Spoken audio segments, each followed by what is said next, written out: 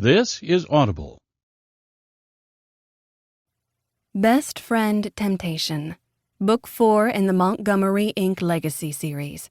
Written by Carrie and Ryan. Narrated by Desiree Ketchum, Jacob Morgan, and Petty Hamilton.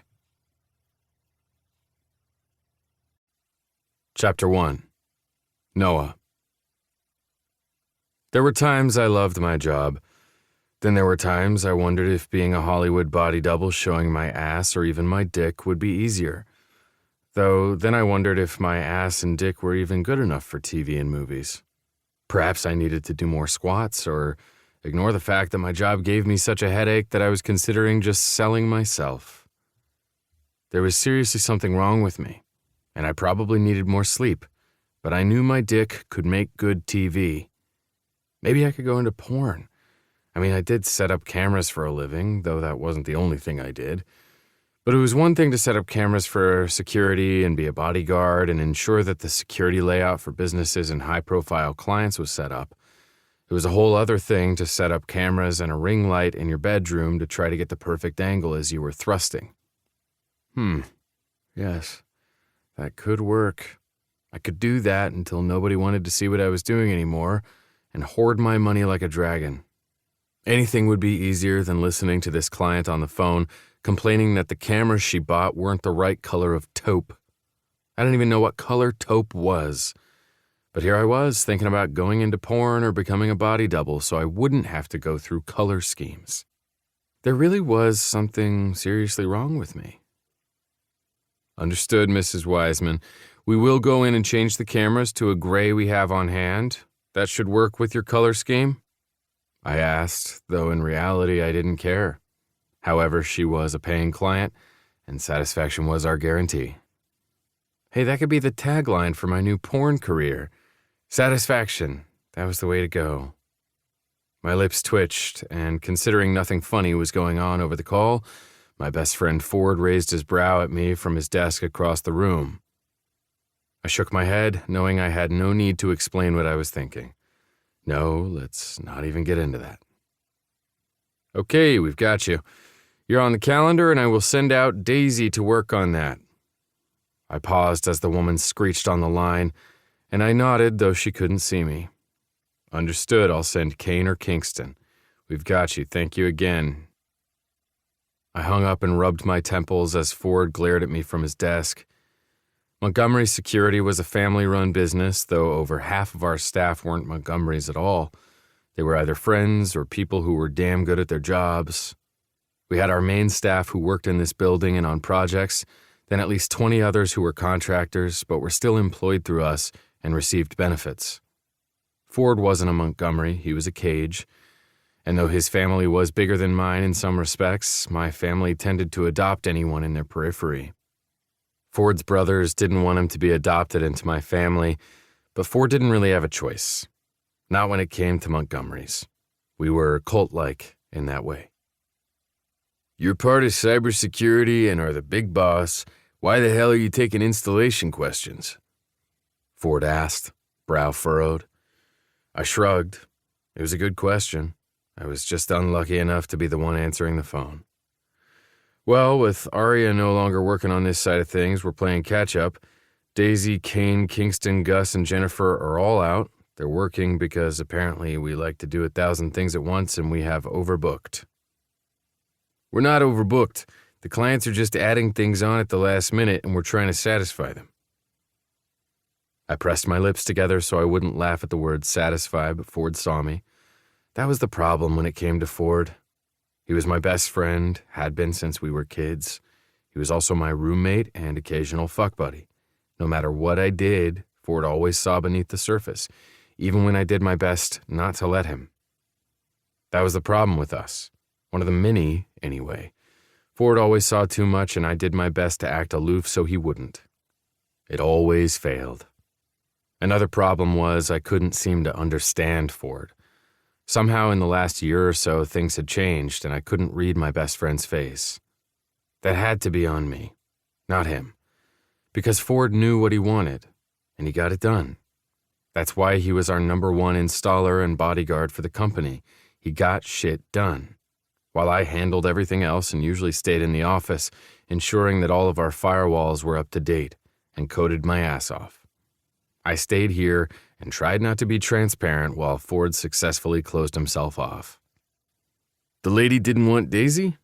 No, Mrs. Wiseman wanted a man, I think.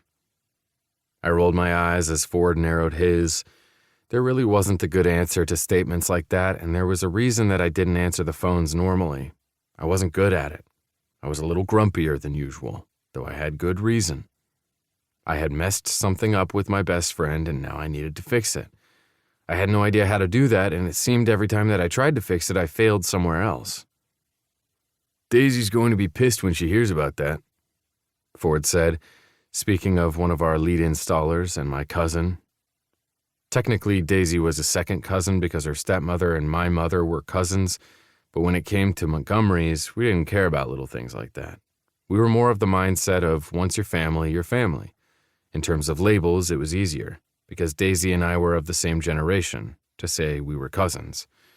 Daisy was also a couple of years older than me and could kick my ass. Not that I would ever let her. Or at least I would try not to let her. Daisy would be pissed, but we're not going to tell her. Got me? Ford just raised that brow. I hated when he did that. He was way too sexy, and I was doing my best not to think about my best friend as sexy. We had our new routine of ignoring the fact that we slept together a few times, and it always ended up being angry sex, at least on my part. I had no idea what Ford was thinking, and that was our problem, one of many. So now Ford and I were just best friends, co-workers, and roommates. It wasn't complicated at all. Even I could hear the sarcasm in my mental voice. I guess she wants to watch a man with muscles lift things and change out the cameras, and honestly, I wouldn't want to force Daisy to work with this woman. But you'll force one of your other cousins? Ford asked. I shrugged. Well, Kane and Kingston are family. I'm allowed to do things like that. Only not Daisy because you're afraid of her.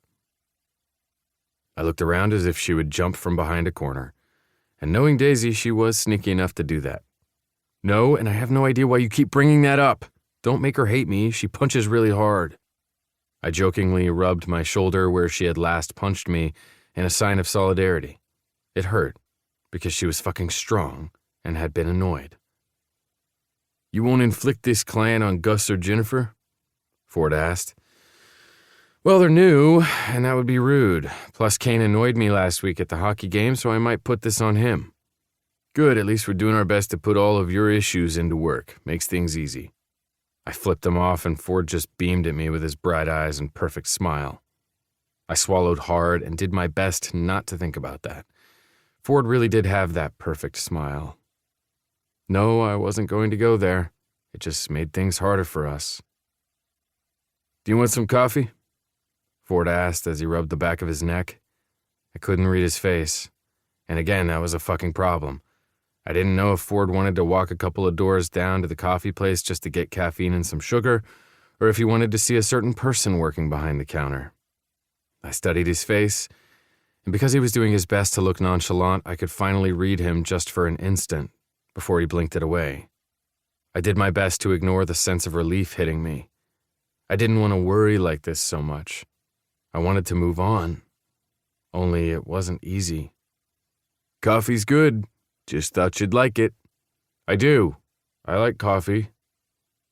Again, there was subtext. Both Ford and I had been attracted to Greer the moment we met her. She had long brown hair with honey highlights, high cheekbones, kissable lips, and big eyes that seemed to see everything, and yet never hinted at what she was thinking. Greer was hot, and because both Ford and I were attracted to her, neither of us would make a move. We had tried a poly relationship once, though it couldn't even really be called a relationship. It was just us having sex with a woman that we both liked, and wanted to see if she liked being with two men. But she hadn't liked the fact that Ford and I touched each other. We hadn't done more than graze fingers or slide our hands up and down each other's backs. You couldn't help it when tangled in a bed with a woman between you. She hadn't liked that, had wanted to be the center of attention, and while we agreed for that relationship, it ended up being too much for her, and Ford and I hadn't enjoyed it as much as we wanted to. We weren't going to put Greer between us because we didn't want to ruin everything. Of course, now I was thinking about Greer between us, all those limbs and sweaty bodies, my cock pressed against my jeans. No, I was not going to think about that. We weren't going to go poly, although my parents were poly and I had grown up in a world where it was normal. My parents were the original Montgomery triad, as everyone put it, and that meant I had grown up with 2 dads and a mom. And all 3 of them loved each other, and they made it seem like that was just a normal part of life. And while it was, not everyone thought so. So I had also grown up with other families not wanting their children to hang out with me, or the fact that my first girlfriend's father had literally threatened me with a gun because I dared to mention my seemingly unusual family life. He called me all sorts of names, and then my dad, and the man who had taught me all I knew about the security business, Border, had taken care of it for me. I never knew what was said, only that if Border was there, it was because my other dad, Jake, was holding my mother back from doing it herself. Mom would have probably ended up in jail, but everything would have ended the same way, with the man never threatening me again, but me never seeing that girl again either.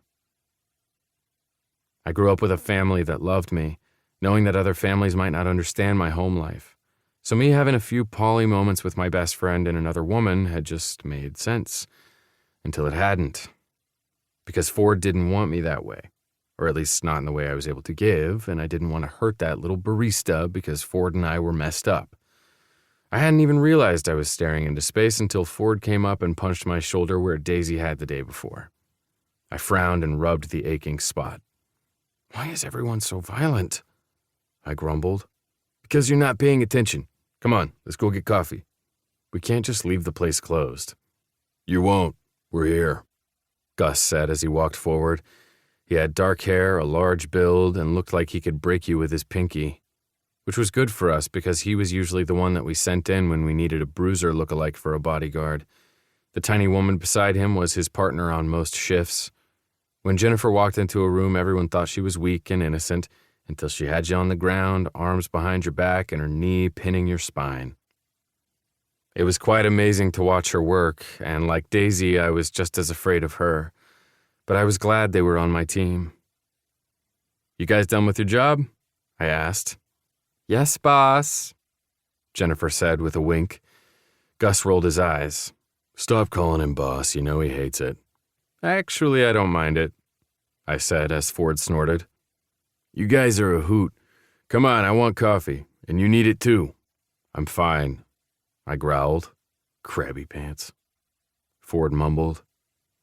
Gus pressed his lips together as if he didn't want to laugh, but Jennifer threw her head back and just let it all out. "I love when the bosses fight. It's fun." "Just wait till Daisy is done with work. Then the fighting really gets fun." "And Kane and Kingston. I don't know how we ended up with 5 bosses, though," Jennifer said. She frowned, looking between us. "Seriously, at least you guys know what you're doing." "Or at least we pretend really well," I said, deadpan. Jennifer gave me a thumbs up as she moved out of the way of the door. "I would love a creme brulee latte." "What the hell is that?" I asked. "Just the best thing ever, and it is one of the weekly specials on Greer's menu. I am so glad that they opened the coffee shop only a couple doors down. I am very spoiled." "We're all spoiled. It's a lot better than the coffee shop that was in before Greer and Raven bought the bakery." Gus nodded as he went to his desk. The whole office was open concept, our desks all outside of the back offices. That way we could work together on things, but there were also secure rooms where we could work on sensitive material. Considering we were a security business, we didn't need everything out in the open, but we also needed to work as a unit. Each office in the back was made for anyone and were secure. I liked the way we made this work. It was different than the way my dad had run his business, since he had been solo. We worked as a unit, and not only installed security systems, we tested them and were security ourselves. We tried to keep the people that we secured safe. And we didn't fail, at least, that's what I told myself, because we had failed. I had failed.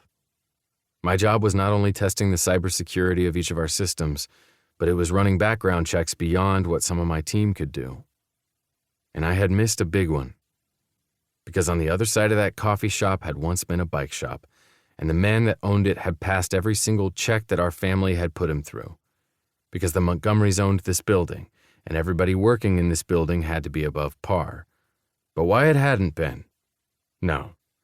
Not only did he kidnap and hurt his ex-girlfriend, but he hurt Raven, had taken her from our cousin Sebastian, and I would never forgive myself for nearly being too late, for fucking up and letting her get hurt. Raven was family, and I had let my family down. Ford punched me again, and I frowned at him. What? Get out of your head. We're going to go get your coffee. Maybe getting some fresh air will cure whatever funk you're in. I didn't think that was the case, but I nodded and followed him, ignoring the worried looks that both Gus and Jennifer gave me. They hadn't been working for us when Wyatt opened his business, so they didn't realize I was the screw-up. I would find a way to atone, but I still felt guilty as hell. Are you done pouting? I don't pout. Sure you don't, not at all.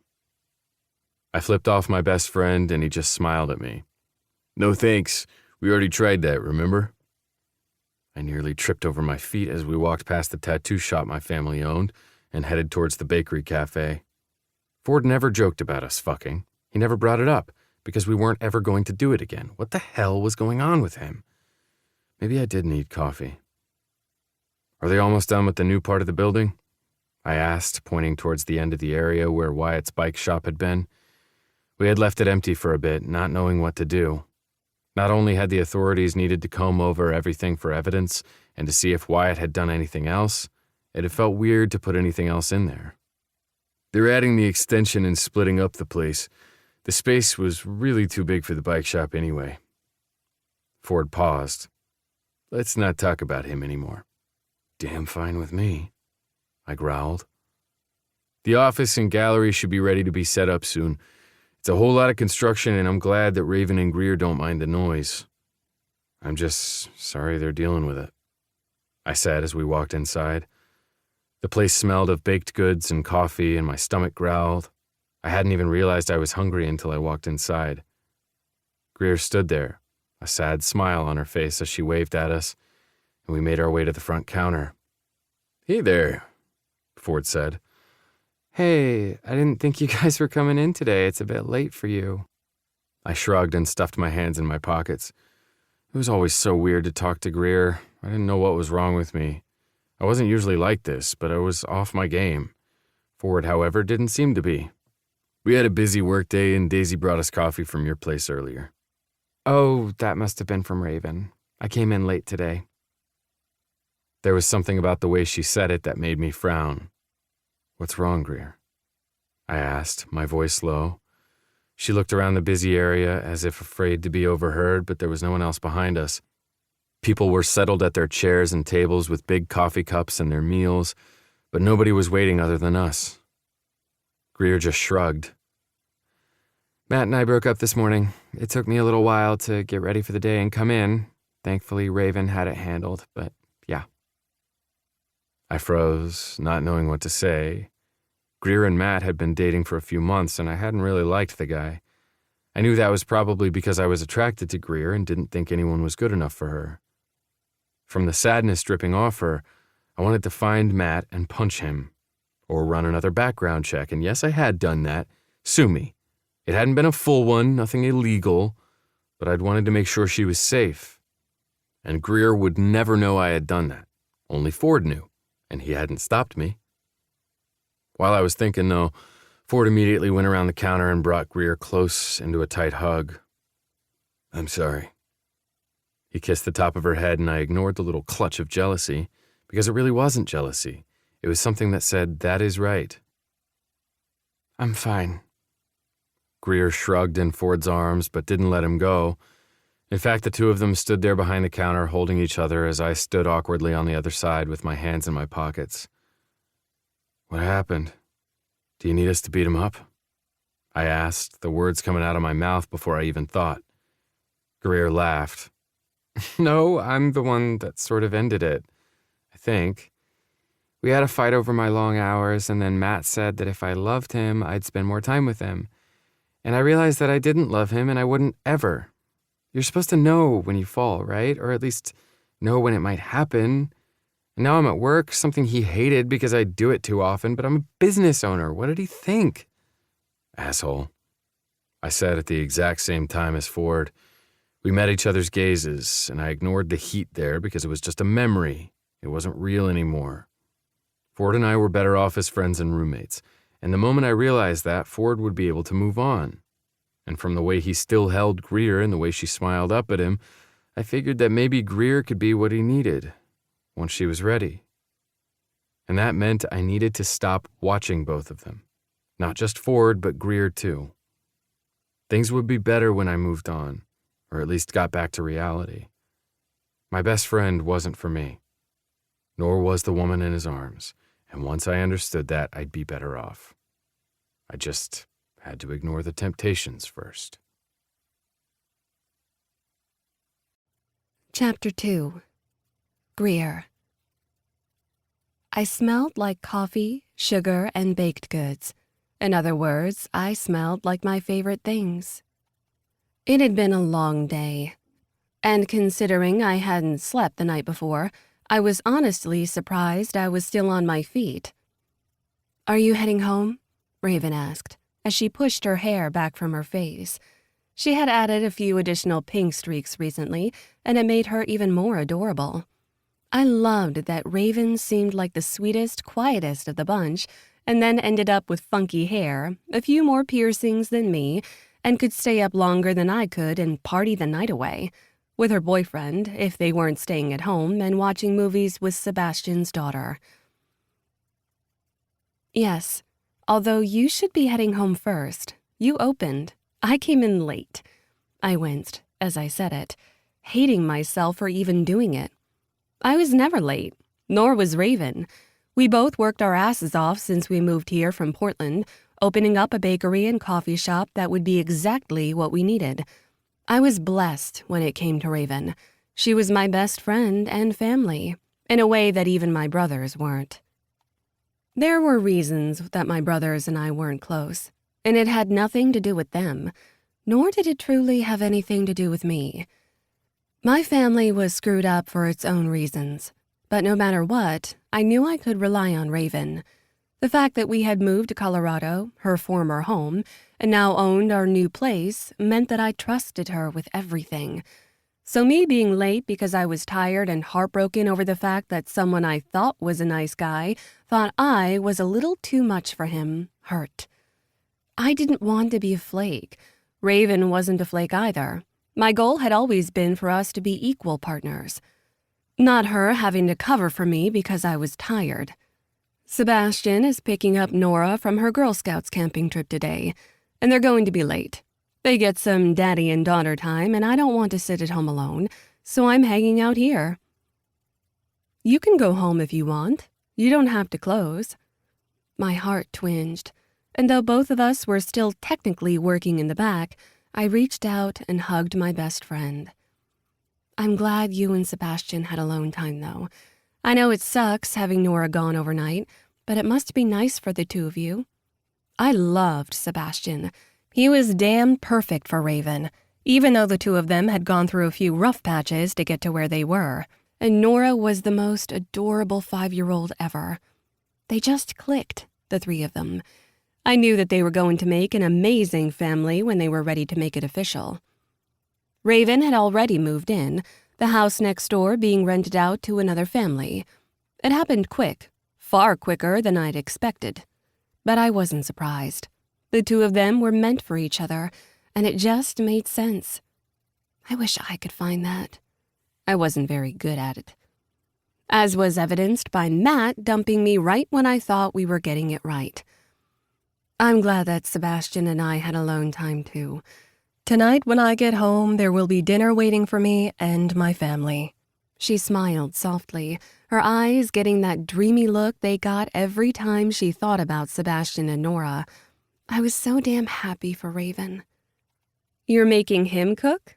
I teased, knowing that Sebastian was a good cook, but Raven was better, and she was the absolute best baker I had ever met, hence why I began this company with my best friend. "Oh, he's picking up food. That was the deal, and it makes Nora happy. Seriously, though, there's a couple more hours. Frank is closing anyway, and Jasmine wants a couple more hours for the week. You don't have to stay the whole evening." I love you. And yes, Jasmine does need a couple more hours, but that doesn't mean that I need to go home. I'm not kicking you out, but I am saying maybe it's okay if you take some time off. I started on another order, while Raven worked on the brioche that would take overnight to prove. So you're saying that I need some time to wallow? I ask, only sounding a little sullen. That's not what I'm saying at all, Raven said with a sigh, mixing ingredients together with the recipe beside her, even though she wasn't even looking at it.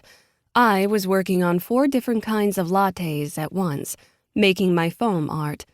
Even though I never realized that would be part of my life, but here I was, and I enjoyed it. I enjoyed making people happy. Coffee was a way of life, and while it could be addicting, it was just a piece of home. I loved making the perfect first taste, and then the second taste even better. That was the problem with some coffee places. You had that perfect first taste, and then it got bitter. I wasn't about to do that. No. I found that balance, no matter what milk substitute or sugar substitute that they needed. We had nearly every type of milk here, and made our own nut milk with a blender and emulsifier. We had oat milk, almond made from organic and sustainably sourced almond farms, pistachio, goat, and countless others. The only nut milk we didn't have was cashew, and that was because a good friend was allergic. And since he worked in the building, there was no way we were going to accidentally hurt him. Only a few people had even asked about it, and when I explained we had an allergy, they completely understood. I could always find a milk alternative for them. I was suddenly thirsty, and after I handed off the finished lattes to Jasmine, I worked on a small cup of decaf for myself. I didn't need any extra coffee, and while some people thought that decaf was a way to ruin the bean, I thought that enjoying coffee without adding too much caffeine to your system was a way to go. Earth to Greer, you doing okay? I shrugged. What? Did I miss something? I just asked what exactly you and Matt fought about, and you didn't seem to be hearing me. You were focused on your foam art, which I understand. We are working here, but you also can talk to me. I sighed, sipped my drink, and smiled at the taste of hazelnut, oat, and the perfect crisp blend of my decaf. I needed to work on finding another bean. Nobody complained, but I always wanted more, and maybe that was my problem. I'm having an annoying day. Because of Matt? I wish you wouldn't say his name. I'm sorry. No, I'm sorry. I'm just in a shitty mood. Maybe you're right. Maybe it is because of him. Maybe I just feel like I'm in a funk. He dumped me, even though I told the guys I'm the one who sort of ended it. Matt already had 1 foot out the door. Did he say why? You guys seem to be hitting it off. And I like that for these past couple of months you've been smiling more and dancing around and feeling settled. After all, you followed me here to Denver when I wanted to be closer to my family and took a chance on a new venture. But Portland was your home. I shrugged uncomfortably, going through the next order. Portland was my home, and then Seattle was my home, then Portland again, then Seattle, then Portland. You know, I never stayed in Oregon long enough to actually have a full year of school once my parents divorced the first time. Raven winced and I shrugged, grateful for the lull in orders so I could start working on paperwork. I love my parents and I hate them. Portland was home, Seattle was sometimes home, but now Denver's home. I love it. I love the people. I liked being with certain people more, but I didn't say that. There were rules, and crushing on the hot guys in the office next door who happened to be your friends and were most likely hot for each other was not allowed. Well, I'm glad you're here. Denver was my home growing up, and now will be my home for a very long time if the Montgomerys have anything to say about it. I snorted, thinking about the complex and ever-growing Montgomery family that seemed to rule the state of Colorado. The co-owner of our franchise and coffee house, Latte on the Rocks, wasn't a Montgomery, but she was married to a co-worker of the Montgomerys, and those co-workers were all parents or cousins of the Montgomerys that happened to own and work in this building. Raven was dating a Montgomery, and our friend Brooke was married to a Montgomery, and our friend Lake was an actual Montgomery. And one of the guys that I tried to not think about was a Montgomery. Technically, he was a Montgomery Gallagher, since his mother was the Montgomery, and one of his fathers was the Gallagher. But I tried not to think about Noah. Or Ford. I shouldn't dwell on that, especially when I was heartbroken over the fact that Matt had dumped me. Matt said I wasn't focused, I said, after my thoughts had rambled so much they just proved the point for him. Are you kidding me? That's idiotic. You are 25. You own your own business, you have a college degree, and you make the best damn coffee in the state. It's so sweet that you think that it's the best damn coffee when we both know that I make only decent coffee. You do more than decent. And if you can call me the best baker in the state and I'm not allowed to complain, you have to sit there and not complain when I call you that. You know, you throwing my words back in my face is not very nice. Not focused, though?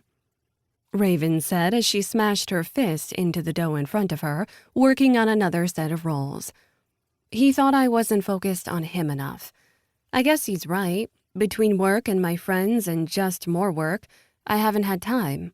Plus, there's research to do in this job, and we own this business. Yes, Haley is the actual proprietor, and the Montgomerys own the building, but we do everything else. I gestured towards the paperwork in front of me. I might have been a business major, but it still takes a lot of work. We work hard, and anybody who is with us needs to understand that. That's on Matt if you're not focused on him. Oh, I'm sorry if he thinks you're not focused on him. She rolled her eyes as she said it.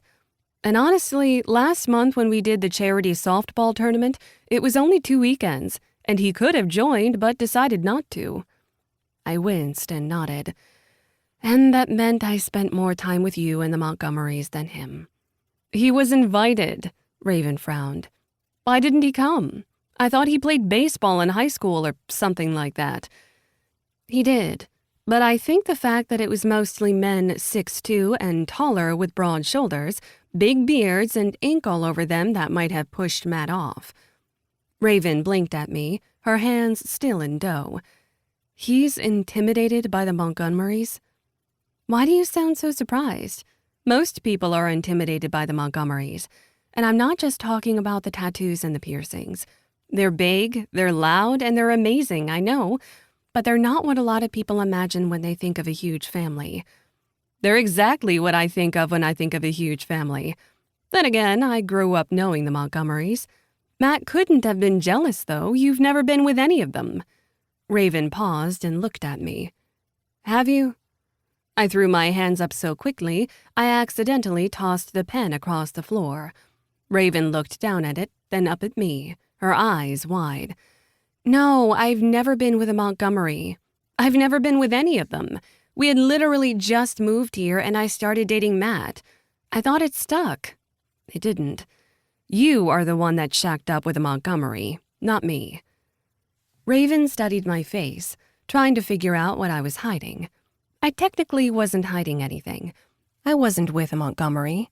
I just happened to have sex dreams about one, and his best friend. Often. And sometimes those dreams were when I wasn't sleeping.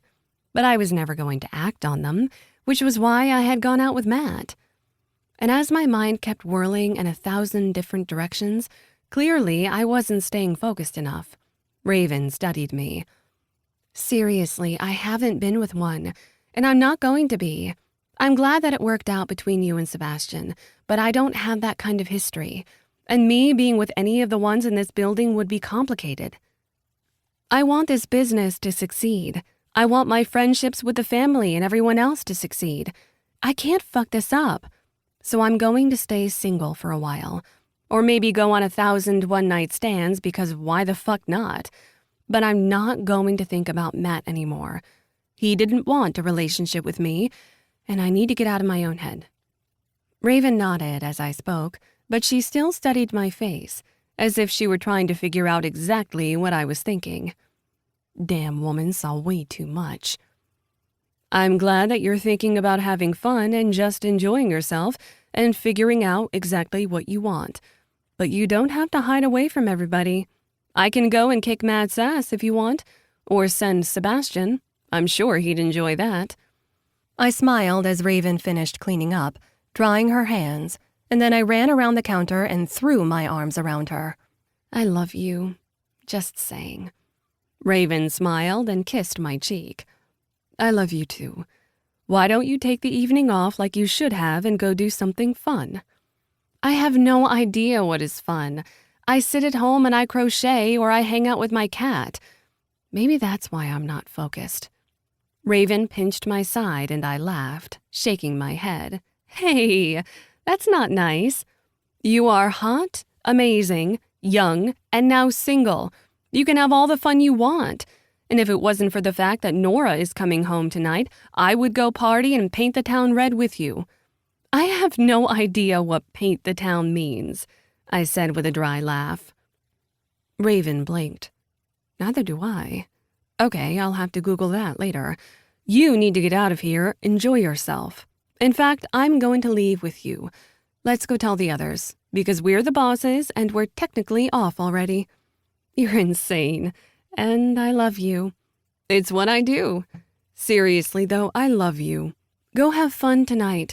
Go out. Go drag Daisy with you." "Daisy's working tonight, remember?" I said, speaking of another Montgomery. "Oh, damn. What about Aria?"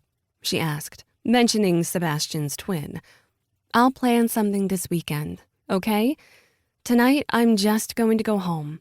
Horatio misses me." "I love your little orange cat. Hug the baby for me." "You know I will." Of course, Horatio doesn't actually let me hug him. He'll sit on my lap when he wants to or sit beside me, but I don't get to hold him. Only you will get the meanest cat out there who doesn't like people, but will totally cuddle with every other stranger that walks into the house. I don't know what I did to Horatio in a past life, but I will make that cat love me. It's only been a few months. He'll love you." "Sure," I said, totally not believing her. We made our way out front to finish what we needed to do. As predicted, Jasmine and Frank were up for closing and were actually excited to do so. I packed up my things and headed home to my cat, who didn't love me quite yet, but tolerated me. Sometimes. I pulled into my garage and closed the door behind me, walking into my kitchen, whistling under my breath. I was fine, and I would be fine. Yes, I was going to spend the night crocheting an uneven sock and snacking on whatever was in the fridge, but I'd be fine. So what if I wasn't good enough for Matt? Or if he didn't think we were good enough for each other? I'd find a way to make this work. Or at least figure out what the hell I was doing for myself. I wasn't alone. Not really. Horatio scampered into the kitchen, orange tail high, and the tabby just glared at me. "Hello, baby." I cautiously knelt down, hand out, hoping he would come to me. He stared at me, took 2 steps forward, 1 step to the side, and then gently arched his neck, just slightly, but he didn't touch his head to me. I would have to move at least 3 inches in order to brush my fingers along the top of his little tabby head. And that meant if I moved too quickly, he would run away. But if I didn't move fast enough, he would look at me as if I'd forsaken him, and we'd start all over again. I didn't breathe. I oh so casually moved my fingers towards him. He didn't move away, and he didn't look at me, but his head was tilted in a way that I knew that I needed to pet my baby. When my fingers barely touched the top of his head, he froze, his whole body stiffening. I did the same, and when he leaned into me, that lovely purr echoing in the kitchen, I let out a relieved sigh. Of course, I shouldn't have done that. Way too much noise. Horatio scampered off, running out of the kitchen, his back feet leading the way because his back legs were so long he galloped sideways. I sighed, still crouched down with my crossbody purse slung between my legs on the ground. "Well, at least we've made some progress," I called out to the cat, who just made a loud retching sound in response. I sighed. "Okay, so first clean up the vomit, feed the cat, water the cat, have the cat ignore me, and then eat some cold pizza. Sounds like a good time. By the time I finished that routine and read a book in the bath while Horatio paced beside the tub but still wouldn't let me touch him, I was tired. I laid down in my bed, book still in hand, and smiled when Horatio patted his way to the end of the bed. He wasn't going to let me touch him, but he would let me get close. I figured it was an okay night. We had made progress. Maybe not with myself, but with Horatio. A loud beeping echoed in my head as I forced myself awake, and I began to cough, smoke filling my lungs. I looked around and realized there was smoke in the house, and everything smelled like fire. Horatio was cuddled up to my side, his body shaking. I nearly screamed. My house is on fire. Somehow, there's a fire in my house. I grabbed my phone and tried to grab Horatio, but he ran. Panic seized me. "Baby, come here. We need to go." But Horatio stood by my closet door and wouldn't come to me. I pulled out my phone and tried to dial 911, but accidentally hit the most recent call instead. It was 2 a.m, and while I was trying to get Horatio out, trying to think of how to get us safely out of the house, a deep voice answered. "Greer? What's wrong?" I had called Ford. The last number I dialed because I had his coffee order. His voice nearly made tears spring to my eyes, but it was something. It was something. "My house is on fire and I can't get my cat. Ford, I need to call 911. My house is on fire." Something snapped and the fire grew closer. I threw myself towards Horatio, grateful when I caught his little orange body. His claws dug into my arm. Ford shouted directions in the phone. I coughed and I prayed. Greer, are you there?" But there was nothing. Chapter 3. Ford. Noah and I could see the flames and smoke billowing in the air as we screeched to a halt. Noah was on the phone with 911. I knew they would send the fire trucks and whoever right away. But Greer was still inside, and we had beat the fire trucks here, and I'd be damned if I let her burn alive at the end of that line. "Greer!" I called, but there was no answer, just crackles. "Are you seriously going in there?" Noah asked. I could hear the 911 dispatcher telling us not to, but I ignored her, and I knew Noah wouldn't wait either. "She's in there with her damn cat," I growled. "Then we go get her." "She better be okay," I said. My heart raced as we went around the back, where the flames seemed to be the lightest, and I mule-kicked the back door in. Smoke billowed around us, flames danced through the kitchen, but it was a one-story house and not all of it seemed to be burning. Yet. I put my bandana over my mouth, and I knew Noah had done the same, having hung up on the 911 dispatcher. We were going to get in trouble with our contact there, but I didn't fucking care. Greer had been so damn scared on the other line, and I still didn't know how she had called me. But she had, and I'd be damned if I failed her. "Greer! Greer!" Where was she when she called? She must have been fucking sleeping, so her bedroom? We had never been in Greer's rentals, so we had no idea where her bedroom was. But there was a cluster of rooms on the other side, so we kept going, heads down, and trying to stay out of the smoke. There was no fire on this side, just smoke, but the fire was moving quickly.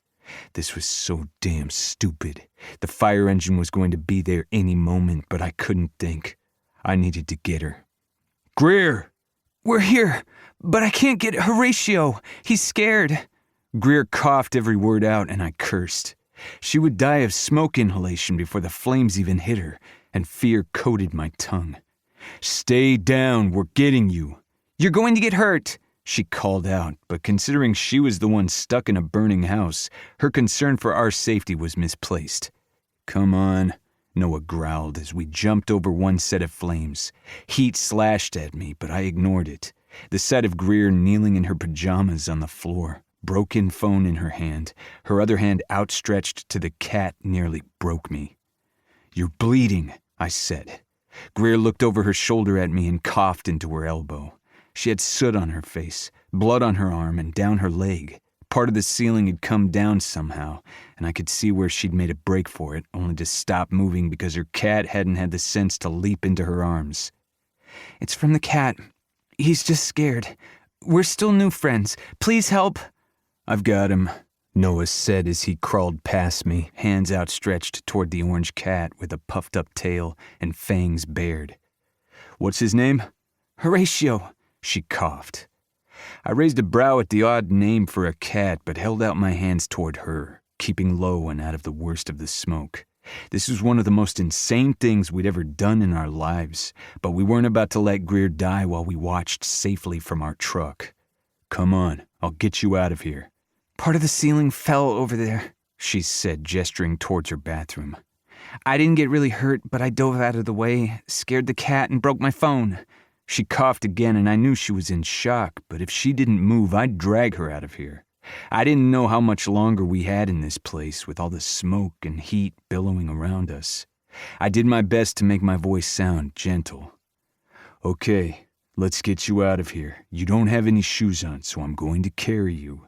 "I'm fine," she said before she began to cough so hard her body shook. I cursed and grabbed her. "Horatio," she whispered, her voice hoarse. "Breathe into my bandana. I'm getting you out." "I've got the cat," Noah shouted over the roar of the flames. I looked behind me to see Noah had taken off his outer flannel and wrapped it around Horatio. The cat seemed to be nuzzling Noah, rubbing his head up and down Noah's beard. I looked down at Greer for a moment, at the absolute shock on her face, but I did my best to ignore it. "That's Noah. He has a way with animals." I knew humor wasn't the best idea in this situation, but I had nothing left at this point. Both Noah and Greer, as well as the damn cat, were in danger, and I needed to get them to safety. Noah glared at me, but then we moved, doing our best to get out the way we came. Only the flames had moved. Noah cursed. "Fuck. That way is out. The window, we're on the first floor." Noah nodded, and I knew that if we set down the cat, we weren't going to get out of there. We ducked our way towards the other side of the bed, and I set Greer down. "Stay back." I shoved up the window, cursed when it only went halfway, then used my strength to break it out of the seal. Whoever had installed this hadn't given a damn, and if I hadn't been there, there was no way Greer would have been able to get out on her own. I kicked the screen out of the way, cursed again when part of the window pane on the other side broke, shattering glass everywhere. The sounds of sirens was a blessing, but we still weren't out of the woods. I kicked more glass out before I jumped out of the window first. I held out my arms and gestured toward Greer. "Come on, I've got you." "Ford," she said before she shook herself, as if coming out of a shock. She was so damn strong. She'd done all of this on autopilot. I just needed her to do a bit more. She had been out cold, sleeping hard when suddenly her house was on fire. She had tried to save her cat. Animals were like your kids, but unlike kids, they didn't fucking listen to you. "You're doing so damn good, baby. Come on." She gripped my hand, and I lifted her up, out of the way of the glass. Her legs were bare, only wearing sleep shorts, but thankfully she didn't cut herself. I shook my head and held her close as Noah handed over the cat. "Be careful, but he doesn't bite." "He seems to love you," I grumbled. I took the cat and it cuddled with me, rubbing its head along my beard. Greer looked between us, hurt crossing her expression, but maybe I was just imagining things. After all, I was coughing a lot now, too. I backed up as Noah jumped out the window, and then we made our way to the street. Flames began to dance in the bedroom window as Greer sank into Noah's hold. I was still holding Horatio, but I leaned against her, trying to keep her warm. Greer's voice came out as a rasp as she whispered beside me. "My house, all my things." "You're alive," Noah growled out. "Come on, you're barefoot. The ambulance is here. Let's make sure that your lungs are clear." Noah's tone seemed to push her out of any shock she might slip into again, and was the only reason I didn't scowl at him for the way he spoke to her. "Oh my God, we could have died. How did you get here?" I started to answer, but she wavered a bit, and I cursed. "Over here!" I called out to the paramedics and firefighters. We could have questions and answers later, and we'd have to deal with the fact that we had just run into a burning building to save our friend, but we would. Greer was alive, so was her cat, the cat currently making biscuits on my chest. I shook my head and was grateful when the firefighters had a smaller mask of oxygen for the cat. Horatio leaned into me as he breathed, but the cat looked none the worse for wear. If anything, Greer had been hurt worse with her coughing, a cut on her arm from the cat and from when part of the ceiling had caved in. The paramedics were taking care of her now, and I just sat there, cat on my lap, as Noah held her close, and I finally let myself breathe. Greer had almost died tonight, and it was going to take a hell of a long time for me to calm down from that fact, or the fact that, even accidentally, she had called us to help. By the time both Greer and Horatio were settled and checked out by the paramedics, we were all exhausted, with Horatio now thankfully in a cat carrier with a neighbor. Greer hadn't wanted to leave the cat behind, but we couldn't bring him to the emergency room. That meant Horatio was safe with the neighbor, but Greer was stressed out. I didn't blame her. Everything happened so suddenly. We needed to make sure that she didn't need stitches on any of her cuts, and then to speak with the authorities in case there was foul play involved. All while the firefighters and the rest of the team doused the fire, saving whatever they could of Greer's home. I didn't think it would be a total loss, but there was no way that she would be moving back in any time soon. And honestly, I didn't know what of her things could be salvaged. That would come soon, and we would help her deal. But for now, I was grateful that Greer had even let us in the room with her, rather than waiting out in the parking lot or waiting room. Noah paced in front of us, Greer sitting on the hospital bed, still wearing her pajamas, ready to be checked out. She had a bandage on her arm and a small butterfly bandage on her forehead, but she needed no stitches and her lungs were clear. They wanted to do a check on her in a couple of days, but she seemed mostly okay. Okay, I just texted my vet. I can bring Horatio in tomorrow to be checked out. His poor little lungs. She sounded so calm and collected, but I knew that was still shock. She hadn't cried yet, hadn't broken down. She would. Hell, I would in her situation. But she was fine for now, and that had to count for something. "You're sure you're okay?" I asked, my voice gruff. I hadn't inhaled as much smoke as she had, but the doctor still checked both me and Noah out. Noah had grumbled about it, but with one look from Greer, he had given in. I liked that. Mostly because he used to listen to me. Now he was too busy trying to ignore me and what the hell was going on between us, or lack thereof. I'm fine, and Horatio's going to be fine, and now I just need to figure out whose couch I'm going to bunk on. And oh my God, if I keep thinking about it, I'm going to stress out, so I need a to-do list. Raven's better with to-do lists, but I'm not bad. Without thinking, I stood up and reached towards her, gripping her hand. She froze, looking down at where I touched her. Noah looked between us and gave a slight nod that I had no idea how to interpret before looking back down at his phone, typing faster than I thought possible. He was our digital guy for a reason, and I didn't know what he was working on, if it was actual work or something to do with this situation. "Everything's fine. You're not alone in this. The fact that you and Horatio are safe is all that matters." You guys saved my cat? She looked between us, causing Noah to finally stop pacing. You got him out of the house, and he came right to you. Noah shrugged. "We like animals." I nodded in agreement, and they tend to like us. A single tear slid down her cheek. If she broke down now, she was going to lose it for a while, and there were decisions to be made. Plus, she wouldn't want to cry in public. I knew Greer that much. He doesn't even let me touch him. I frowned. "What?" Horatio. He never lets me pet him or hold him. When he's in the mood, he'll come to me and lean his head out so I can barely brush against him. But I have to be cautious, like I'm petting a velociraptor in one of those Jurassic Park movies. "Do they pet velociraptors in those movies?" Noah asked. In the later ones, I think. Or maybe it was just one. I don't actually remember. Anyway, though. She trailed off. I cleared my throat. "Anyway, you said you just got him recently, right? He's just learning his new environment." He didn't take that long with you two. I looked at Noah trying to find the words. Thankfully, Noah came forward. "He knows that you are his home. You're his person. So he's going to be cautious with you because he doesn't want to lose you. Us, he could take us or leave us. And not to mention the fact that you were in a high-stress situation. Of course, the cat wanted to get out of the house. We were there and he knew you were safe with us too, so he could be safe." I was pretty sure Noah was making shit up, but I didn't mind. It sounded like it could be true. Of course, Greer looked just as skeptical. Okay. Raven is on her way. Sebastian's with her. They dropped Nora off with his parents. I guess your aunt and uncle? She turned to Noah, who nodded. Yes, my aunt and uncle. Actual aunt and uncle. His lips quirked into a smile, and I held back a smile of my own. I really liked that smile. Okay, well, that's good. And then I'll figure out what to do. I still have to open up the coffee shop tomorrow and everything, and I don't even have clothes. I'm so glad that Noah grabbed a pair of shoes for me while you grabbed Horatio on your way out, because I don't even have anything to wear. Her voice started to get high-pitched. It's okay. We'll make a plan. Yep, I texted the family group chat. You'll have some clothes within the hour. My lips twitched. Of course he texted the Montgomery family group chat.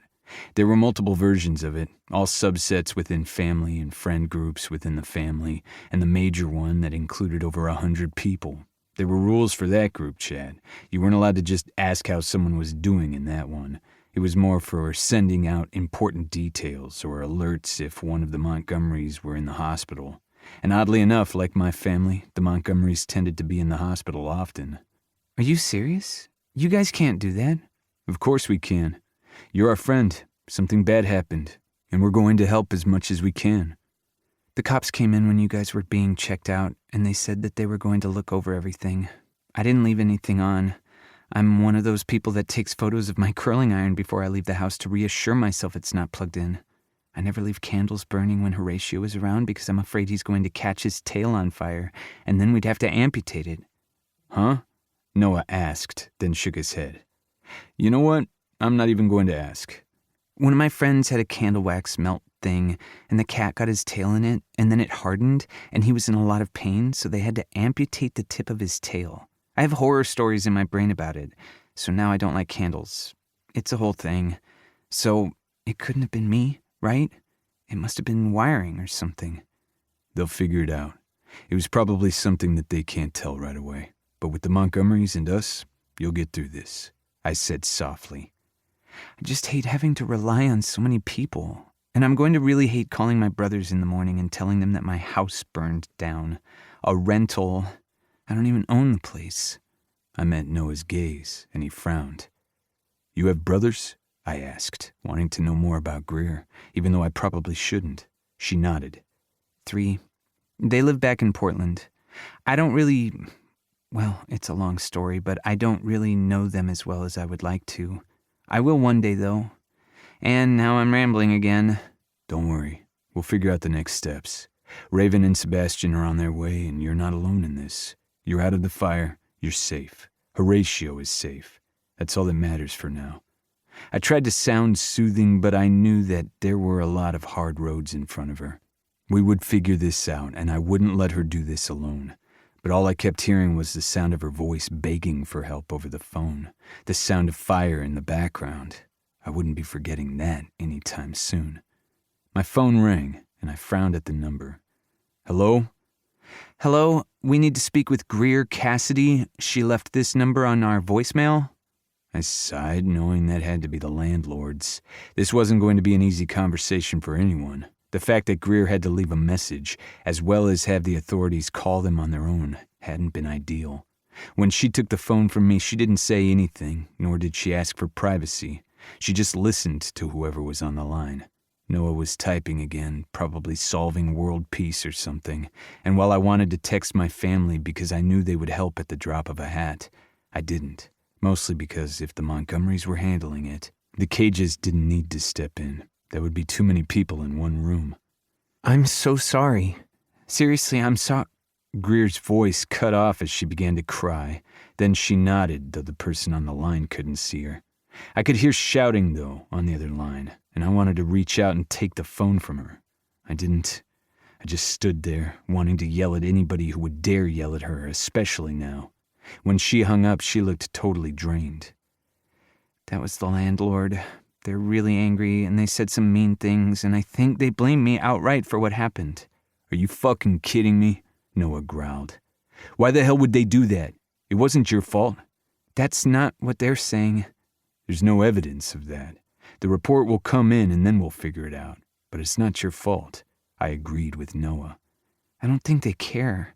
They are evicting me out of a burned-up home, and it's going on my credit, and I'm never going to be able to rent another place. That means I'm going to have to get a mortgage, even though I just bought the cafe. I don't know what I'm going to do. She bursts into tears, the adrenaline having finally worn off. I cursed before I sat down next to her, wrapping my arm around her shoulders. She sank into me, gripping my shirt as she cried. My heart broke, and I didn't know how to fix this. I looked at Noah, begging for help. We knew the Montgomerys had a few properties, but off the top of my head, I didn't think any were open. Noah stared at me before he swallowed and nodded, as if he'd made a decision. "You can move in with us," he blurted. I blinked at him, as everything started to make sense. We had a spare room, a guest room we never used, and our friend needed help. Noah hadn't asked, but I nodded in agreement. "Exactly. We have a spare room." Greer stiffened before she looked up, staring back and forth between us. Are you serious? No, I can't do that. "You need a place to stay," Noah began. "We have one, and it's a whole bedroom with your own private bathroom." I paused. "And we own the house. You won't have to deal with a landlord. It will just be us. And we like cats." Noah smiled, taking a few hours of exhaustion off his face. "And as you said, Horatio likes us. So we're someone he knows. You won't have to stay with any of your friends with kids or anything like that. We'll figure it out. It doesn't have to be permanent." "Exactly," I continued before Greer could step in and talk us out of this. I can't do that. We hardly know each other. I shrugged. "Then we'll get to know each other. We're all roommates." But you guys aren't... Her voice trailed off and Noah froze as I swallowed hard. "We're roommates and best friends and business owners," I said, repeating Noah's words from our last fight. Noah didn't say anything and had schooled his features not to show what he was thinking. "Exactly. We're all friends. You need the space, and frankly, it'd be nice to keep you under our roof for a while, because you scared the shit out of us," Noah said quickly. I nodded, that adrenaline hitting again. "Pretty much. That phone call scared the shit out of us, so us knowing that you're safe, and Horatio is safe, means we'll be able to sleep at night. This was probably a fucking mistake, something that would probably lead to more wet dreams, but I didn't care. She needed help, so we would help." I guess... Okay. Okay. I just had to hope we hadn't fucked everything up. Chapter 4. Noah. 2 weeks. It had taken 2 weeks of Greer living in the room next to mine for me to lose my mind. Odd, since it had taken 2 years of living with Ford to do the same. Perhaps it was because I'd already been over the edge. Or perhaps I'd lost my will to fight the need. No amount of working out to burn through the excess need, energy, and desire was going to fix this. We had a small gym at the back of the house. It was more of an office-turned-equipment storage area, but we made it work. We liked the light in this room, so we used this open space for our workouts to not funk up the guest room.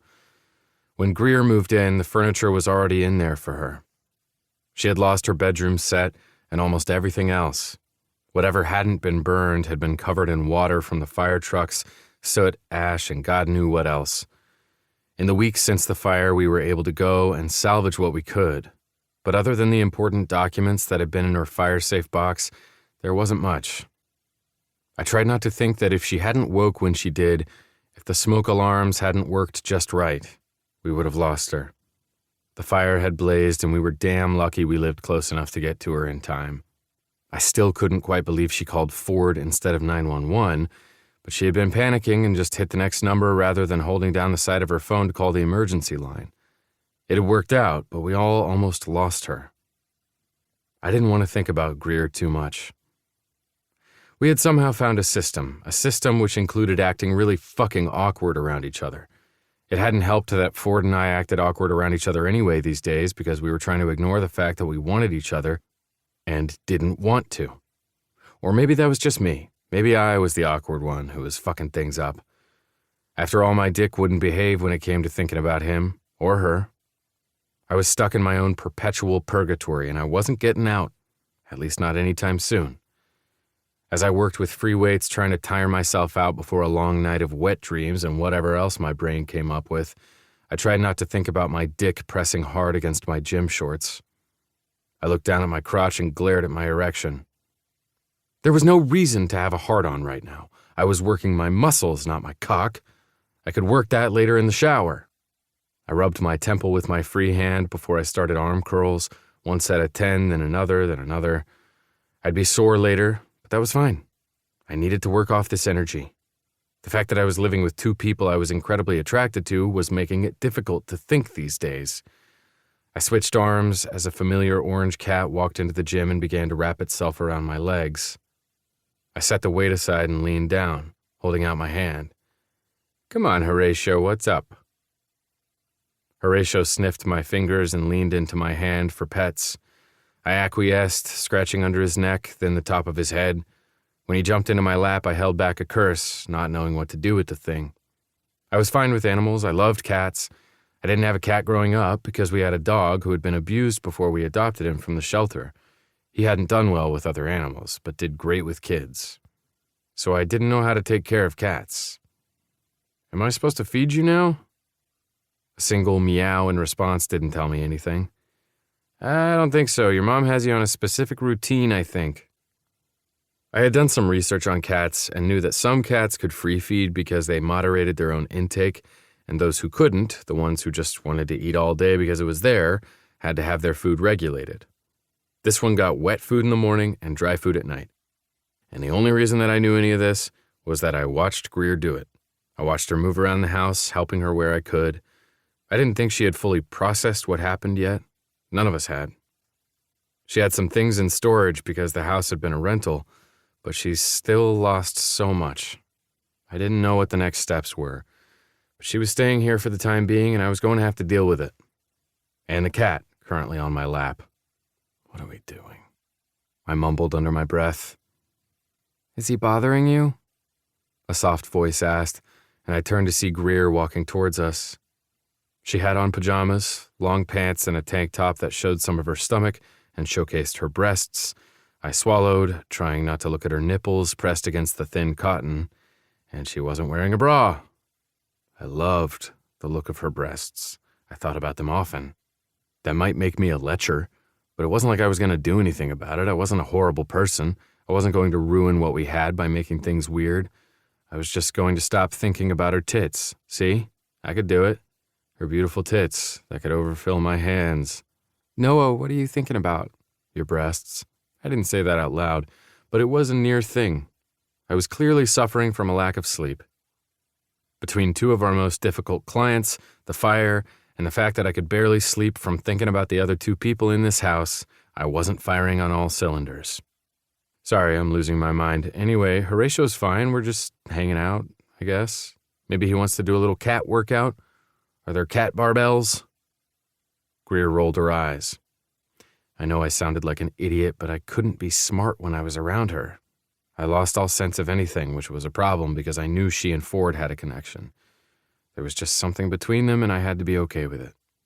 They fit. And it would be better for everyone if one of them finally made a move. That way I would stop thinking about them, and I would stop fucking up everything with my best friend. Because if he was finally in a steady relationship, especially with the woman in front of me, then I wouldn't mess up our friendship any more than I already had. Maybe I would try to push them together.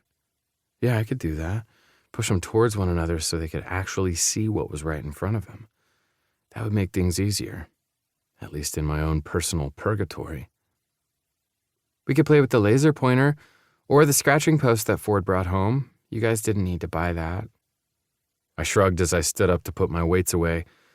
I thought I saw her gaze rake over me, but that was probably wishful thinking. She only did that to Ford, and I did not blame her in the least. I did the same damn thing. Horatio is a new roommate. It's a gift.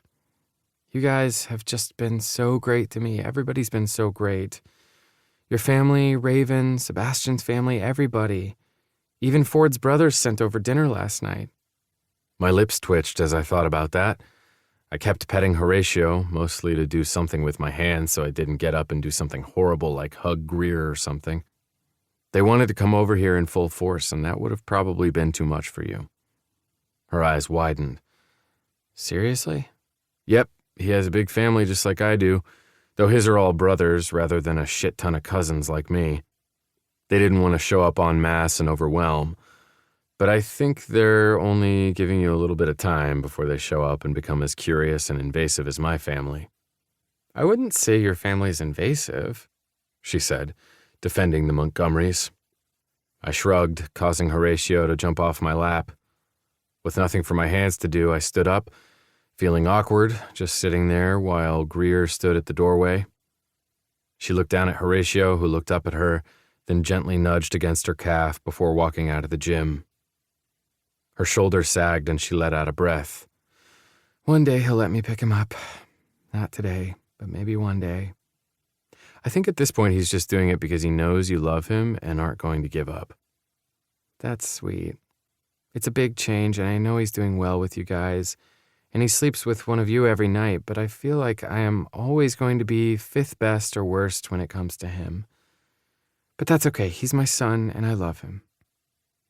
I couldn't help it. She just looked so sad and lost, and I knew it had to do with more than just Horatio. I reached out and wrapped my arms around her shoulders. She stiffened for a moment before finally relaxing into my side and sighing. He usually sleeps with Ford, not me, if that helps. She laughed against me, and when she sniffed, I cursed. Don't cry. Horatio loves you. He doesn't hiss or anything when you're around. This time her laugh was a little watery, and she wrapped her arms around my waist. I ignored my need for her because it was just ridiculous. I'd get over this quickly, just like I was getting over Ford, and I could be her friend. That's what she needed from me, not whatever attraction I had for her. It wasn't right for me to want anything more. Yes, he doesn't hiss at me, so I'm going to count that as a win, I guess. And how do you know he sleeps with Ford? She asked as she looked up at me. There was a question in her gaze, one I didn't want to answer, so I just shrugged, my arm still around her shoulders. Because he's not with me, and Ford always has cat hair over his bed now. Greer winced. I'm sorry. Seriously, I'm so sorry. I should buy one of those things that I used to have for the upholstery. It worked wonders. I don't remember where I got it, but I'll find one. I know what you're talking about, and it's on our shopping list. You have a whole house to furnish. Let us help with Horatio. It's the least we can do. She pulled back and rubbed her temples. I'm glad I have some things in storage like memory boxes and clothes for other seasons. The rental was only a one-bedroom with a large open space, but I still lost a lot. And my rental insurance is going to cover some of it, but not all of it. And with the landlords being jerks and doing weird things with the lease, I just don't know. I narrowed my gaze, caught on the last part of her sentence. What do you mean they're doing weird things with the lease? She stiffened before licking her lips. Once again, I didn't look at that action too hard. They're waiting on the report from the fire inspector and police. If it's not faulty wiring and if it's something else that they can blame me for, I think they're going to sue me or make me continue to pay rent to the end of my lease. I don't know what they can do. I don't know the legalities of it. But they're being jerks and it's stressing me out, and I can't help but blame myself for burning down their damn house. First off, you didn't burn down their house. It feels like I did. You didn't. And you know what we're going to do? We're going to wait for the report, and then we're going to figure it out together. You forget I work cybersecurity for a living. I can unearth anything. And the rest of our team, we've got you. We're not going to let them sue you or try to take out their anger on you. Fuck that. I just don't want to mess everything up. I feel like that's all I've been doing. And I haven't had a lot of time to even look for another place or find more clothes than what I've been able to borrow from Daisy and Raven and the other Montgomerys. All I've been doing is going from work to here and trying to sleep. That's it. And I just don't know how to thank you guys. You're letting me live with you. Of course we are. You're our friend. We weren't going to let you live out on the street. She wiped her tears away, and I hated myself for making her cry. I never wanted to make her cry. I could have stayed with Raven or Daisy or someone else, but you're letting me stay here. Because you're our friend. And I needed to remember that. She needed a friend, not someone who thought of her in any other way. She nodded. I'm gonna head to bed, but thank you for everything. Always. I paused, thinking what to say. Ford should be home soon. He had to go work with one of his clients tonight on their security system. Do you guys usually work late nights, doing stakeouts? She said, her voice teasing. That's not really our job. We're not PIs or cops, but if there's a problem with the security system that doesn't require the authorities, we have to go out and fix it. It's part of our guarantee. And Ford's been working with this client from the beginning. A client that annoyed the hell out of me and I knew was getting under Ford's skin, but I didn't put that out there. Greer didn't need to know. It's harder than making coffee, so I'm glad you guys are good at what you do and seem to enjoy it. You do realize I only know how to make coffee that comes in a pod? I asked, being serious. Greer shuddered before she winked. That wink did things to me that I didn't want to think about. Don't worry, I'll help you with that. Well, you don't like our pod machine? The first things I'm going to buy for you guys when I get the insurance money are a coffee maker and a grinder. Don't worry, I'll take care of you. I wish you would. I didn't say that out loud either. She met my gaze for a moment and looked as if she wanted to say something, but instead she shrugged and went back down the hallway. I watched her walk away, not knowing what to say, before I went back and finished my workout. I needed to get this out of my system. I needed to do anything but think of Greer. Her scream cut through my thoughts, and I dropped the weight quickly, running towards her room. I slammed the door open, ignoring the fact that it had been closed, and nearly fell to my knees. Greer stood there, towel on the floor, her body naked and wet, as she stood at the outside of the bathroom door, eyes wide. She must have dropped the towel, but I couldn't stop looking at her. There was something wrong with me, and I needed to breathe, needed to look away. I needed to stop looking at her pert pink nipples the way that they hardened under my gaze. Her breasts were large, bigger than my hands. They would overfill my palms, and I could imagine myself licking and sucking at her nipples, pushing my face in between them as I sucked in her essence, breathing and licking and sucking. She had a thatch of brown curls between her legs, her pussy soft and swollen. Had she been touching herself in the shower? I wasn't sure, but all I wanted to do was put my hands on her wide hips and spread her thighs so I could taste that pussy. She looked at me and I blinked before looking around. What's wrong? Why did you scream? Horatio took that moment to prance in beside me before he lowered his head and pounced. A mouse ran past me, Horatio on its tail, and I just stood there frozen as Greer stood naked. Let me guess, you found a mouse. I think Horatio is getting it, but I really don't want him to eat that. I cannot believe I'm naked in front of you. I'm really sorry for barging in. I turned on my feet and covered my eyes, even though it didn't matter because I had already seen her. I heard her behind me pulling on her pants. And now that I knew what her mound looked like in the shape of her areolas, that was going to haunt me forever. My God, I wanted to taste her, to see if she was sweet or tart. I wanted to push her over the bed, pull her ass up, and fuck her from behind. I wanted to see what her ass felt like around my cock, what her pussy felt like when it was clenching around me. I willed myself not to think about that any longer, but my cock had other plans. I'm so sorry. I didn't mean to scream like a girl. You saw a mouse. I'm going to go catch it. Don't kill it. I looked over my shoulder, grateful she was dressed. Are you serious? I asked incredulously. It was a cute baby mouse. And I don't want Horatio to get sick eating it either. I cursed under my breath and followed the direction the cat went. However, Ford walked in the front door and caught Horatio before the cat ran out.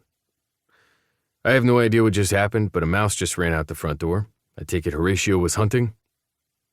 Horatio bumped his head on Ford's chin, and Ford stared at me, then behind me, at where I presumed Greer stood. You want to tell me what just happened? He asked as he looked pointedly down at my crotch, and then at a very wet Greer. Well, I saw a mouse, and then we took our next step as roommates because Noah just saw me naked, so now I'm going to die a little inside from embarrassment and go pet my cat. I looked at Ford, and both of us burst out laughing. Thankfully, Greer joined in. I meant Horatio, not my pussy. And I'm going to stop saying pussy in front of you guys because now that one of you has seen my pussy, I feel like we've crossed a boundary. Ford closed the door firmly behind him, then looked between us as he set Horatio down. I miss all the good things. We were getting naked and no one told me. I glared at Ford. Don't start. What? Sounds kind of fun. I mean, you're both hot, so if it was going to happen, might as well happen when I'm home. You're a menace, Greer said, thankfully laughing. I'm just sad that I didn't get to see you naked first. Ford kept teasing, pushing, and I needed him to stop because I didn't need to think about this any longer. Okay, now that you're making me laugh rather than feel embarrassed, I guess I'm grateful that we got that out of the way. I blinked over at her. What do you mean, got that out of the way? I saw the way you looked at me. It's good to know. She shrugged, and I saw the bravado on her face was just a mask. Oh, she might feel it, but she was still embarrassed and stressed out about everything else. There was something else, something I couldn't read on Ford's face, and that bothered me. But before I could do anything about it, my phone buzzed and I looked down. It's a client. Looks like I have to go. Ford just shook his head. Saved by the call, I guess. He mumbled, and I quickly shoved my feet into my outdoor tennis shoes, grabbed my wallet and keys, and headed out the door. The two of them could handle whatever the hell was going on, because I sure as hell wasn't. They'd be good for each other, and I'd be good staying out of the way and not thinking about the fact that I had now seen both of them naked. Chapter 5. Greer. The amount of paperwork around losing nearly everything felt like a slap in the face. I finally hung up the phone with another insurance agent and closed my eyes, telling myself that it would all be over soon. It had to be. There were only so many papers to sign, right?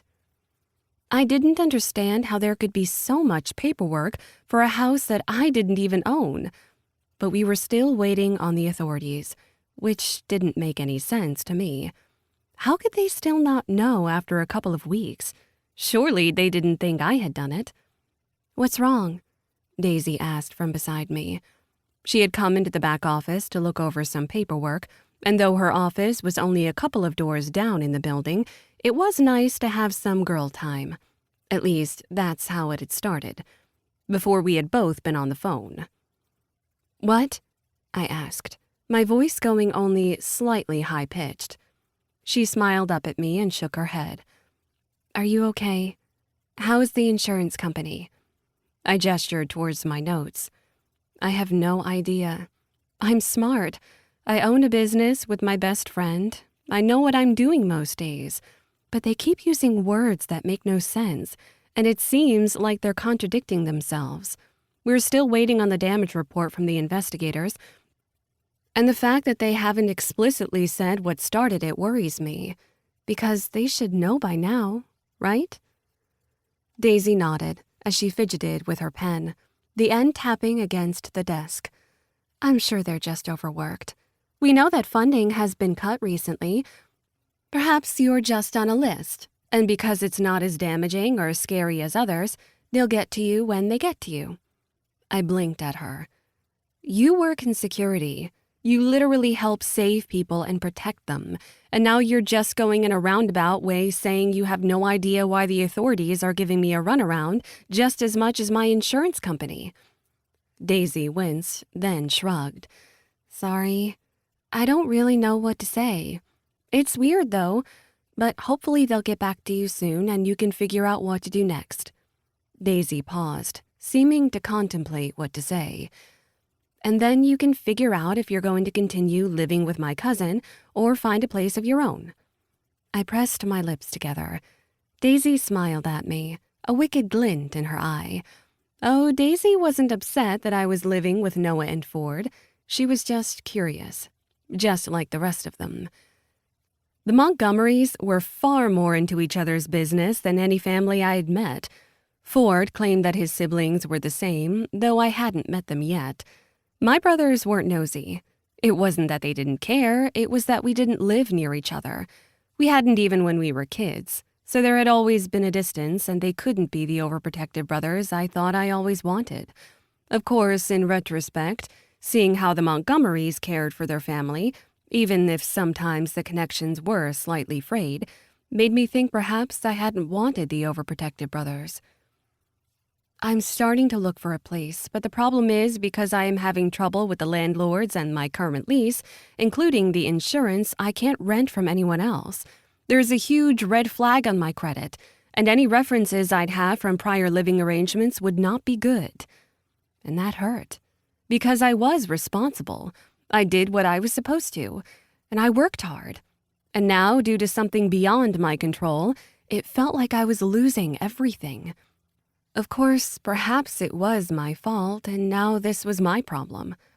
But no, I hadn't done this. I couldn't have. I still think that's bullshit, and you need to let us help you. You know we can look into it, too. I shook my head. We already discussed this. There's no way I could afford you guys, and I'm not letting you do this pro bono. There is no way that I'm going to be in more debt to you and your family. The fact that the guys are letting me live there and refusing to let me pay rent is one thing, but I'm keeping track, and they're going to accidentally find money in their account one day as soon as I get everything else settled. Daisy grinned. I can help you with that.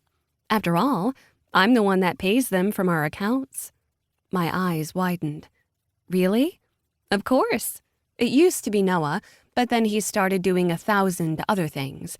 And while he never dropped the ball, he also never slept. So we forced him to let us take some responsibility since we're all equal co-owners. I like the fact that you all work together. It's a big family thing. It can be a lot. The fact that I work with 3 of my male cousins means there's a lot of testosterone in the office. Add in Ford and Gus, well, I'm just glad that I have Jennifer. I'm glad that you have her too. And you have the tattoo shop and our cafe to help you with the estrogen. And thank the goddess for that, Daisy said with a wink. Seriously though, thank you for letting me use your office. Noah and Ford and Kane are over there growling about one of their clients, and while I totally understand why, I wasn't in the mood to deal with it. And keep an eye on me because everybody's worried that I'm going to break down any minute. I knew they were worried, but what else was I supposed to do? I haven't seen you break down yet, and neither has Raven. I shrugged. My best friend working up front with the rest of our staff today. I was on paperwork duty and my own personal paperwork. It sucked. I broke down during the fire. I freaked out and called Ford instead of 911. What the hell's wrong with me? You were coughing, trying to get to your cat, and panicking. The fact that you were able to make a single call at all is a testament to how good you are in an emergency. Ford got the authorities there. If you are going to call anyone in an emergency, Noah or Ford are the ones I would recommend. I was a literal damsel in distress. It was not my best moment. My cousins have had my back more than once, and they've been damsels too. None of us are stereotypes, and that phrase is outdated anyway. You're allowed to let someone help you when you need it. That doesn't make you weak. I studied my friend's face, and I wondered why there seemed to be something she wasn't saying. But before I could ask about it, my phone rang. It's the detective I've been working with. Daisy sat up and pulled out her phone. I knew exactly who she was texting before I even had a chance to answer. I sighed and answered. Hello? Hello, Miss Cassidy. I have a few more questions for you. I deflated in my seat. You don't know what happened? Oh, we have a guess, but we're going to need to talk to you down at the station. I put my phone on speaker, so as Noah and Ford walked in, thanks to Daisy's text, they heard what he said. I'm sorry, what? I asked, my pulse racing. It's just some routine questions. Before I could say anything, though, Ford had the phone in his hands, talking right into the receiver while keeping it on speaker. Hello, this is Ford Cage. I work with Montgomery Security. Is there something that we should be aware of? The man on the other end cleared his throat. I remember you, Mr. Cage, and we have a few routine questions about the suspicious circumstances of the fire. My hands shook as I took the phone back. This was my problem, and I was damn tired of everyone else taking control. I'm sorry, what? What do you mean suspicious? I thought it was faulty wiring. Ma'am, we're going to need to ask you a few more questions, but right now it looks like the fire was set deliberately. Deliberately? I asked, a ringing sound in my ears. As in arson? We just have a few questions and we want to talk to you about them in person.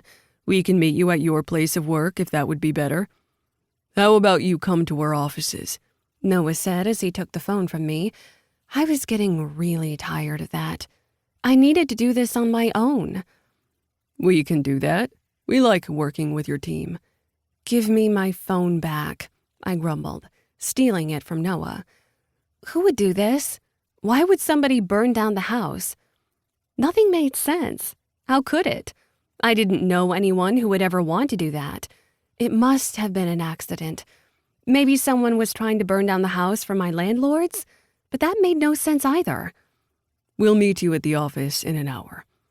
He kept talking, the others answering for me. I kept looking between them. The detective finally hung up. Somebody tried to kill me? No, they just tried to burn down the house. Maybe they didn't know Horatio and I were inside. My palms went clammy, and it was hard to breathe. What the hell was going on? This didn't make any sense. Breathe, Greer. You're okay. You're safe. We're not going to let anything happen to you. Ford knelt in front of me, his hands covering mine. Noah stood behind him, arms folded over his chest as Daisy stood at his side. These three were so strong, so capable, and here I was nearly having a panic attack. I was not going to be that damsel. I could handle this. It had to be a mistake, and once I answered a few questions, everything would be fine. Do you have any idea who would want to do this? Ford asked, his voice soft. My gaze whirled to him as anger and confusion warred within me. Of course not. They have to be wrong. There is no way this fire was set deliberately. Who would do that? You have an ex that you're worried about? Noah asked, his voice soft. Somebody who you might not remember from Portland? Maybe someone from school or a customer? I shook my head. Of course not. Yes, we have customers who sometimes don't like their coffee, but we deal with it. There's no way that a wrong coffee order is going to lead to someone burning my house down. And as for exes, the only guy I've dated here is Matt, and he was so passive that we weren't even a good fit. There's no way he would have burned down the house with me in it. He was a nice guy, he was just not my guy. Ford looked over his shoulder at Noah, who was taking notes. Do not run a background check or wherever the hell you do on him. It wasn't him. You don't know that. But don't worry, we'll figure it out. I rubbed my temples, taking my hands away from Ford's. No, you guys don't need to take over. I can do this. I'm going to talk to the authorities, but I didn't do this. I have no idea who would. They have to be wrong. They're just going to ask some questions, and you're not going to be alone. We're going to figure this out, Noah growled, his voice deep. I hated that I liked that growl. It seemed like only yesterday I had been flirting with both of them, joking around because I was attracted to them, wanted them. But I had pushed those thoughts aside because the two of them just made sense together. I still thought that they made sense together, even though I didn't think they were actually seeing each other. But Noah had literally seen me naked yesterday, and I tried to laugh about it. But I couldn't get the thought out of my mind, or the fact that I had seen his tinted shorts and my eyes had gone wide at that bulge. All of that made much more sense. The attraction between the three of us, and the fact that we were all fighting it made much more sense than someone trying to burn down my house. That had to be a mistake, just like me wanting the two of them was a mistake. I stood up then, needing space. I have a little bit of time before the authorities get here, and thank you for making sure it's at your office rather than at the station. I don't want to deal with that, but I have to get back to work. Greer, you can take time off, it's okay, Ford said, his voice soft and soothing, and I hated it. I will always be grateful to you guys for everything you've done, but I can handle this. I don't need you guys dropping everything all the time for me. Just, please, let me handle this." Before they could say anything about the idiocy of me handling something like this when I had no idea what I was doing, and these three actually did it for a living, Raven walked in the back room and looked at everyone. "Okay, clearly I've missed something." She gave me a pointed look. "And I'm sure you're going to tell me everything because once again I'm left out of the loop. However, somebody sent you these and I thought you should have them." I blinked and stared down at the small bouquet of primroses in her hand. I frowned, oddly hesitant to take them. What? Who sent me flowers? For some odd reason, I turned to Noah and Ford, hoping it was one of them. But it wouldn't be, because Ford and Noah clearly weren't mine. I needed to get over this attraction. But they just frowned, shaking their heads. I didn't reach out for the flowers, though. I couldn't. Not when I had an odd feeling about them. Raven looked between us before Ford took the bouquet from her hands. "Thanks, Raven. We've got this." "Okay, clearly you don't, and you're going to explain it all." I walked with her out of the office. Daisy cleared her throat. "I'll help. You don't have to do that, Daisy. You have a job of your own. And I can help my friends." "And fill me in," Raven added, her voice serious. I nodded at both of them as they walked up front, leaving me alone with the guys. And I really didn't want to be alone with them right then, mostly because I had no idea what to think. "Who's it from?" Noah asked. "There's no note. Just her name on the card," said Ford. "I'm sure it's from a customer who liked their coffee, or one of the vendors I use, or my brothers. I don't know.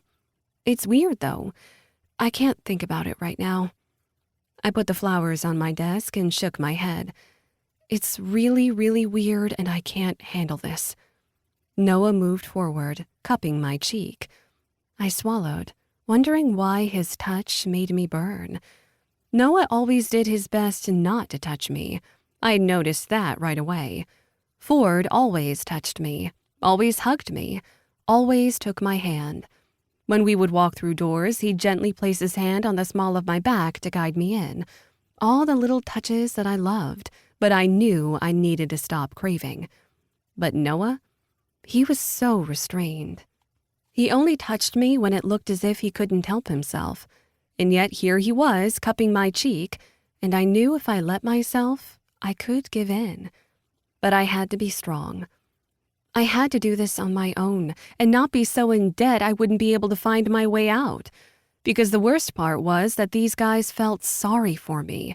It was why they let me live with them. It was why they were here now trying to help. I didn't want to be a burden. "You're our friend, Greer. And if something's hinky, we're going to figure it out. We're not going to take over," Noah said, and I scoffed. "Okay, we might.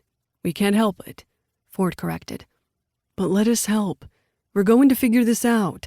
And while you're getting on your feet, you don't have to ever think you're in debt to us. This is what friends do. I promise." I sighed. Friends. I could do this. I could rely on friends. Because something was going on. Something beyond an attraction between the three of us. Something was starting to worry me, and I had no idea what it was. Chapter 6. Ford. When I finished college and was deciding between going into the military or starting a business with my best friend, I hadn't realized there would be so much paperwork. Seriously, the amount of paperwork that came with our job, the bureaucracy, red tape, and just signature after signature made my brain hurt. I knew that Noah and Daisy were better at it and could pound out an entire folder of paperwork in an hour when it took me at least 2. But I wasn't going to lean on them for everything. It wouldn't be fair. I had to pull my own weight. So that was why Noah was gone for the day, having finished up his work with one of our clients and was now working from home, probably so we wouldn't have to talk. Because ever since Greer moved in, things had been even more awkward than usual, and that was saying something, considering we had been walking on eggshells since the last time we'd been together. But that was a couple of months ago, and I was doing my best to ignore the fact that my best friend didn't want me that way. that I was a distraction. Okay, enough of that. Noah was at home finishing up work, and I was here trying not to bang my head against the computer. Why do you look like you want to scream? Daisy asked from her desk. Kane and Kingston were also there, while Gus and Jennifer were on a job. They were providing security for an event, and the two of them worked damn well together. They had this will they, won't they flair with each other, and I wasn't going to pry.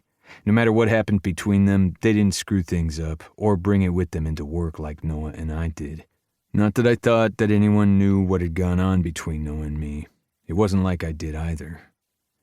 I'm trying to fill out this last sheet, and I need a damn notary. I'm on it, Kingston said as he pulled out a notary stamp from his desk. I blinked at Noah's cousin. When did you become a notary? Kingston beamed. When I had to, he said with a laugh. Seriously, though, I got things done. I know, shocking. What do you need me to sign? This piece of paper for the government. I know you're shocked, I said as I rolled my eyes. We went over it together and Kingston did his notary thing. I shook my head. Whose idea was it for you to become a notary? It's a damn good idea. Mine, Daisy said as she rubbed her fingernails on her shirt. Kingston flipped her off and she laughed. Let me guess, it was Noah's idea? I asked, my voice dry. It's always Noah's idea, Kane said from the other side of the office, sipping coffee from Greer and Raven's coffee shop. I brought my own coffee in that morning because going in to see Greer was difficult enough. Although I was using her coffee beans and her coffee maker that she brought from her storage unit, so technically I was still using her coffee. I just wasn't staring at her awkwardly across the counter. Instead, I just stood awkwardly and stared at her across the island in our shared kitchen. That was perfectly fine. You doing okay? Kingston asked. I'm fine. Just got a headache. If you're sure, he said, drawing out the words. I shrugged, then went back to work as the three of them began talking about an upcoming event we were working security on. They were all cousins, some of them second cousins. Technically, Daisy and Kane were from the Colorado Springs branch, while Kingston was from the Boulder branch. Kingston and Noah had always been good friends, despite being 4 years apart, but that was probably because both of them were the children of poly relationships. They each had 2 dads and a mom, and grew up with the issues that came from society because of that. But I had always admired that to them it seemed normal, and when I was growing up with them, it became normal to me. And it should be. If you wanted a poly-queer relationship, you should be able to have one. Of course, that made me think of a certain queer poly relationship I had in mind, but I wasn't going to let myself go there. That was just a recipe for disaster, because it would just ruin everything. But I still had the idea in my head. Okay, let me get through this, Daisy said, running her fingers over her temples. There's going to be 5 of us at this event. You don't need Noah and I asked, and Daisy shook her head. No, with the 5 of us, we're fine. It's just a large charity event, and they don't want to bring in any additional outside private security. I'll work with law enforcement and make sure that they know we'll be there, though, Kane said as he took notes. Like was evidenced with the fire, we had a good relationship with law enforcement. We weren't hunting down bad guys or bounty hunters. We didn't go out and try to solve crimes. We just protected people who needed some extra security. We were all licensed to carry concealed in the state of Colorado and had valid permits. We were all retrained monthly. We had a gym at the back of the building where we worked out and trained in takedown techniques to reduce the likelihood of having to use firearms. Our goal was to protect our people. We never wanted to escalate the situation, nor did we want to be in a position where we had to face the authorities on opposing ends. We hadn't yet, and damn it, I refused to do that. We provided security for events. We set up security systems for houses and businesses. We were bodyguards for certain people and for certain events. We went through security issues with new businesses and tried to find ways in and out. We had more contracts for that recently than we had in the past, which meant we would be hiring more people, like we had Gus and Jennifer, to make sure that we had the system for it. Noah was in charge of our cybersecurity, and that was more doing legal background checks for those that we were protecting and who we're protecting them from, as well as trying to test new businesses to make sure their data was secure. It was our job to think of the next step, to ensure that we knew what we were doing. Most of this had stemmed from Noah's father's business, and I liked that we still had him as our advisor, to make sure we weren't fucking up. The fact that so many of Noah's family members wanted to join the business always made me smile. My brothers hadn't, but I didn't mind. We each had our own lives. Of course, that reminded me I had dinner with my family soon, because while I might spend more time with the Montgomerys, I was damn close to my brothers, though they were exhausting sometimes. My phone buzzed as I finished up my work and laughed when I saw the name. "Hello, Aston," I said with a laugh to my eldest brother. "I was just thinking of you." Aston's deep voice came on the line, his laugh a familiar part of my day. "It's like you're psychic or some shit. Hey, have you heard from Dad recently?" he asked, and I frowned. "Not really.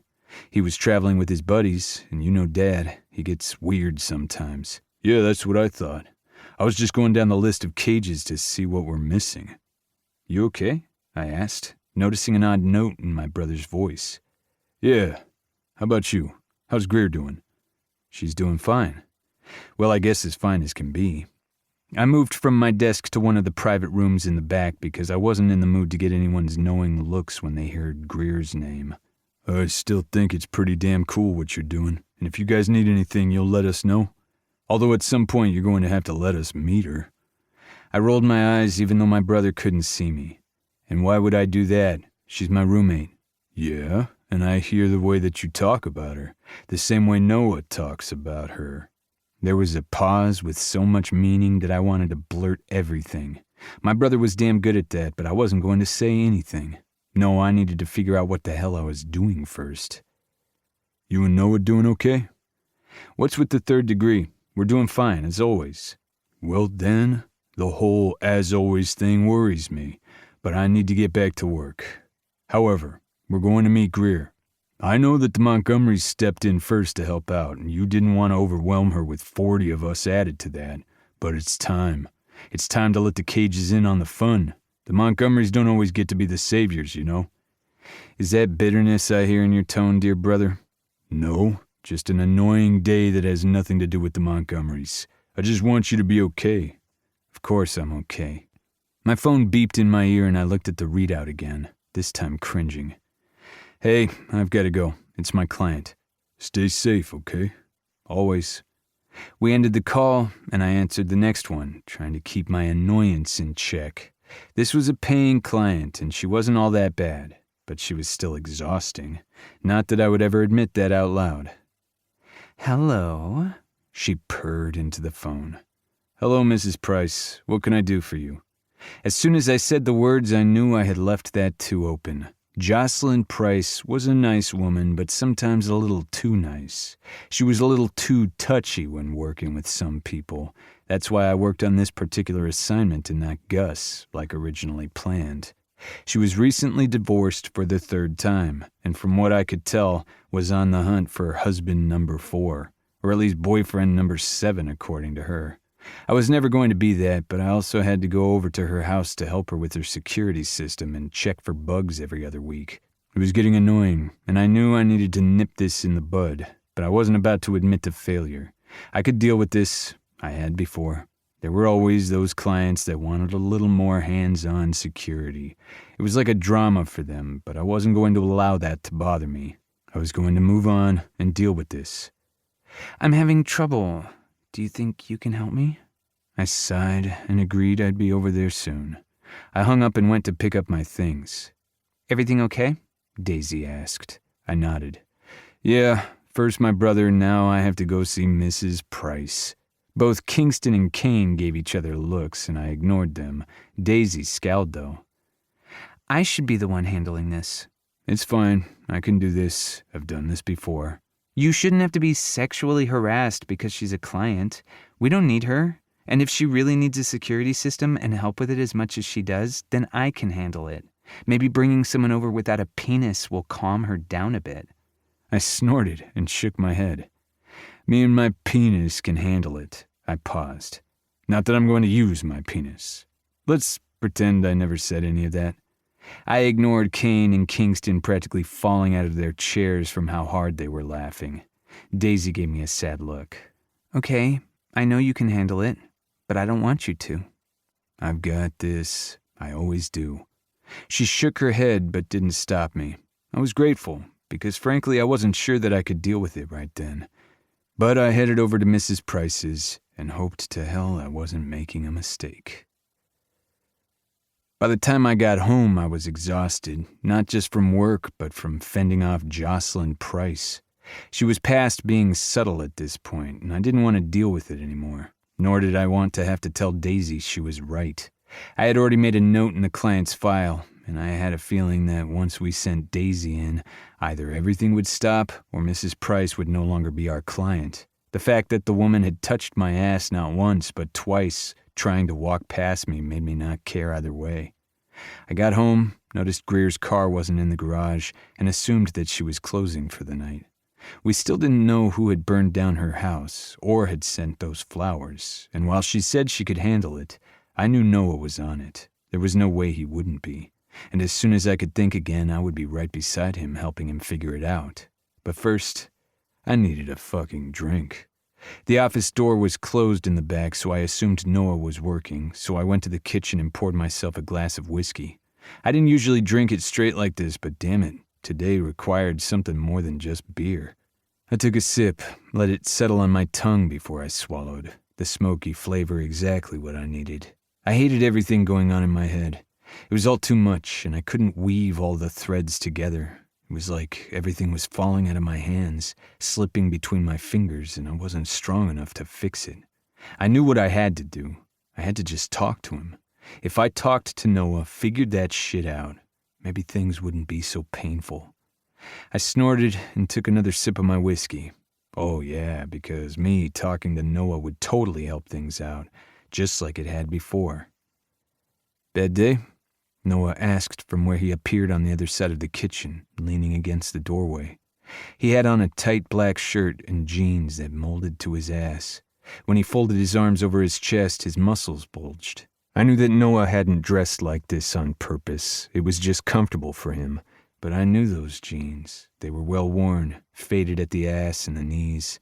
They were soft against my hands, I knew, because I had peeled them off of him. Just like I had peeled that shirt off him before. I had licked every inch of him, had touched all those muscles, and kissed and craved. There was something wrong with me, and I needed to stop wanting my best friend. The problem was, it wasn't just want or desire. I loved my best friend. It was a fucking problem. I was over with Jocelyn, I said after a minute, before I downed the rest of my whiskey. I went to pour another glass, but Noah came forward and put his hand on mine. I froze. His hands so damn warm, rough and calloused. I'd had those hands on my body before, and I wanted them there again. But I wasn't going to, because if I did, it would just be another mistake, like he said before. But this time it wouldn't be Noah running from his problems. It would be me. But maybe it was my turn. Are you okay? Did she hurt you? Really? She's the size of my pinky. She didn't hurt me. I would say size doesn't matter, but we're not going to go down that path, Noah said with a dry laugh. I rolled my eyes and moved my hand back so I could reach for another glass. I poured us both 2 fingers of whiskey before clinking my glass to his and taking another sip, this time slower.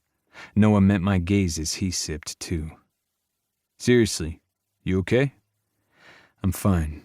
I think Daisy's going to take her next time, and if that doesn't work, we're going to need to dump her as a client. I told you to dump her as a client 2 ass pinches ago. I winced and set the glass down. It's been a long fucking day. I paused and looked at the front door. Greer's still at work? She has inventory with Raven tonight. Said she'd be late. You want me to order something for dinner? Or I guess we can make something. I think we have enough vegetables for some kind of stir-fry. Maybe. I don't know. I'm having a weird day.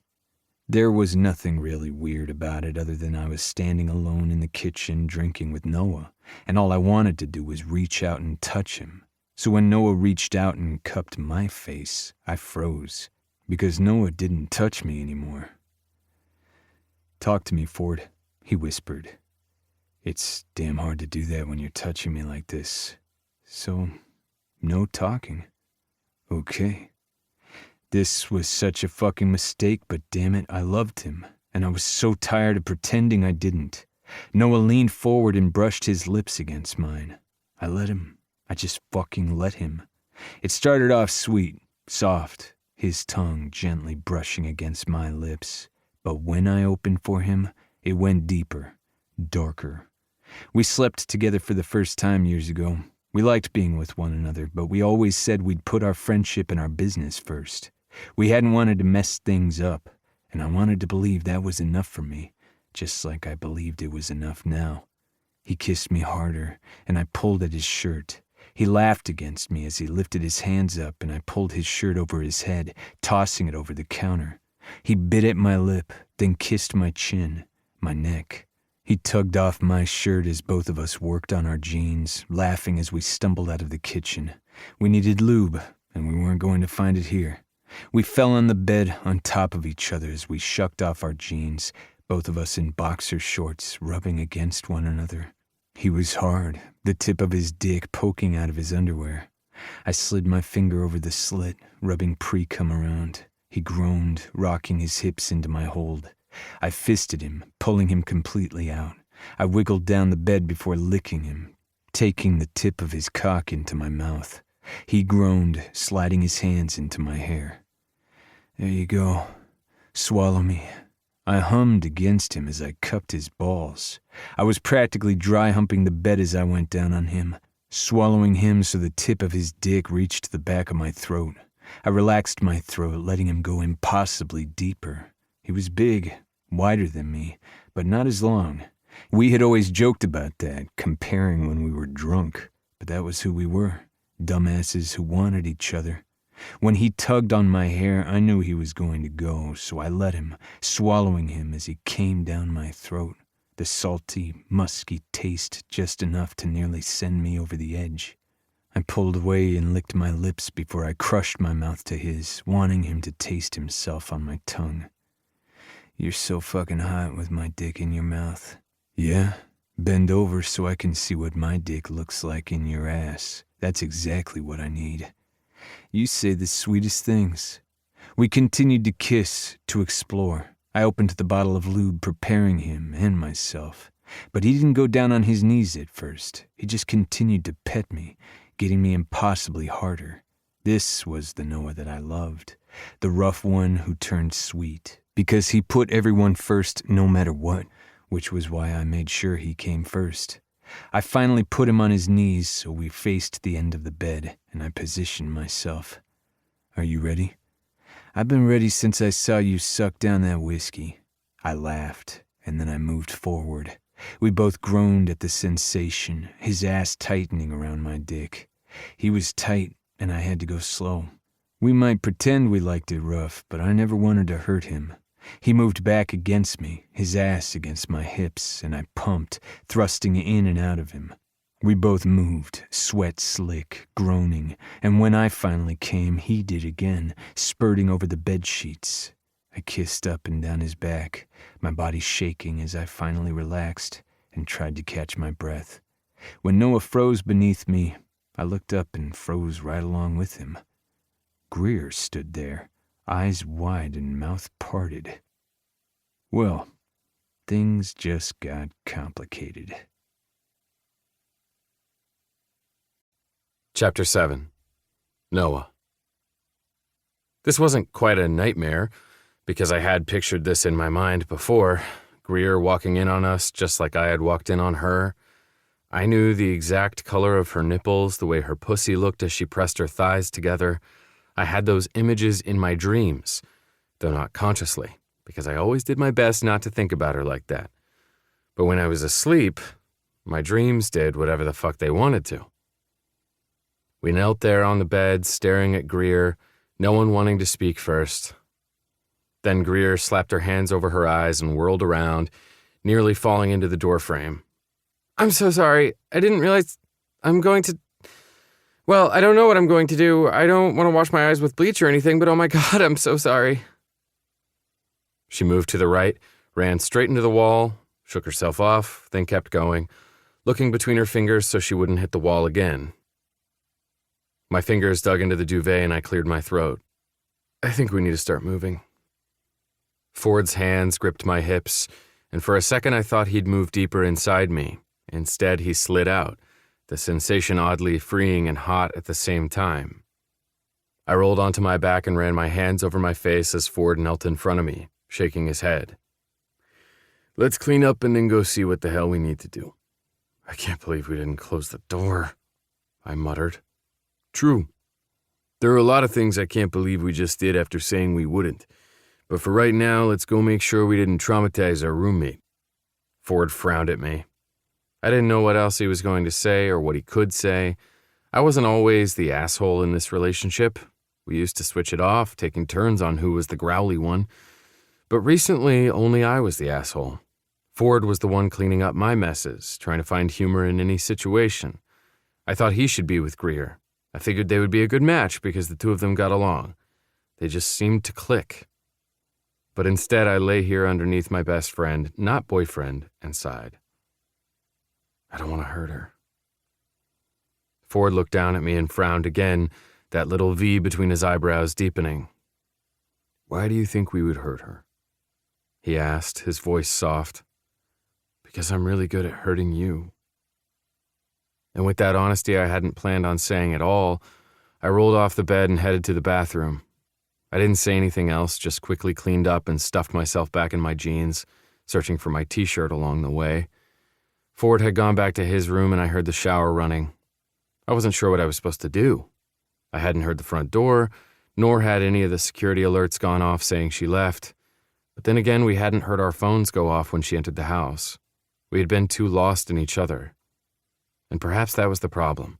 I was so in my head when it came to Ford, and now maybe Greer, that I was losing time. I was messing up, just like I had before, when we almost lost Raven. My chest ached, and I ran my hand over my heart, annoyed with myself. People had almost died because I hadn't known who Wyatt was. It didn't matter that he hadn't had a record, that he hadn't shown any warning signs. I should have seen it. There had to have been signs, and I hadn't seen them. And Wyatt, the man who had run his own business out of a building our family owned, had slipped past all of us and hurt one of ours. Our family had been hurt. So no, I wasn't going to forgive myself very easily, especially when my distraction these days meant that I was also hurting the people that I cared about the most. I wasn't sure when Greer had joined that number, and I wasn't sure I wanted to look deeper into that.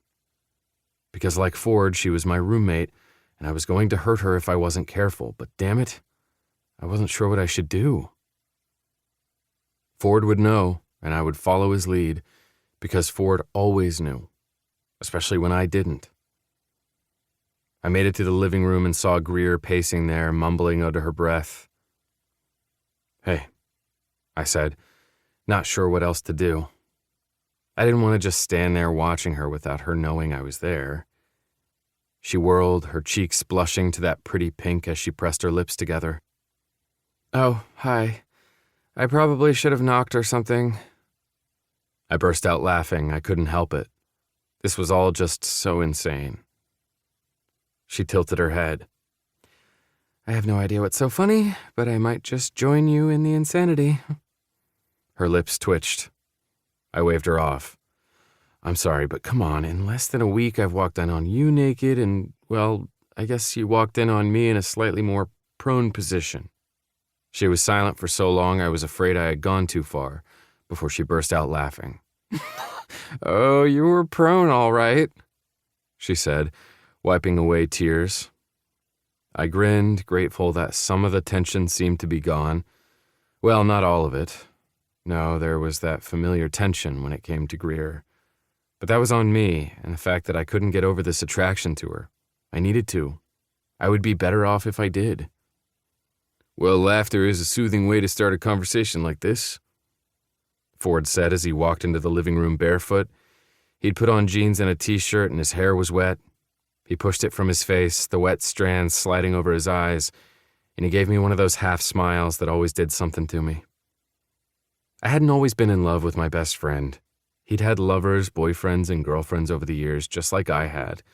We had gone our separate ways for college, at least in terms of our disciplines. But we were still roommates. We owned the house together now.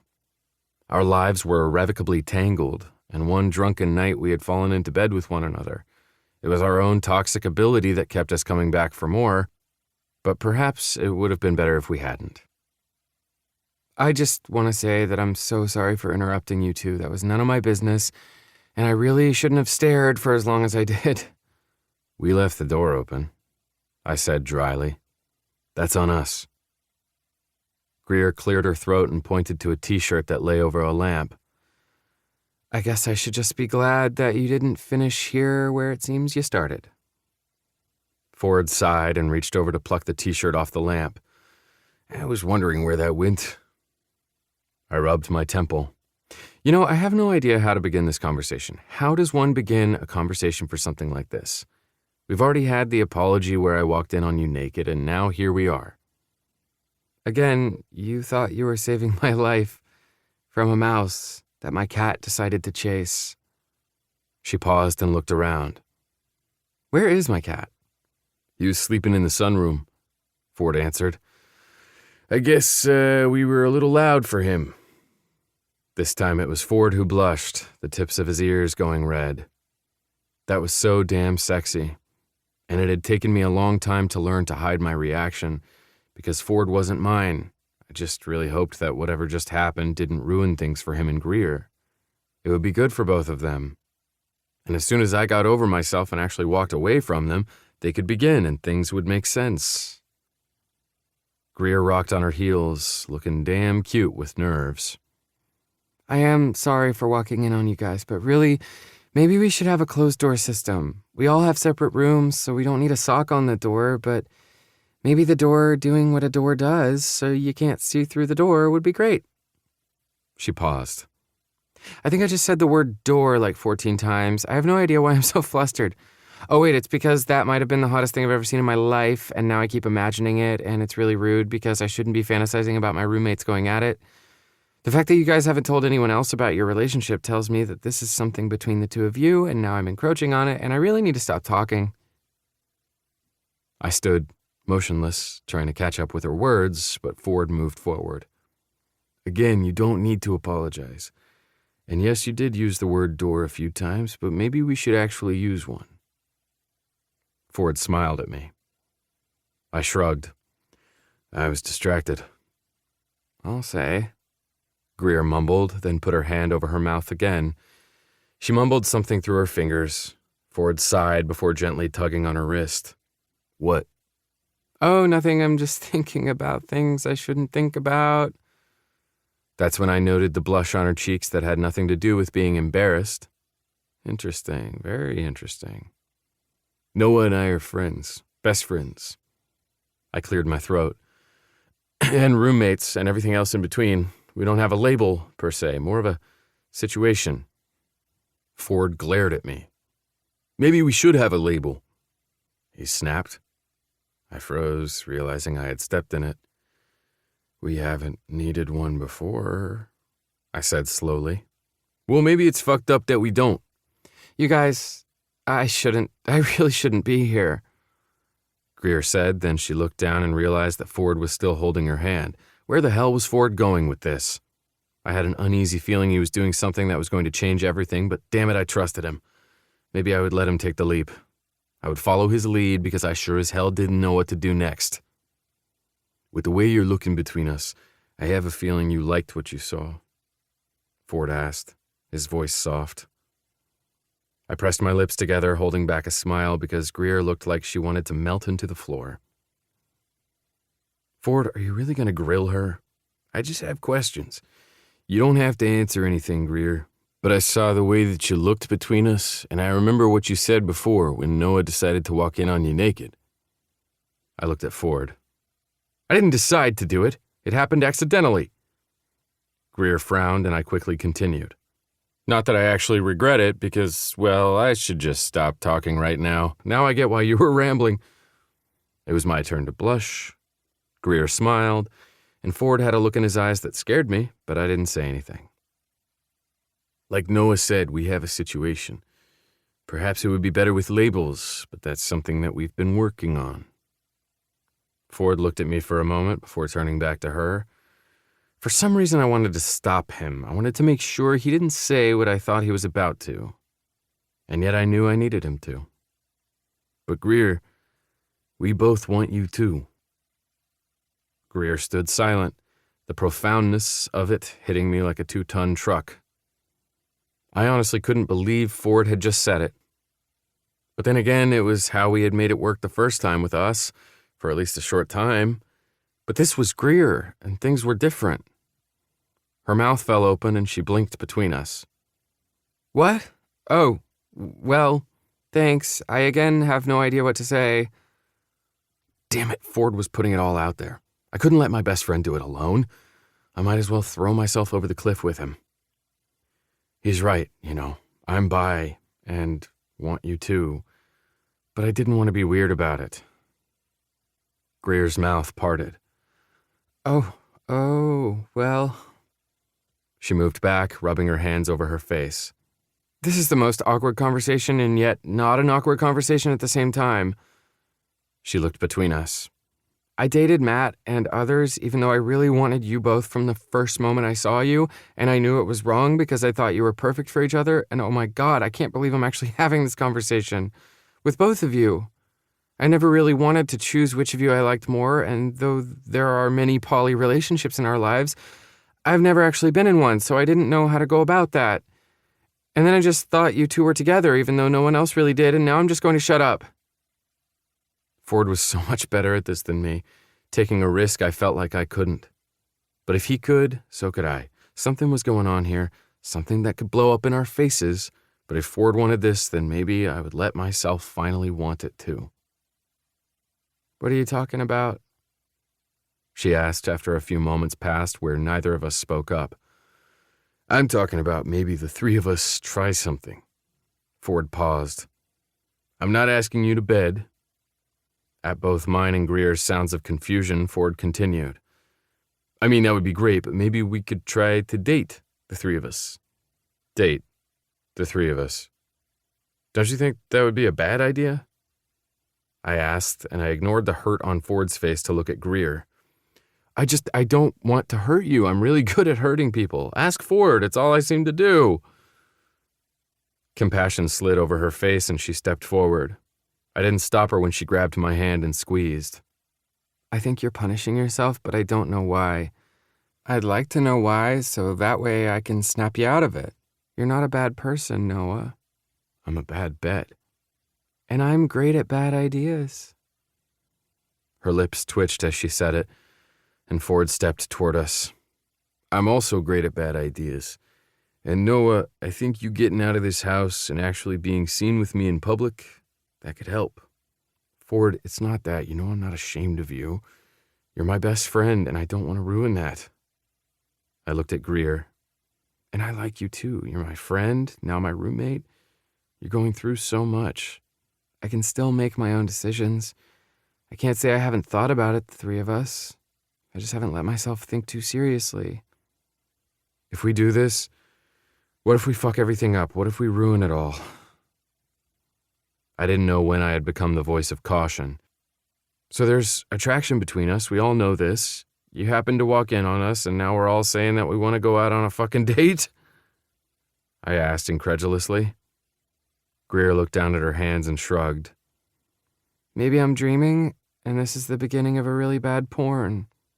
There's nothing bad about a porn we would be in, Ford said, and I glared at him. This isn't funny. We could ruin everything. Ford was in my face then, hand behind my neck.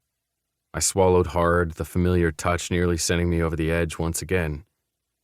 You don't screw things up. You don't talk about things, and that can screw things up, but you existing? No, you don't fuck it up. Maybe we should actually do something about the tension between the three of us, because it's always been there. We've been hiding it since she first opened the coffee shop, so let's try something. As long as we're open and honest, we won't fuck it up. But you have to talk, Noah. I'm not going to hurt you, and I'm not going to lose you. Same with Greer. He stepped back, allowing Greer to come between us. I can walk away right now. I don't want to interrupt anything. And from the hurt in her voice, I knew I was already fucking this up. I cursed under my breath and then cupped her face. She blinked at me. I've wanted you, Greer. We've both wanted you. And we've done our best not to think about it. I get it, though. We're not good at talking about what we want because we always think we know what's better for the other person. So let's try this. Let's see if this works. But I don't want to hurt you. I don't want you to feel like you're in the middle of something either. This is where we start fresh, where we finally give in. But the moment you need to walk away, you do it. The moment you need me to stop standing between the two of you, you tell me. You're an idiot, she whispered, and I tilted my head in surprise. What? You're not standing in the way, Noah. If anything, I thought I was. And this is why we're going to talk. We're going to just go out to dinner, get a beer, figure out if this is something we all want. We both turned to Ford, who shrugged. I'm tired of tiptoeing. I'm tired of pretending I don't want you both. And yeah, we could screw this up, but what if we don't? What if we get exactly what we want? I cleared my throat and nodded. Okay, just a date, just to see. No promises. Just a date. The only promise is not to hide when things get tough, because that's what I'm good at.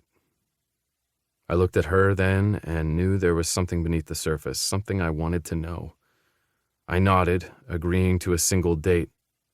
No labels, no situations, just a date. I knew this was a damn mistake, but maybe for a moment I could pretend. Maybe for a moment I could let myself believe. Chapter 8. Greer. What was I thinking? I paced my bedroom, looking at the meager clothing options I had. After all, most of my clothes had been burned less than a month ago. I'd kept many of my memories, furniture and kitchen items in storage, but not my clothes.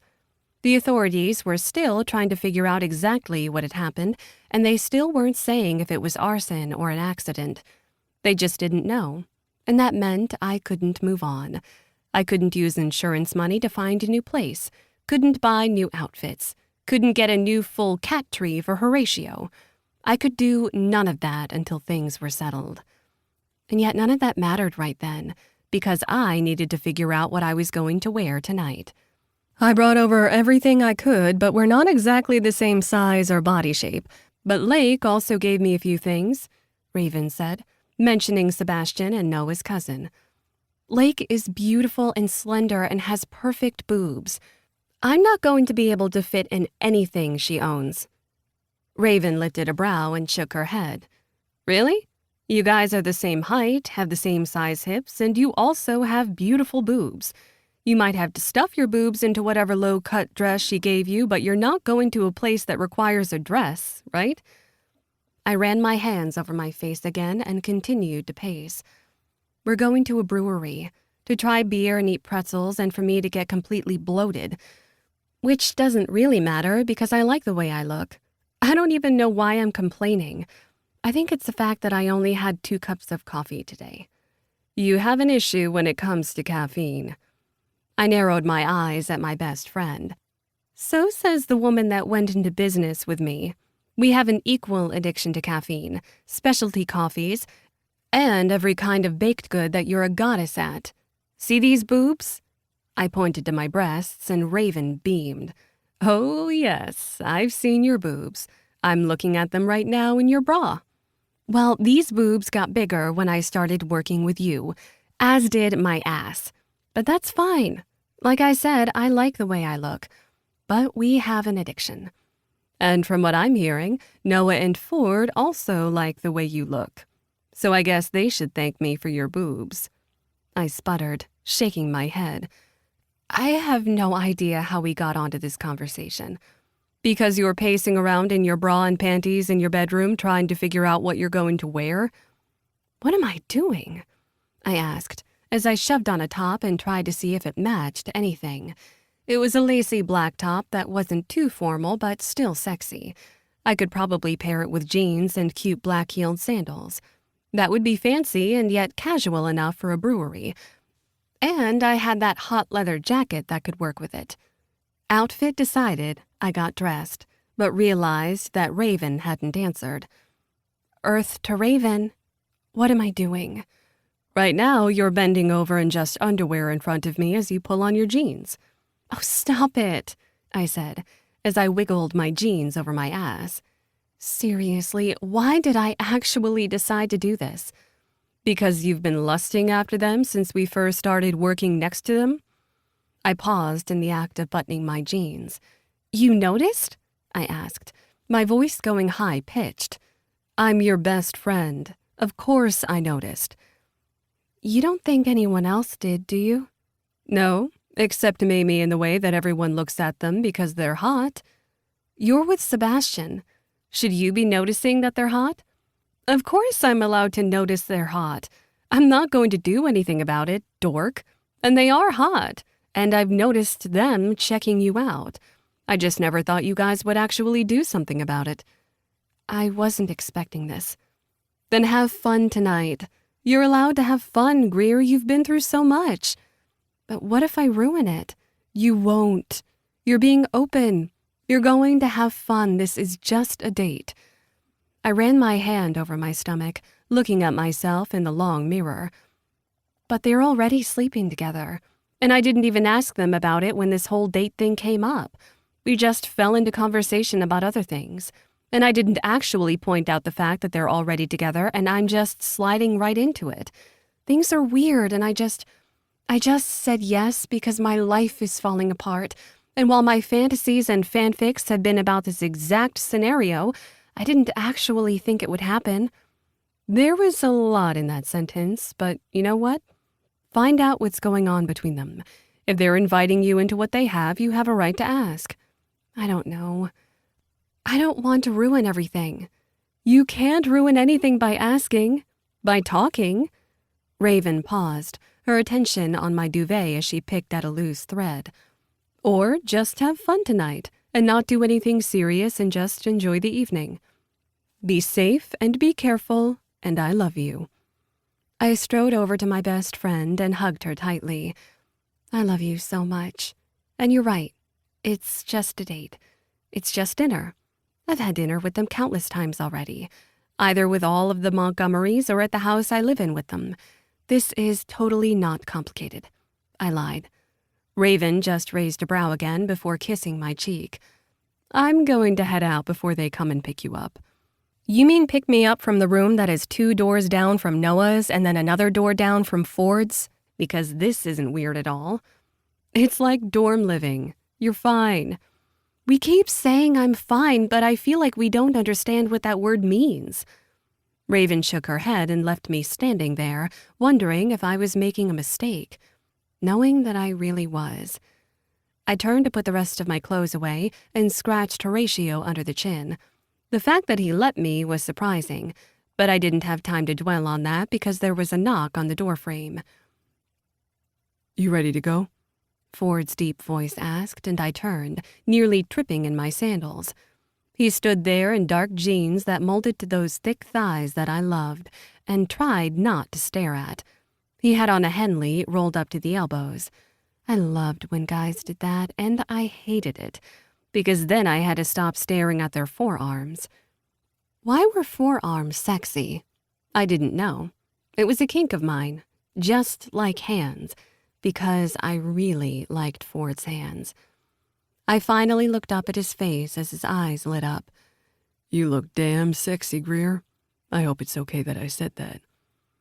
I was just lusting after your forearms, so I think we're even. I quickly shut my mouth as Ford threw his head back and laughed. What did I miss? Noah asked when he came to stand by Ford. Noah wore a white button-up shirt over jeans, his sleeves also rolled up to his elbows. Noah had ink on his forearms, done by Leaf if I remembered correctly, and I sighed happily. I hadn't realized I did it out loud until Ford grinned like he knew all the secrets in the world. Greer was just lusting after my forearms, and she nearly swooned looking at yours. I guess we're going to have to compare later. Noah looked down at his arm, then at Ford's, before looking at me. Forearms? That's good to know. I quickly grabbed my bag and shook my head. Like you two don't know. You're into each other. You've noticed each other's forearms. Noah winked. Maybe we have. Come on, we can all hop into my SUV and we'll head to the brewery. I haven't been to this one, but I've always wanted to try it. Are you sure a family member doesn't own it? I asked, and Noah laughed. No, it's not a Cage Brothers one either. Your family owns businesses too? I asked. Ford shrugged as he helped me into the front seat. We have Cage Enterprises. Well, my brothers do. We sort of work for them. Long story. My eyes widened. As in the huge real estate developer that is actually environmentally conscious? I asked, thinking of the multi-million, probably billion-dollar company. Yep, we're taking over the world. We're just not as massive as Noah's family is. And don't even get me started on one of my dad's families. We just sprawl out all over everywhere. Noah said as Ford closed the door. He started the engine as Ford hopped into the back seat. I could have sat in the back, you know. You guys have longer legs than me. Your legs are just fine, Ford said as he settled in. I'd say more than just fine, but again, I'm not trying to compete here. I just laughed as we fell into conversation about work and Horatio. This was easy. It's what we'd always done. It didn't feel awkward until we sat down at our table at the brewery. I sat between them, feeling the heat of them. We all ordered beers and a pretzel with hot mustard as an appetizer. I didn't know what to say, but the conversation turned to favorite movies. I figured maybe I should ask what I should have at the beginning. Okay, now that we've discovered your favorite James Bond was Sean Connery, I said as Ford sputtered and Noah rolled his eyes, I have a couple questions that I probably should have asked before we got here and started on our first beers. Noah tapped my half-finished beer. You're not at all drunk yet, so ask what you want. We sat in a back booth, one a little more secluded so no one would be able to hear us. When the waitress came back to hand off our pretzel and take the rest of our order, I was grateful for the reprieve so I could think. I know this is a date and I know we're trying to figure things out, but are you together? Am I intruding? Am I just fun? Noah tapped my shoulder and I turned my attention to him. We aren't together, Noah answered, and Ford cursed under his breath. I looked between them, feeling awkward as hell as Noah sighed. We're in a situation. Ford repeated Noah's words from earlier. It's complicated, Noah answered again. And I'm just going to make this worse, aren't I? I said quietly, feeling as though I needed to escape, but I couldn't since we were in a U-shaped booth, and the only way out would be to crawl under the table and call a car service or Raven to get me home. Home, where I lived with the two of them. This was so beyond idiotic. You're not going to make this worse, Noah said. We're on a date. We're having fun. I looked at both of them and shook my head. We should talk about it. Then we will. When we go home, we'll finish our meals, talk about everything else, and when we get home, we'll talk about what this means. But let's enjoy this date first. Just talk? I asked, my voice low. Just talk, Noah agreed readily. I saw the look between them and knew that we needed to, but if we did, we'd shatter the impossible fragile bubble that we were already in. It wasn't enough. I knew that this would end quickly, and I didn't want it to yet, so I changed the subject. I took a big bite of the pretzel and grinned. Favorite restaurant? Go. Ford looked relieved, and Noah began to play with my hair. Well, that's going to take some time. By the time we got home, I was warm and happy and full. We'd each only had the one beer, that way we were safe to drive home, and the sense of anticipation had crawled over all of us. It was weird, and yet exactly what I wanted. It was nice, though I knew that once we stepped inside and spoke, it could all fail. Or I could take a leap that I wasn't prepared for, but craved. So, I said softly as we sat on the couch, none of us touching, but close enough I could still feel the heat of them. I had such a great time I didn't want it to end, but I knew if we did anything else beyond this, or if we just walked away, we needed to get through this one part. Noah and I are best friends who like to enjoy each other. Ford shrugged. But what we just did, that was our first date. Fuck no, it wasn't, Noah blurted. Was it? I mean, between the two of us. That was a first date between the three of us. But, Ford, we've been on a date, haven't we? I stared between them, a little shocked and yet happy. I liked the way the two talked to one another and still included me. I had never been on a threesome date before, and I didn't know the rules. But maybe the rules were just talking it out, and that's what we were doing. It was, Ford said with a laugh. But it seems right that it was with Greer, you know? But I thought we went on dates, at least the two of us. No, that was always as friends and roommates. But dating, we keep that to the bedroom. I reached out and gripped Ford's hand, and he smiled softly down at me. It's okay. Like I said, that situation was and is something that we're dealing with together. With the three of us. Because it doesn't seem right to leave you out of this conversation. But I thought we went out with Cynthia. Noah blurted as Ford sighed. I froze. Who is Cynthia? I asked, an odd feeling in my gut. Both men gripped my hands and squeezed, and I could breathe again. Cynthia was someone that we thought could work with us. We went out dancing with Cynthia once and we fought twice. It didn't work. She didn't want us. She wanted the show, and then she wanted to laugh about it later. It didn't work out the way we wanted. But the three of us, with you, Greer, I liked it. And I want to do it again. I'm tired of fucking walking around on eggshells about it. I just sat there, as frozen as Noah. When Noah reached out and settled his hand on my knee, I knew he was needing comfort, so I gripped his hand and squeezed. That was a lot. Yeah, it was, Ford whispered. I looked at Noah, who swallowed hard. For a first date, I'm glad it was us three. And right then and there, my heart burst. I didn't know what that meant, didn't know what it should mean, but it burst. Okay, so what does all this mean? Ford looked to Noah, and I followed his gaze. What? Because my parents happen to be a triad, I have to be the expert on triads? Noah said with a laugh. I leaned back into Ford as we stared at Noah, who shrugged. Fine. The biggest thing that I know about relationships from my parents is that you have to be open and communicate. You have to trust the other two in the relationship, and you have to speak up. And there has to be a relationship beyond just three people, if that makes sense. As in, Noah and I have a relationship. And Greer?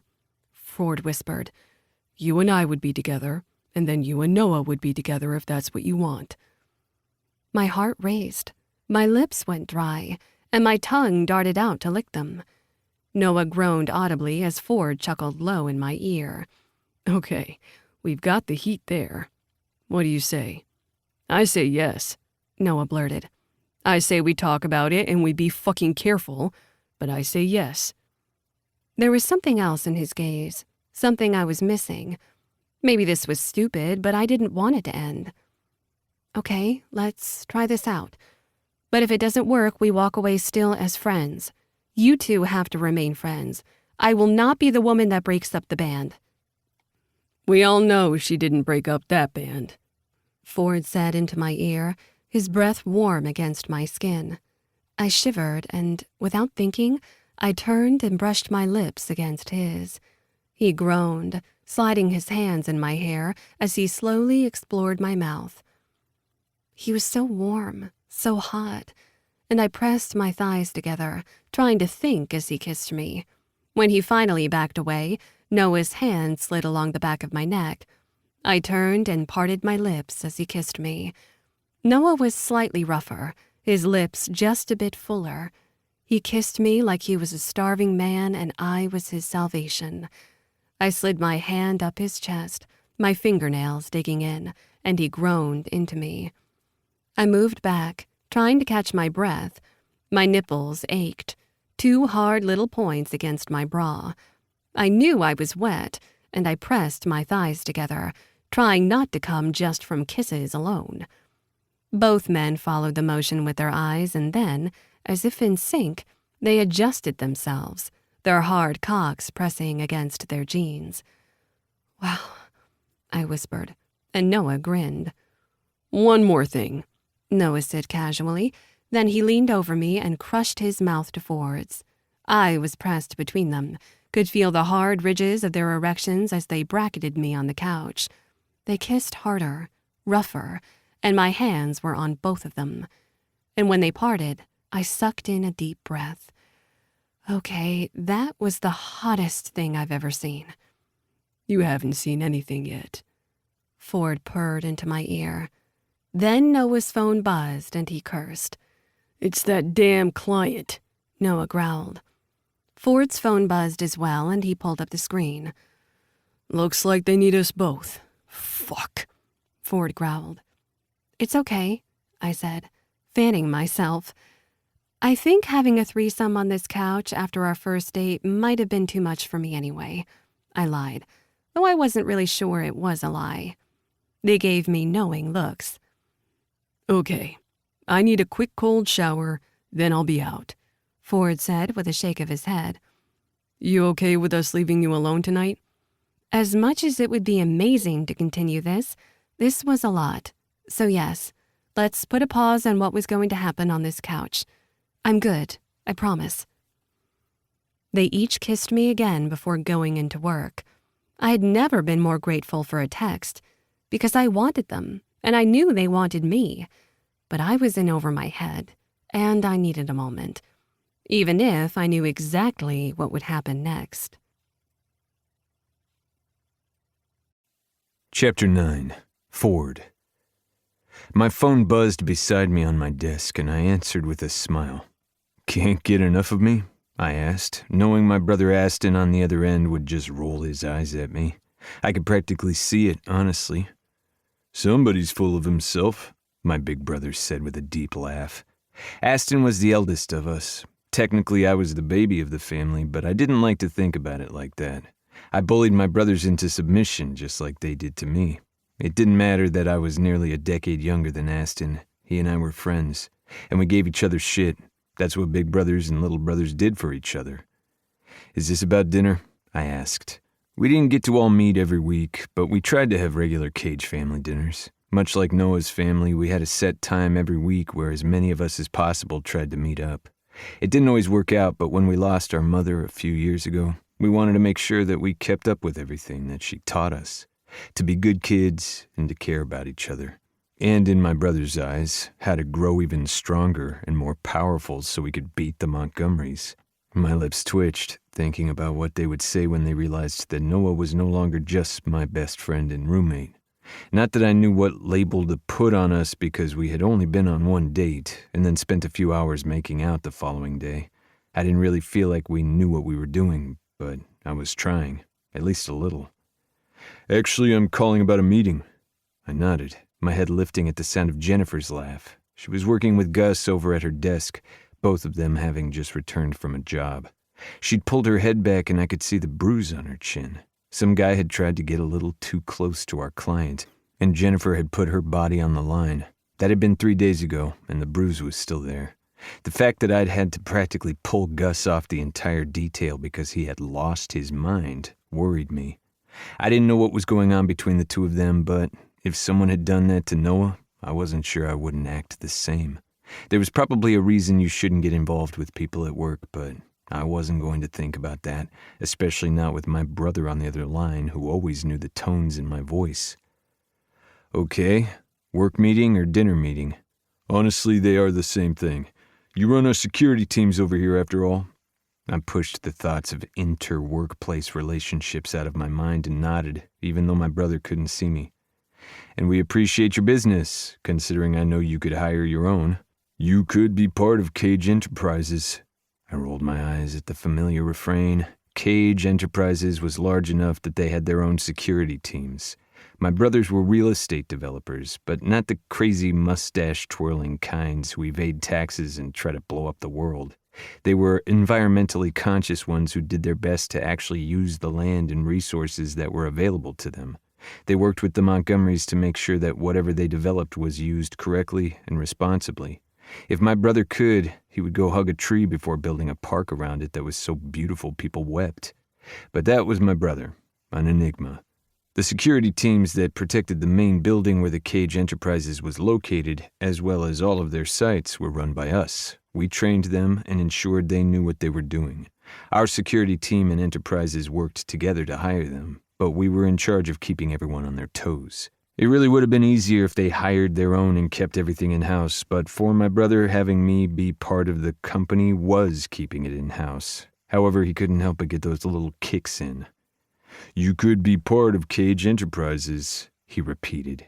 I liked Montgomery security. It didn't matter that I wasn't a Montgomery. It mattered that I loved what I was doing and the people I did it with. "Interesting. There's something different in your voice." I held back a curse because I knew this would happen. Aston was way too good for this. He should have been on my side of the job. Of course, then that meant I would have to orchestrate an entire company and figure out what I was doing with $1 billion or some shit like that. So not my thing. "Okay, now that you're trying to figure out little ticks in my voice, I know this phone call's ended. Let's set up that meeting and we'll go through what you need. I'll send Daisy over too." "You do that." Aston practically purred, and I narrowed my eyes. "Hands off Daisy." "Of course, I wouldn't dare hit on sweet Daisy." "Okay, I don't want to know, do I?" "There's nothing to know. She's formidable. She could kick my ass." "Damn straight Daisy could," I say, as Daisy walked in the room right as I said her name. She narrowed her eyes at me, and I wanted to hide underneath my desk. "Okay, gotta go," I said after we confirmed our time, and I set my phone down. Why did you say my name? What evil things are you planning? Daisy asked as she made her way to her desk. "I was just talking to my brother. I was saying I was going to send you over for a meeting, but maybe I won't." Daisy smiled, her eyes going soft. I'll go say hi to Aston. He's really sweet." Jennifer leaned forward. "Is he the hot one with the short hair on the sides and longer on top, who wears a 3-piece suit like he was born in it?" Gus scowled at her, and she waved him away. Daisy leaned against her desk, her arms folded over her chest. "Oh, yes. You see Ford over there, all gruff and a little dirty?" "I'm not dirty," I pouted. Since when did I pout? "Anyway, his brothers? A whole variety. But Aston, he's beautiful in that suit. There are a couple others who wear suits, and oh my, when they walk towards you, it's like you're in Milan in a fashion show and you just want to swoon at their feet. And I don't swoon." Jennifer leaned forward, ignoring the way that Gus tried to pull her back. "Really? Are they single?" she asked, before looking at me. "I have no idea. None are married, if that helps." "Really?" Jennifer said again, drawing out the word. "Don't date my brothers. Things will get complicated if you date my brothers." "Oh yes, coming from you of all people. No, let's not mix business with pleasure," Daisy said as everyone stared at me. I closed my eyes.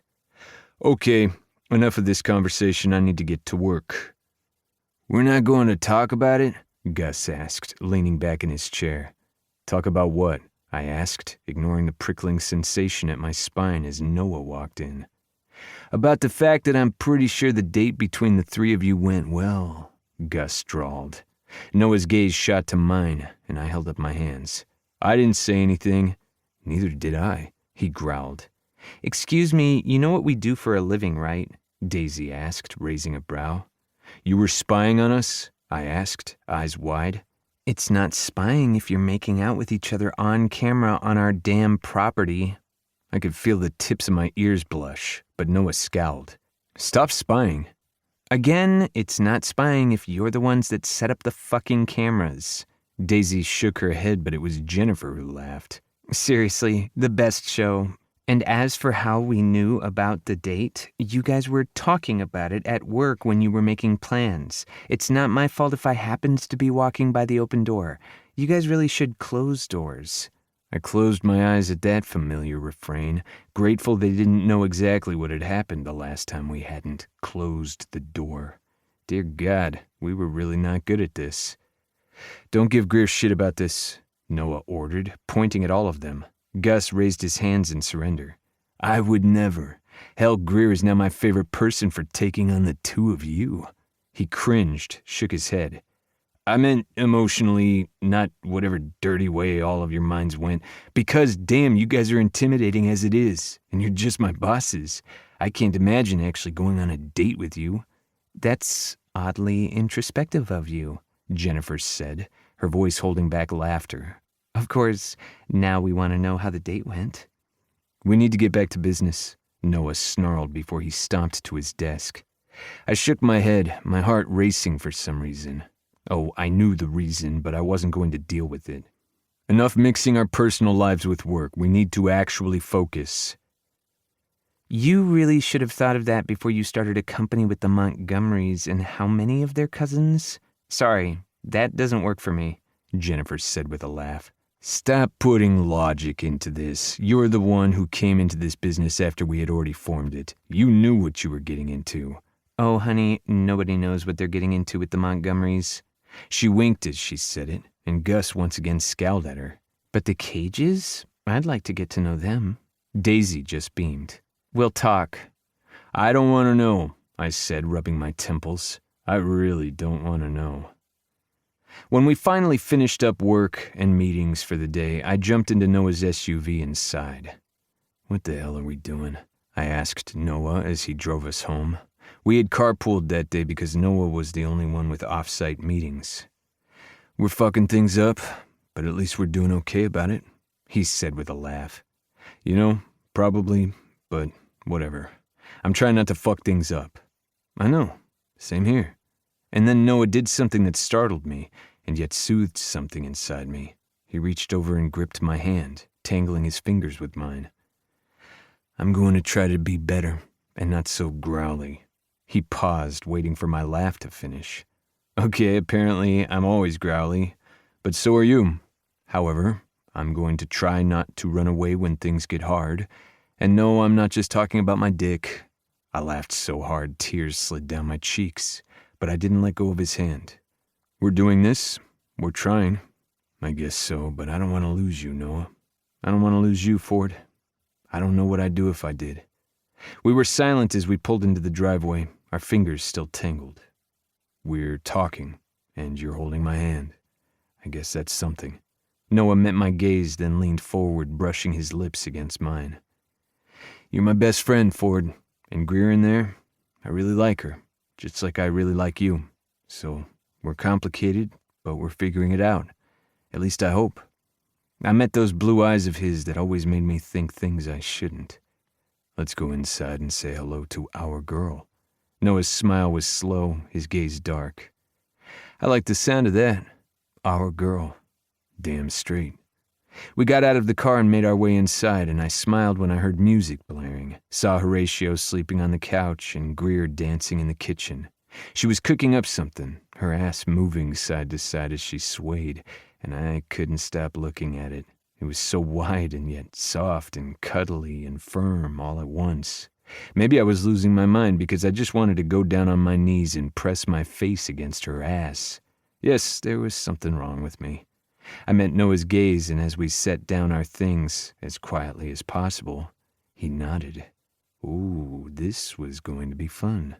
We tiptoed toward her softly, and when she whirled, she dropped the empty metal bowl in her hands and screamed. I cursed and ran to her, gripping her hips. I'm sorry. We wanted to surprise you, but I realize now that it probably just scared the fuck out of you. I knew you guys were coming home soon, hence why I was chopping up a salad, but oh my God, heart attack. She put her hands between her ample breasts and tried to catch her breath. Okay, now that I'm trying to breathe again. Hi. My hands were still on her hips, and I leaned down and brushed my lips against hers. Hello, I whispered. Then Noah was there, sliding in behind her as he slid his hands up her sides to cup her breasts. Her eyes widened, but she leaned back against him. Well, hello, stranger, she said with a laugh as she tilted her head up. Noah took her lips a little harder and she moaned, rocking against both of us. And just like that, my dick hardened and pressed against her stomach. I could get used to this, I said with a laugh. Well, I was going to turn on this stove and start boiling water, but I think it's hot enough in here that I don't need to. Noah leaned forward and nipped her chin. I can't stop thinking about you, he growled. Seriously, do you know how hard it is to work with a hard-on because all I can do is think about you bent over this morning when you were trying to reach something? I asked. She moaned, Noah's hands still on her breasts, her body arching toward me, and I could feel the heat of her between her legs against my thigh. Oh, thank God, because all I could do today was think about the two of you, and I wanted to go over to your work just to say hello, and then I realized we'd probably make out or end up fucking in one of the offices, and I don't know how many security cameras you guys have. I thought about what the others had said, about how they had seen Noah and I kissing on the cameras. Yeah, there may be too many cameras around for something like that. She raised a brow. What did the cameras catch before? Why don't we show you? Noah asked before he leaned forward and took my lips. I groaned, pressing into Greer as she wrapped her hands around my waist, pulling me impossibly closer.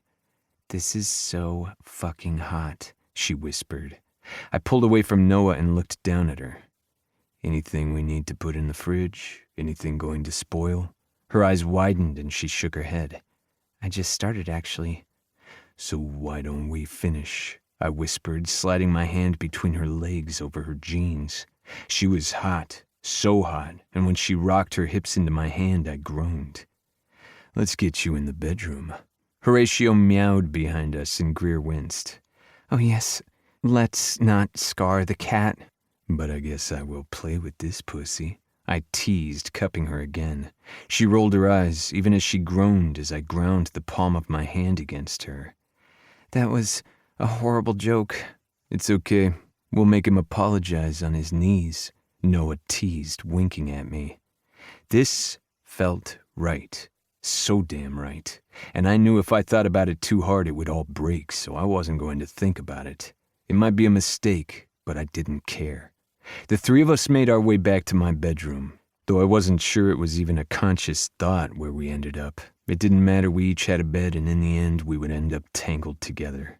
Tell us what you're up for, I asked, as we stood at the edge of the bed, our hands roaming over each other. Greer bit her lip, and I leaned forward, kissing the mark she made.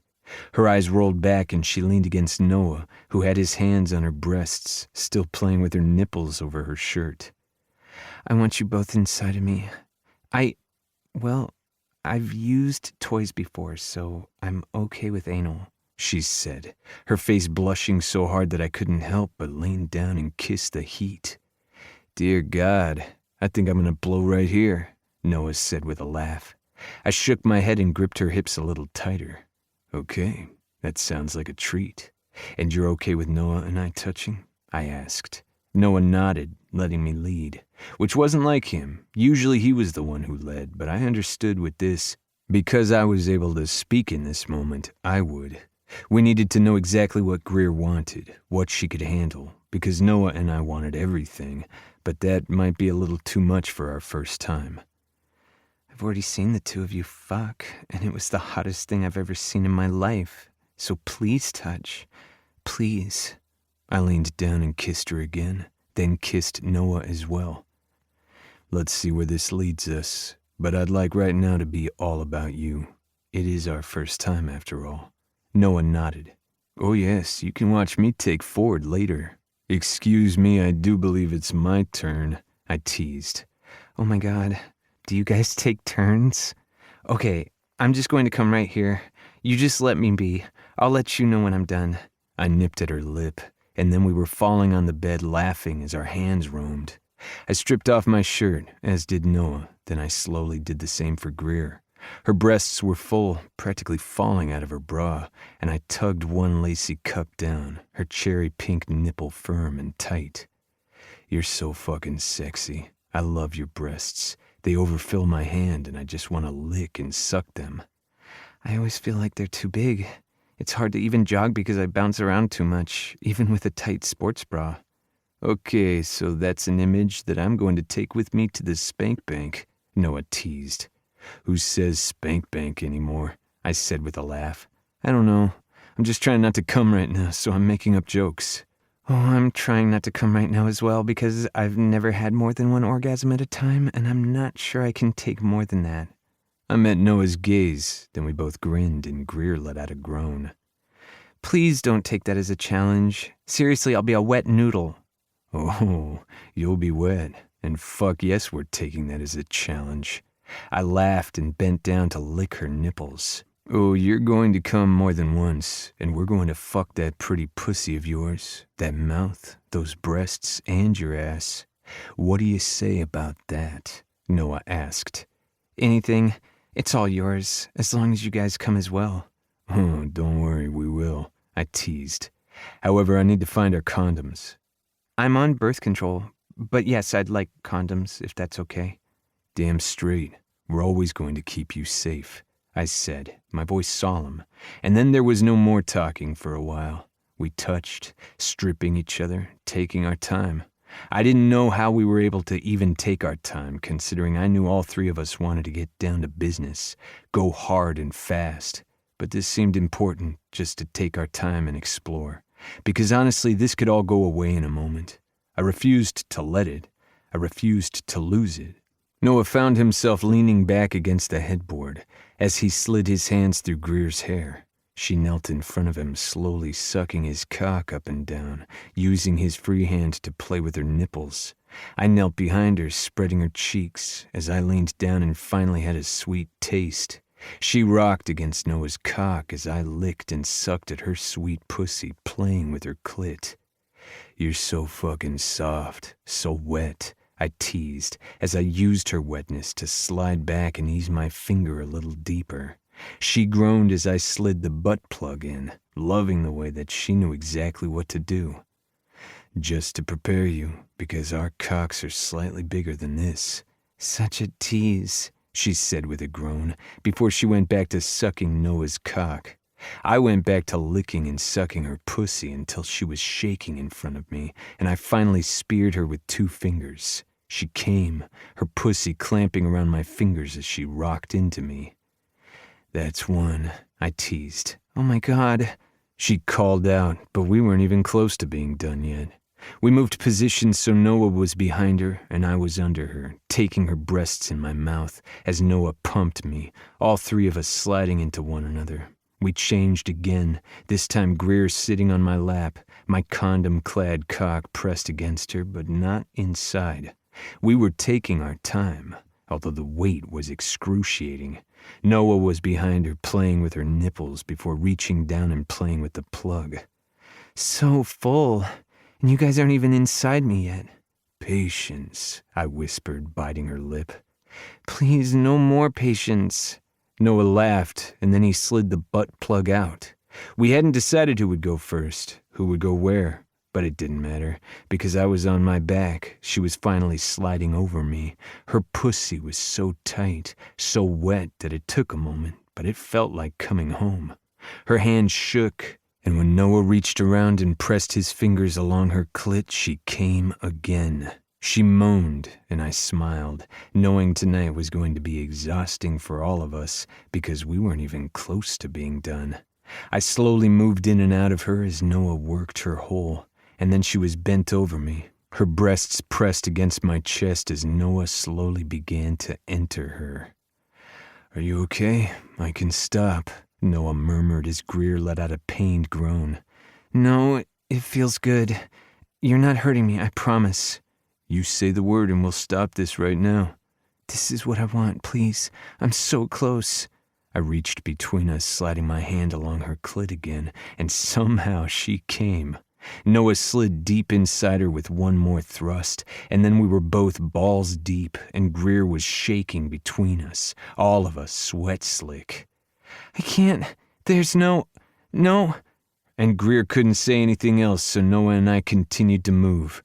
When Noah leaned over her to take my lips, and then tilted Greer's head to take hers, I knew that this was it. This was one night of perfection. We moved slowly, then a bit harder, and it didn't matter, because she was coming again, her body going limp, and I knew she was spent. I gripped her hips and met her gaze, and then Noah's as I came, Noah following right along. The orgasm tightened my balls and my entire body bowed, feeling as if I had been struck by lightning. I couldn't breathe. I couldn't do anything but hold them. Noah finally moved away and brought wet towels to clean us. I moved her sweat-slick hair back from her face as she blinked lazy eyes down at me. Are you okay? I think I'm better than okay, but once I wake up from this dream, which is much better than any dream that I've ever had with the two of you guys before, I'll let you know. Noah gave a rough chuckle before he kissed her shoulder, then leaned over to kiss me. Well, I guess that's more than one, he said, so cocky I had to roll my eyes. You guys win. Of course, I think I'm the one who won here. I gripped her hip as I pulled the blanket over us, cuddling in with the two of them. Oh, I think we all win. Well, I'm one lucky lady. I think I should say thank you. Her voice was sleep-slurred, and I kissed her temple before wrapping my arm around them both. I want to keep her, Noah whispered, surprising me. And from the look on his face, he immediately regretted the words. Not for Greer, but for him. Greer slept in our arms, and I nodded. He had wanted to run away, to push Greer and I together because he hadn't thought this would work. I nodded and pulled him closer because I knew he meant the words, and I wanted to believe that this could happen, that this was it, and maybe it could be. Maybe, just maybe, I could get everything that I ever wanted. Finally. Chapter 10. Noah. What's wrong?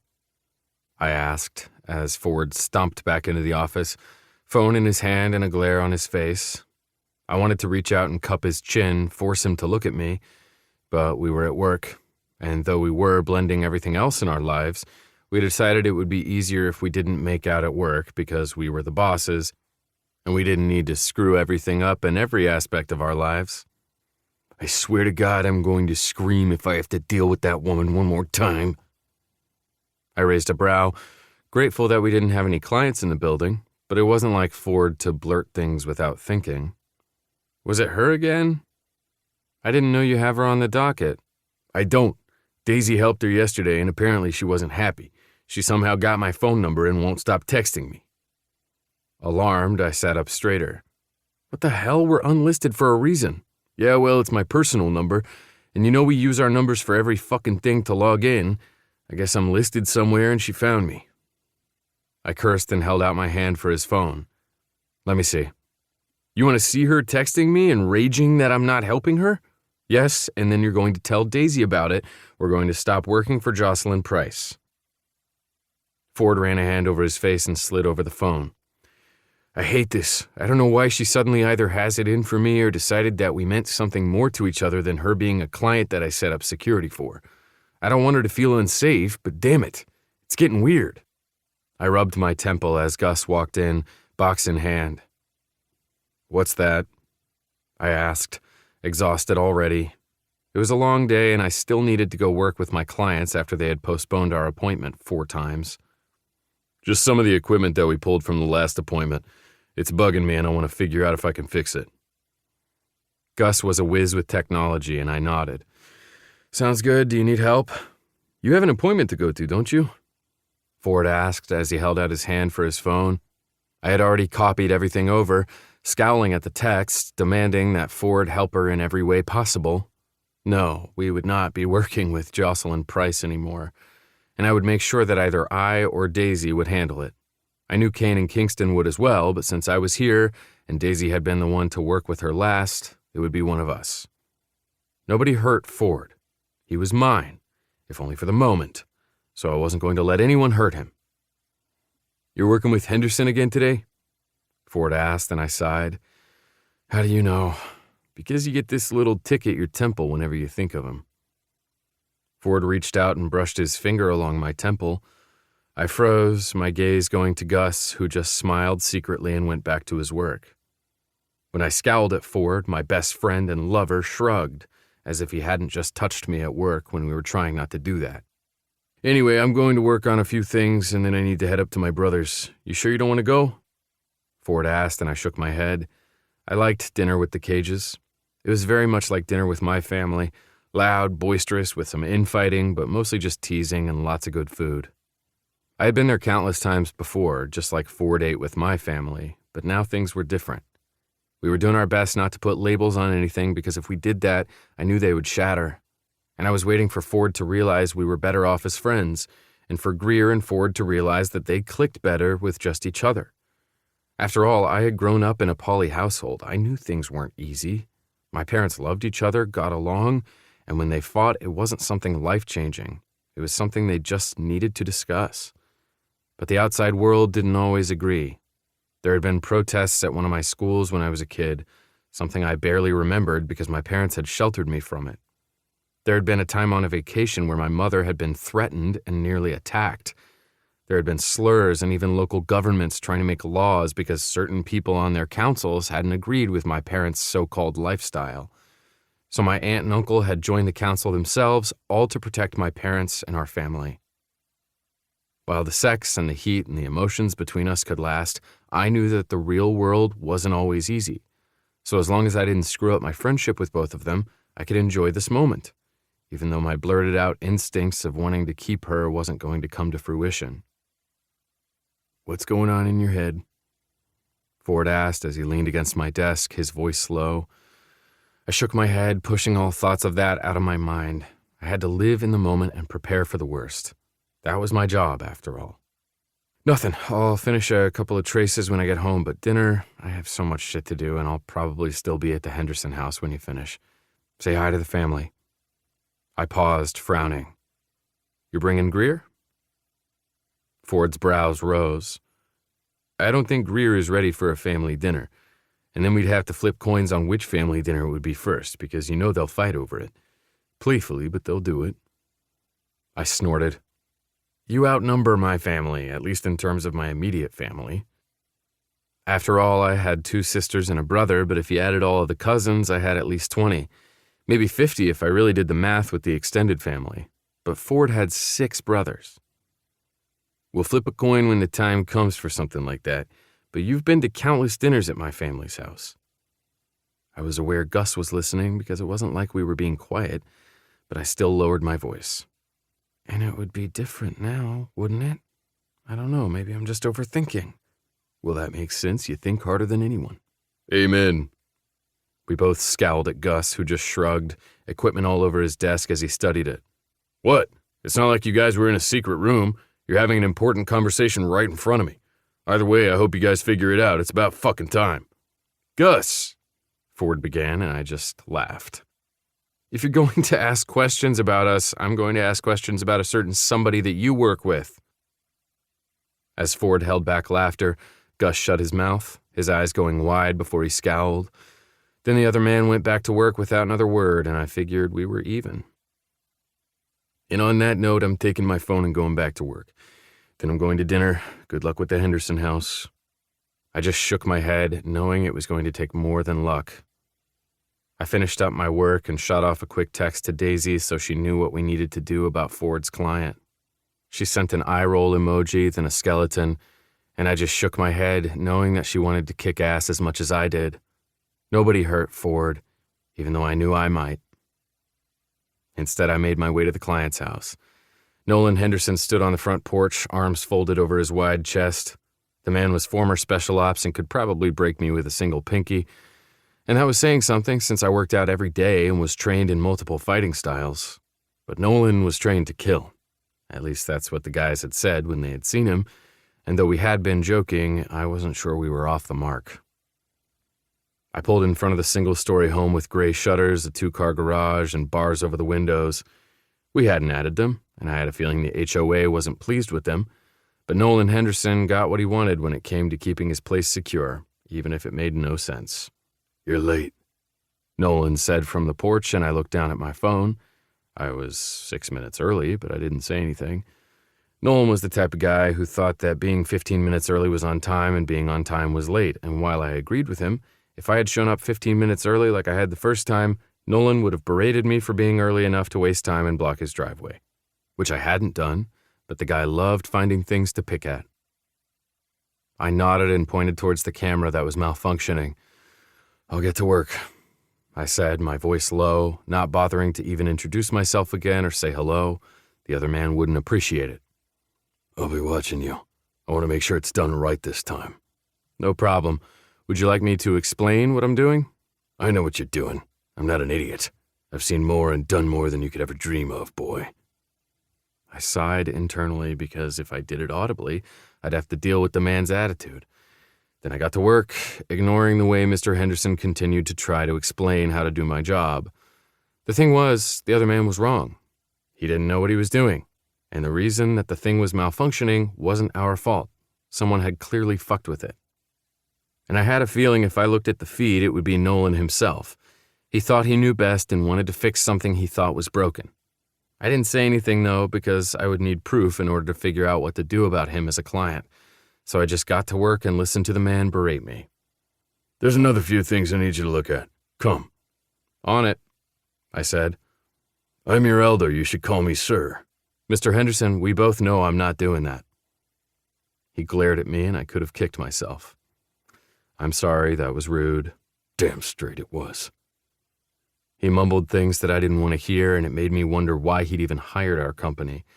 There were other companies that would serve his needs just as well that would have the same opinions he did. I glanced through a window and saw a hate sign in bright colors and kicked myself. Shit. If this guy found out that the people keeping him secure were mostly queer and thought people deserved equal rights, things would hit the fan. If I had my way, this would be our last visit here. I'd ask the crew, but I had a feeling they'd agree. We didn't serve hate. We turned the corner and Nolan pointed up at the side of the house. You missed this. How many other things are you missing? I frowned at the place where a camera could have been, but Henderson had decided he didn't want one there. I just took notes and explained the next step of installation for the project. If you'd like, we can work that for you. Damn straight. I want the best. He paused. I heard about what happened in your building. You missed that too, didn't you? Some serial killer or something just living right next to you? I don't know why I keep hiring you, but the wife liked that you hired women, though I don't know why you would. He continued to rant sexist and rude drivel, but all I could do was hear my heartbeat in my ears, because he was talking about the man I had missed, the man who had hurt Raven, and so many others. He wasn't a serial killer, had never killed anyone, but he hurt them, and it could have been worse. But there was no paper trail. There had been no sign of what that man was. But there must have been. I hadn't dug deep enough. That had to be the case. I hadn't protected my family enough. I swallowed hard and let the man berate me. I deserved it for that. And then I finished installing and made sure he knew the bill was coming. The man growled, and I had a feeling we'd be losing another client. We needed the money, needed the clients, but we didn't need to deal with this bullshit every day. Annoyed, I thought maybe I should have gone with Ford to his family's house, get some dinner, and be with people who actually liked me. But I wasn't in the mood. I was tired and pissed off.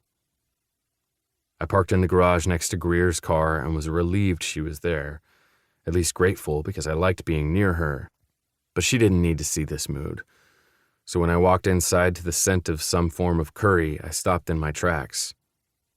You're cooking? She smiled over at me and nodded toward the pot on the stove. Yes, I'm trying a new recipe, but I'm realizing the whole house is going to smell like curry for the next few days. So I opened up all the windows, and now Horatio is in the back window meowing at a bird.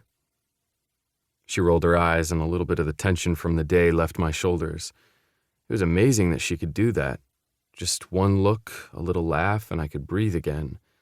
I couldn't rely on that. I knew things would change. Smells damn good. Well, thank you. Are you hungry? I wasn't, but now I am. My voice got a little deeper when I said that. I meant for food. Honestly, I did too. Okay, good, because I really want to try this. I know Ford's with his brothers, but the leftovers will still be good. I didn't know you cooked like this, I said as I set my things down on the kitchen island. I don't always. Raven's the better cook, but I like to try new things. And since I got my favorite wok out of storage, I figured now was a good time to test a new recipe. Not able to help it, I leaned forward and brushed the hair back from her face that had fallen out of her ponytail. And then I kissed her softly. She opened for me, sighing into my mouth. Hello. I was going to say welcome home, but that felt a little too domestic. And now I realize that I'm sitting here making food, so maybe this is domestic. But after all, we're roommates who occasionally get to kiss. Occasionally, I said, kissing her again. I'm glad you have some of your things here, that you're settling in. It's a little weird, but I'm getting used to it. Although I'm realizing there are things that I do need, so I'm constantly adding to my list of things to buy once the insurance check comes in. There was a look of worry on her face, and I knew it was because we were waiting to see if it was truly arson or an accident, because we didn't know who would have done it. It didn't make any sense, and we were in limbo while we waited. Anything you need for the house that's shareable, let us know. We've got it. No, you don't need to pay everything for me. The fact that you're even letting me live here is amazing. And you don't need to worry about things that the house needs, because if you think the house needs it, then Ford and I need it too. Oh, really? That's how easy it is. It can be. She said, then studied my face and turned off the stove. What's going on? You have little lines at the sides of your eyes. I sighed and shook my head. Do I need to go get Botox or something? Ford and you both mentioned that today. I said, laughing, rubbing my temples. They're not fine lines, it's just stress. Are you okay? I shrugged, and then figured it was good to share part of my day. That's what friends did, didn't they? It's just been a long day.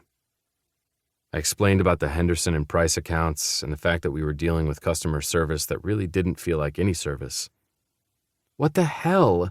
Do you have to work with them, or can you just pick better clients? Well, annoying clients need security too. However, we are probably going to drop both of them. We need clients, of course, but we do have good word of mouth with our good clients, and with Ford's family wanting more and more of our expertise on their jobs, and the Montgomery construction arm needing more security as well, we sort of have a waiting list. You see, you don't need the stress of these then. You've got this. She put her hand on my chest, her smile bright, and I leaned down and took her lips with mine again. I like this. She smiled up at me, tilting her head. You like what? The taste of curry? Because I've been sampling all day. I snorted before I took her lips again. That is a plus. But I like coming home and talking to you. I get to do that with Ford, but we also work together, so he usually knows what I'm stressed about. I just like doing both. She wrapped her arms around my waist and hugged me tight. I held her close to me. I like you being here too. It's weird, though, how easy this sometimes feels, even though I know it's not easy. However, I'm glad that you're home and ready to eat. I smiled then, and her eyes widened. Noah, you think the dinner will be okay on the stove for just a little bit longer? It's just the lid's on the pots and the heat's off, so it should be fine. What do you have in mind? In answer, I gripped her hips and lifted her. She let out a little squeak and wrapped her arms around my neck, and then wrapped her legs around my waist. Noah, don't worry, I promise I won't be long. I just need an appetizer. I crushed my mouth to hers as I walked her towards the living room. I set her on the back of the couch and let her legs dangle around my waist. I just want a little taste. I kissed her again, running my hands up and down her body. I cupped her breasts, loving how she rocked into me. I slid her shirt up, then her bra, so I could lick at her breasts and taste and touch. She moaned and gripped the couch so she wouldn't fall over. I was very happy she wore a skirt today, and slowly, oh so slowly, slid the skirt up. Noah, the windows are open. Nobody can see, but that does mean you're not going to be able to scream my name when you come. Oh my God. She mumbled, and I knew she was trying to keep her voice low. It wasn't going to last for long. The neighbors would probably hear. But I didn't care. I knelt before her and groaned at what was waiting for me. Where the fuck are your panties, Greer? Greer looked down at me and licked her lips. I may have been playing with a new toy earlier just to see if it worked. Her clit was swollen, her pussy wet, and I swallowed. What toy? Just a little flower thing. I don't know if I really like it. She blushed, her entire body pinkening, and I smiled. And why is that? Because it's supposed to mimic oral sex, but you and Ford are way better at it. I don't know, a little air blowing on my clit is amazing and it made my toes curl. But your mouth on my pussy, that makes me fall right off this couch. Well, then you'd better hold on, I said, just before I leaned forward and licked her cunt. She groaned loudly and then put her hand over her mouth, trying to hold back her screams. I spread her, looking at her cunt, her little hard butt of a clit, before I leaned down to suck and to lick. She was wet, her juices covering my beard. I kept at it, loving the way she rocked against my face. When I pressed my nose against her clit, my tongue spearing her, she wiggled against my face. So I kept eating and sucking and taking my fill. She was so beautiful the way that she arched in front of me, and I wanted more. When she came, she moaned slowly at first before it reached a crescendo, and I could hear her press her hand to her mouth, trying to keep her voice quiet. No, I can't. I smiled before I pulled her off the couch and flipped her around. She was bent over in front of me, ass up, skirt over her hips. I was wondering if I could have an appetizer because I want your cock in my mouth. I don't think I can wait. I growled as I played with her tits, loving the way that they filled my hands. She was still partially dressed. I was fully dressed. I even still had my shoes on. But I reached into the drawer next to the couch and pulled out a length of condoms. Greer looked over her shoulder at me, eyes widening when she saw what I held. What? We like to be prepared, I said, teasing before I pulled my cock out and slid the condom on. She groaned at the sight, and then I took her hips, spread her cheeks, and slammed into her.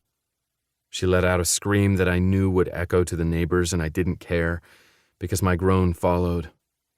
Her pussy was tight, wet, and it was all I could do not to pummel into her just then. But then she pressed her ass back into my hips, went on her tiptoes, and started to fuck me. It was hard and fast and wet and loud, and I loved it. I knew the entire neighborhood could probably hear us, and I would deal with the ramifications later, but I didn't care. All that mattered was Greer, her cunt squeezing me as she came again.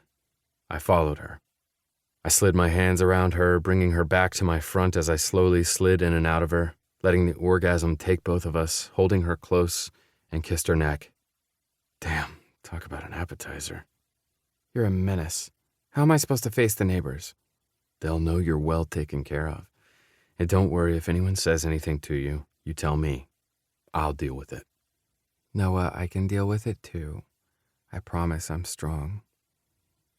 I kissed her again as I angled her face to me. I know. Now let's get to that dinner.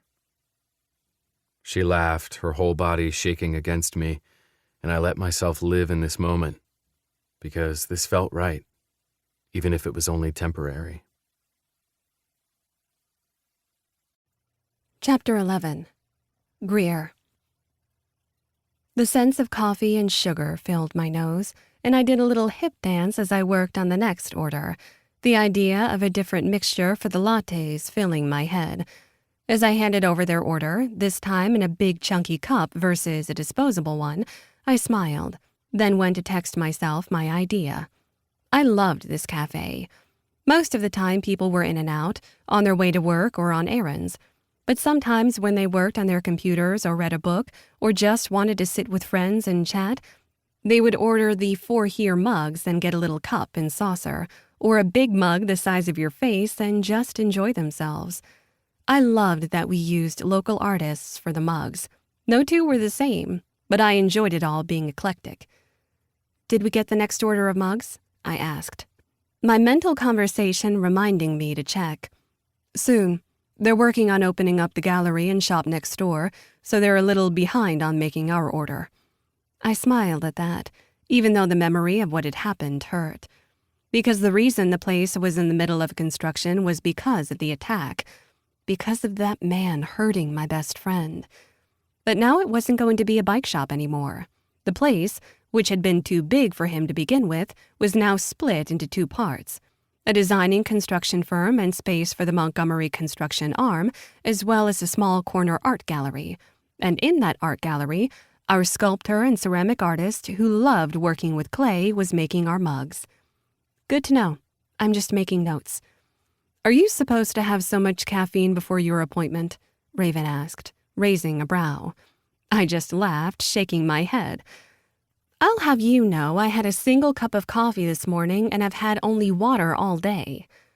One of our regulars gasped as they ordered their drink, and I waved. I know, I'm shocked too. I'm on my second cup, and I'm very lucky that I'm going on the other side of the city today because if I wasn't, I'd keep coming back for more coffee. I love this roast, as well as the scent of that Danish. She was laminating pastry all night, I teased as Raven blushed. My best friend sometimes didn't realize how amazing and talented she was. I loved her to the bottom of my heart, and I knew that she could go great places with her talent. She could work at a French patisserie or a bakery in New York City and be sought after. She could even be a dessert chef at a Michelin star restaurant, but here she was, co-owning a franchise with me. We were still new, and I knew that this was our starting point, but could also be our culmination of everything. I was just so damn happy. Greer Cassidy? A man asked, as I looked up to see a man holding a vase of flowers. I frowned, wondering why those flowers looked familiar. That's me, I said. Can I help you? I have a delivery for you, the man said as he handed over the vase, and I noticed that once again they were primroses, this time purple and pink with a yellow center. The one I had gotten before had been white primroses. That was so weird, and I would have to tell the guys about this. Or maybe it was from them. But I didn't like primroses. They made me think of funerals, mostly because of a book I had once read. Oh, thanks. No need to sign. They're for you. Raven gave me a look and I shrugged. There's no note. That's weird, right? I think you should tell the guys. Yeah, unless it is from them and then I'm not being appreciative enough. It's weird. I don't know, but I think I'm allergic to them, Raven said as she rubbed her nose. She immediately went to wash her hands before I walked outside and set the primroses on one of the outdoor tables. Hopefully they were fine out here. If not, I would get rid of them. I just didn't like primroses, and the guys knew that. Are you okay? Raven asked when I walked inside. I nodded. Yes, I just don't know who's sending me flowers. And you don't think it's one of them? Raven asked, her voice low. The world didn't need to know that I was technically sleeping with two men, maybe dating, but we weren't truly putting labels on anything because that got serious and weird, and we didn't need that in our lives. I shook my head. I don't think it's them. I mean, they're 2 doors down. Wouldn't they just bring it themselves? Unless they want to be romantic. Sebastian usually gives me flowers himself, but maybe the guys couldn't because they're on site today. I snapped my fingers. You're right. They're on site. They told me they would be out all day. I don't know why I didn't remember that. Maybe because you've been a little busy? Raven said with a shrug as she went back to her latest cupcake project. They were lavender lemon with an amazing light meringue icing, and my mouth watered. I'll talk to them about it later, and maybe say thank you. I don't really know who else would send me flowers. Maybe one of your parents or brothers? My parents are too busy thinking about themselves to send me flowers, and my brothers really aren't guys who send flowers without a note. Or not at all. Anyway, I need to head out. Have fun. I'll be over soon to watch. Creeper, I said with a tease as I went to grab my things.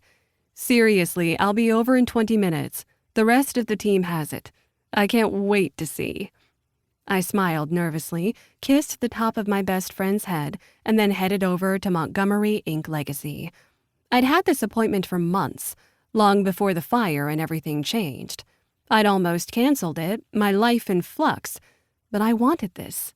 It was time. Things were changing. I was changing, but I wanted something just for me. Of course, that made me think of Noah and Ford, because they were mine if just for the moment. It felt nice to be with them, to wake up beside one or both of them. It was even nice to wake up by myself knowing that they were just a room or two away. We were going with the flow, figuring things out. It was fun, but I knew it wasn't forever. Things like this didn't last forever, but I felt special with them. They made sure of it. I had never felt that way in any of my past relationships. I knew Matt had tried, but my heart hadn't been in it, and he hadn't been for me. But Noah and Ford, they made me feel special. But they were in love with each other, even if they didn't see it yet, so I was grateful for this time. Grateful for this moment with them, and the fact that while my life was in limbo, I had time to breathe with them. I still had my business, I still had a future I was trying to find, but I had this break, this fun, and I was going to enjoy it. I walked into the shop and Leaf Montgomery smiled up at me. I was afraid you were going to cancel and I was going to have to pull you through the side door. Why didn't you come through it? Leaf Montgomery was one of Noah's many cousins, and beautiful and rugged like the rest of them. He was older than Noah by around a decade and married with 2 kids. He also owned the shop with his friends and family just like Noah owned his. I knew that the legacy part of the name actually was a legacy. His father was a tattoo artist and worked with Noah's mother, who also owned Montgomery Inc. in downtown Denver. It was all in the family, and I could have had my pick of any Montgomery to do my tattoo. But Sebastian would be doing mine, because Raven's love would not let anyone else touch my skin. Of course, if and when I met Maya Montgomery, Noah's mother, that might all change. I had met her in passing, but not since being with her son, and that wasn't something I wanted to think about. At least, not when I was already nervous. I'm sorry, and I went through the outside because I needed a little bit of fresh air before doing such a big thing.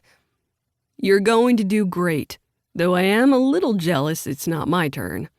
Always just so jealous, Sebastian said as he came out from the back, notebook in hand. Of all the people in the shop, Sebastian was the most inked up and pierced.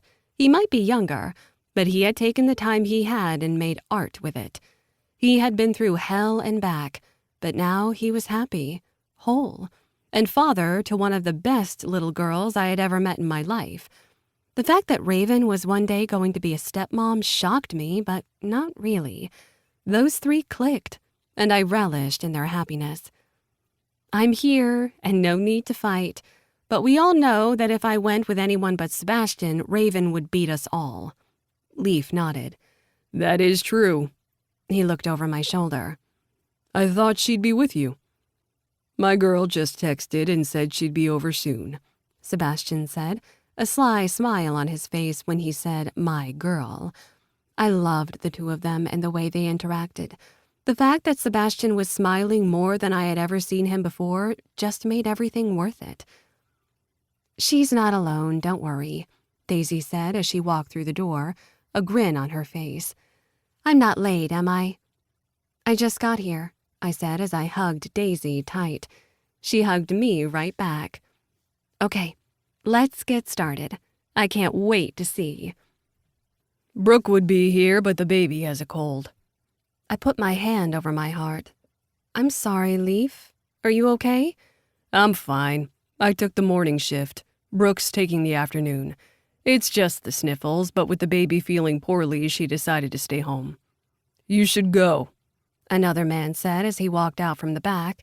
This was Nick, Leaf's best friend and married to Lake Montgomery, yet another cousin. I only had 3 brothers, and they were enough, even though I rarely saw them. I couldn't imagine so many other family members. I was thinking about it, but I really wanted to see Greer's Inc. Okay, now I'm nervous, I said with a blush. I thought the guys would be here, Sebastian said, raising a pierced brow at me. They're on assignment right now, but they might show up for the end, Daisy said, and I blushed even harder. Okay, it's just a tiny tattoo. We don't need to freak out. But it's virgin skin. I'm excited, Sebastian said as he rubbed his hands together, his gleeful tone making me laugh. The way you said that, it's kind of like it rubs the lotion on its skin so it doesn't get the hose again. Everybody groaned as Daisy laughed outright. No serial killers here. No, really, I can't wait. I'm here. Don't start without me.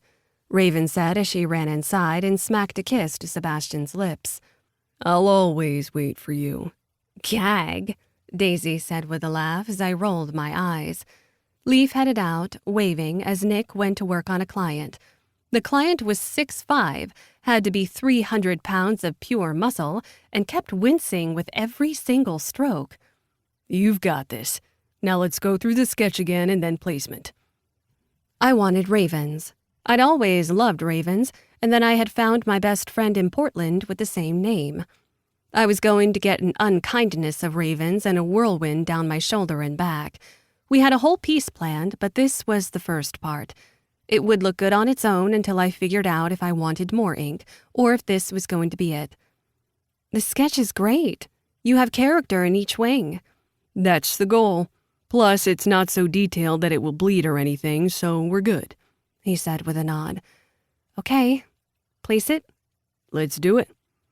I sat back and talked with the girls as Sebastian worked on the next steps, and when he set the purple trace on my skin, I let out a breath at the temperature drop and nodded. It's going to look great. I'll still be able to see one raven on my shoulder in the mirror. And you can add on to it. There is no border with this. I love it.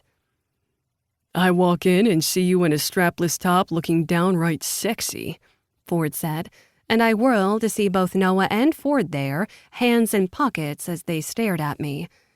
It's going to look great, man, Noah said as he looked over at Sebastian. Okay, everyone take a seat because I don't think we need 15 of us in this space. We'll just sit over here, Raven said as she took Daisy's hand and went to one side, and then Ford and Noah were there taking the seats next to me.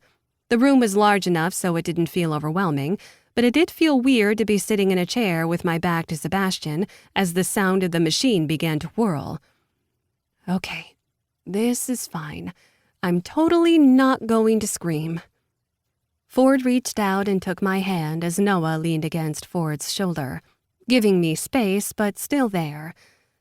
I didn't miss the way that Raven and Daisy glanced at each other, but I let out a breath, and then Sebastian held my shoulder that wouldn't have ink. Are you ready? Yes and no. Sebastian didn't move. What's the no? I'm nervous because I don't know how it feels, but I'm ready. You tell me to stop and I will. We've got this. It's going to look beautiful. I nodded, my gaze on the guys in front of me. I turned to my girlfriends and they smiled, gave me thumbs up, and then I looked back to meet Ford's and Noah's gazes again. So what are the precautions with this? Noah asked, even though he had ink of his own. No hot tubs, right? Sebastian nodded, and then he began. At first, it was a shock, and I was glad I didn't jump. It felt as if someone was stabbing me with a needle over and over again, but it wasn't sharp. In fact, it sort of felt like a vibration that went to my jaw and down to my toes, but it almost felt good. Not amazing, but a pain I could deal with. I hummed along it, and Sebastian squeezed my free shoulder. No hot tubs, no pools. We're going to put Saniderm over it, and it's breathable and waterproof. Once we're finished, we'll figure out exactly how long I want you to keep it on, so if you leak plasma, it's not a big deal. But tattoo recovery has come a long way over the years. You've got this, Noah said. I do. It actually feels kind of good. Good to know, Ford murmured as both girls laughed, and Noah just shook his head. I knew I was blushing, and Sebastian clucked his tongue. No flirting. If you flirt and make Greer blush and then she starts to shake, I'll fuck up. You don't want me to fuck up. Please don't fuck up my tattoo because the guys are being them. We'll be good, Noah said. For now, Ford added. The girls burst out laughing and Sebastian cursed us all out before continuing. The tattoo didn't take long, and throughout it all, everyone distracted me from the slight pain by talking about the latest movie coming out that we all wanted to go see. There's a club opening up downtown. We should try it out. I turned to Daisy, careful not to move my back or the rest of my body.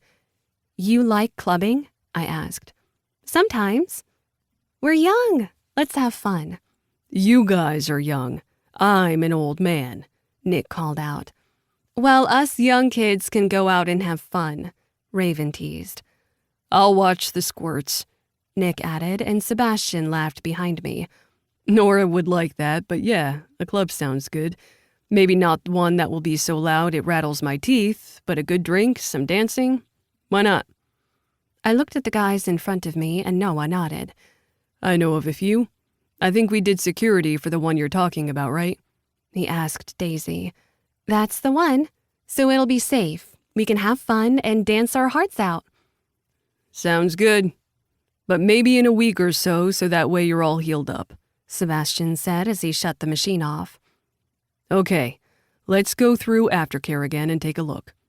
We're done? I asked, blinking in surprise. We're done. It looks damn good if I do say so myself. I grinned as I hopped off the chair, and both guys held out their hands as if waiting for me to fall. I'm good. That was fun. And you've got another addict, Ford muttered under his breath as he leaned forward and kissed my brow. Noah did the same, and I blushed, knowing that it was mostly just family and friends here, but it was still nice to have them both. I reminded myself that this was not forever, but I was still special. I turned my back to the mirror, holding a handheld one so I could see the ink, and I sighed. They're beautiful. It looks like they're actually flying. You had the idea. Ford reached out and pushed my hair from my face. It's beautiful. Yeah, damn beautiful, Noah said as he gripped my hand. I looked between them, my face heating and everything else tingling. What the hell's going on here? I froze at a familiar yet confused voice and turned to see not one, but all three of my brothers standing there. And from the looks on their faces, they had seen both men touch me, both men kiss me, and they weren't happy. Not in the slightest. My pulse raced and I tried to calm myself. I hadn't seen my brothers in over a year. I loved them and I knew they loved me, but my parents hadn't let me get to know them like I should have. And here I was, touching two men I was quickly falling for and lost beyond measure.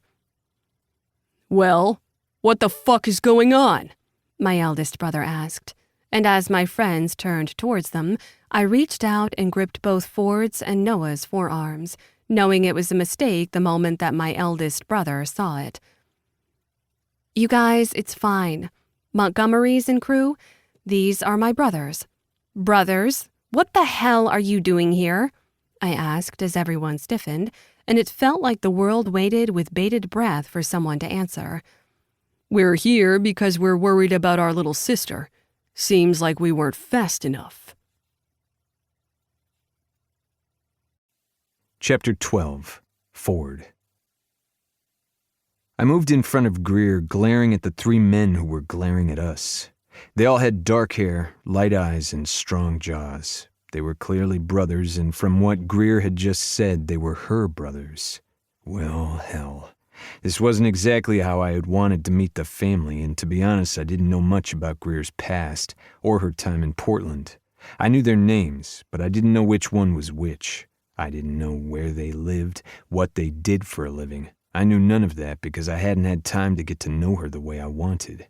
That would have to change. We would be fixing shit like actually getting to know each other's pasts as soon as I figured out if I was going to survive this meeting. You guys, Greer said as she moved past. The Sanoderm was already on her tattoo, and Sebastian stood behind her, arms crossed over his chest as he glared at the three Cassidy brothers. Heath, it's fine. I'm fine. Please stop. She reached out and gripped her brother's arm while Heath, the big behemoth who had spoken, just nodded. Greer, you want to introduce us? Do you want to stop acting like a jerk? Greer asked, and I moved forward, ready to protect Greer if needed. The other brothers seemed to notice the action and adjusted their stances. Greer? Heath growled low as he reached for her. Noah and I moved quickly then, standing beside her. You're going to want to be careful with her, I said as Noah nodded. But Greer rolled her eyes, and Raven cursed under her breath before speaking up. You guys, we're all on the same side here. We are not having a brawl in a tattoo shop.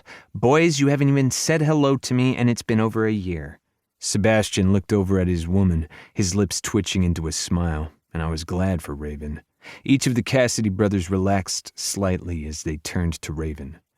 "Sorry, long flight," the brother who wasn't Heath but clearly his twin said. I hadn't even known Greer had twin brothers. I knew she had 3, and that 2 were older and 1 was younger, but it turns out I didn't know enough. I met Noah's gaze, who gave me a tight nod, and I had a feeling that would be changing soon. But first, introductions. I cleared my throat. "Sorry about that. Long day. I'm Ford Cage." Heath looked down at my hand and then took it slowly. He didn't squeeze, didn't try to show his dominance. Instead, he just studied my face as if he were searching for answers. I didn't know if I had them, to be honest. "I'm Heath, Greer's older brother, the eldest." The man's twin rolled his eyes from beside him. "I'm August, and considering he's only about 2 minutes older than me, he loves lording that over me." "I'm Noah," my best friend said as he reached out. "And I'm Luca, the baby." The man rolled his eyes. "At least that's what Greer calls me." "I'm the youngest too," I said with a laugh, "and I have 6 older brothers." That still makes me shudder to think about, Greer said as she pressed her arm to mine. The guys didn't miss the gesture, especially with Noah having his hand on her hip. Well, this was going to be interesting. I had never been in a poly relationship where I met the family before, especially a family that seems to have some issues. I knew that she hadn't grown up with her brothers, and that it was her parents' fault, but I didn't know enough. "I'm Sebastian, the tattoo artist, so let's be careful with her ink, okay? It's fresh." "And I'm Daisy. I work with the 2 lugheads over there," she said, pointing to me and Noah. "Plus, I'm that one's cousin and that one," she said, pointing to Sebastian. The guys looked confused and Daisy grinned. "Just know if you meet someone in the state of Colorado, they are probably related to one of the 2 families in this room." "You're not helping the situation," Noah said. "We're trying not to sound like we're a cult." "But we are. But in a good sense." Daisy winked. "I need to head back to work, and I am so sorry I'm going to miss all of this, but have fun. It's good to meet you, Cassidy brothers. However, if you hurt my new best friend over here, I will have to hurt you. I'm trained." She winked as she said it before she danced out, pulling Raven with her. "Goodbye, boys. I have to get back to work too. Greer, keep me updated."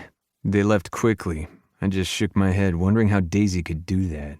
She looked so sweet and innocent, and she could take down a grown man twice her size without even breaking a sweat. "We stopped by your shop and they said that you were here," Heath said after a moment. "We heard a couple of interesting things from a friend of ours. Thought we'd come and visit." Greer looked at her brothers and frowned. "You could have called. It's this lovely century where we have cell phones that go directly to each other, and we don't have data limits with our plans. I know I'm not on a family plan with you, but you still could have called." There was something in her tone about that latter fact, and the brothers gave each other looks before they shook it off. I was missing something big here. "Sorry, we just needed to get out of Portland," Luca said after a moment, but there was something in his voice, something that wasn't anything to do with Greer. Greer seemed to understand that, and she moved forward to hug her little brother, holding him tight. "I'm sorry." He kissed the top of her head, then looked at us. "Family drama, and, well, life. Don't worry about us. I promise we aren't crazy. Well, not any crazier than you guys seem to be." "I don't think that's saying much," Noah said, surprising a laugh out of me. "Anyway," August began, "it seems that we are making a mess of things. We just wanted to see you." He paused. "Mom and Dad came to visit, and we honestly didn't feel like staying. And then someone mentioned that you were dating these 2, and well, here we are." Greer froze, and while Noah didn't move his arm from her waist, I reached out and brushed my fingers along her arm. The brothers noticed the action, but they didn't seem to be judging anymore. Instead, they appeared curious, maybe a bit protective. "You should have called." "We could have, but it is fun to annoy you," Heath said, his voice deadpan. "I love you guys, but you seriously tend to overreact." "Why don't you come over for dinner?" I blurted, and everyone looked at me, Greer's eyes wide. "We don't want to intrude," August began, and Greer burst out laughing.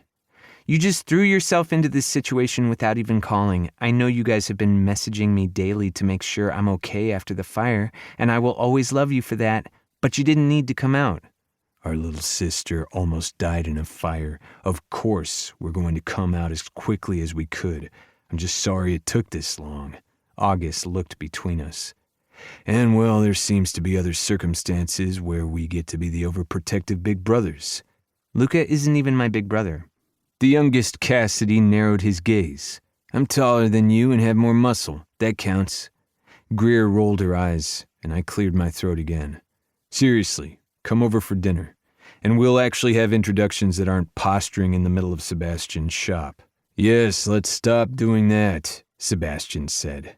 And as someone who has had family issues in the past, good luck, he said with a laugh as he moved away, leaving the three of us standing in front of the three Cassidy brothers. So, ink? Luca asked, and Greer blushed. Yes, I thought it was time. My phone buzzed, and I looked down. I have to take this. I'm sorry. No problem. I know it's the middle of a workday. I work for Montgomery Security, the office next door. I'll be right back. We'll figure out dinner, Noah said with a shake of his head. Because you know that we totally have groceries at the house. Greer laughed, shaking her head. I bought some this morning before I came in. Don't worry, I can cook something up. We can, I said, my phone buzzing again. The three brothers began talking over each other, clearly curious, and I left them to it. Hello, Mrs. Price, I said as I answered. What took you so long? Jocelyn Price asked, her voice breathy. I'm sorry, I was on another call, I lied. We had dropped Jocelyn Price the day before, Daisy having handled the communication. I wanted to deal with it myself. After all, it had been my problem, but Daisy took it. She was just as tired of the situation as I was. I need you to come and work with me again. Please, I need your help. The last time I went over there, she had been scantily dressed, pressing herself against me, all the while berating me for things I hadn't done.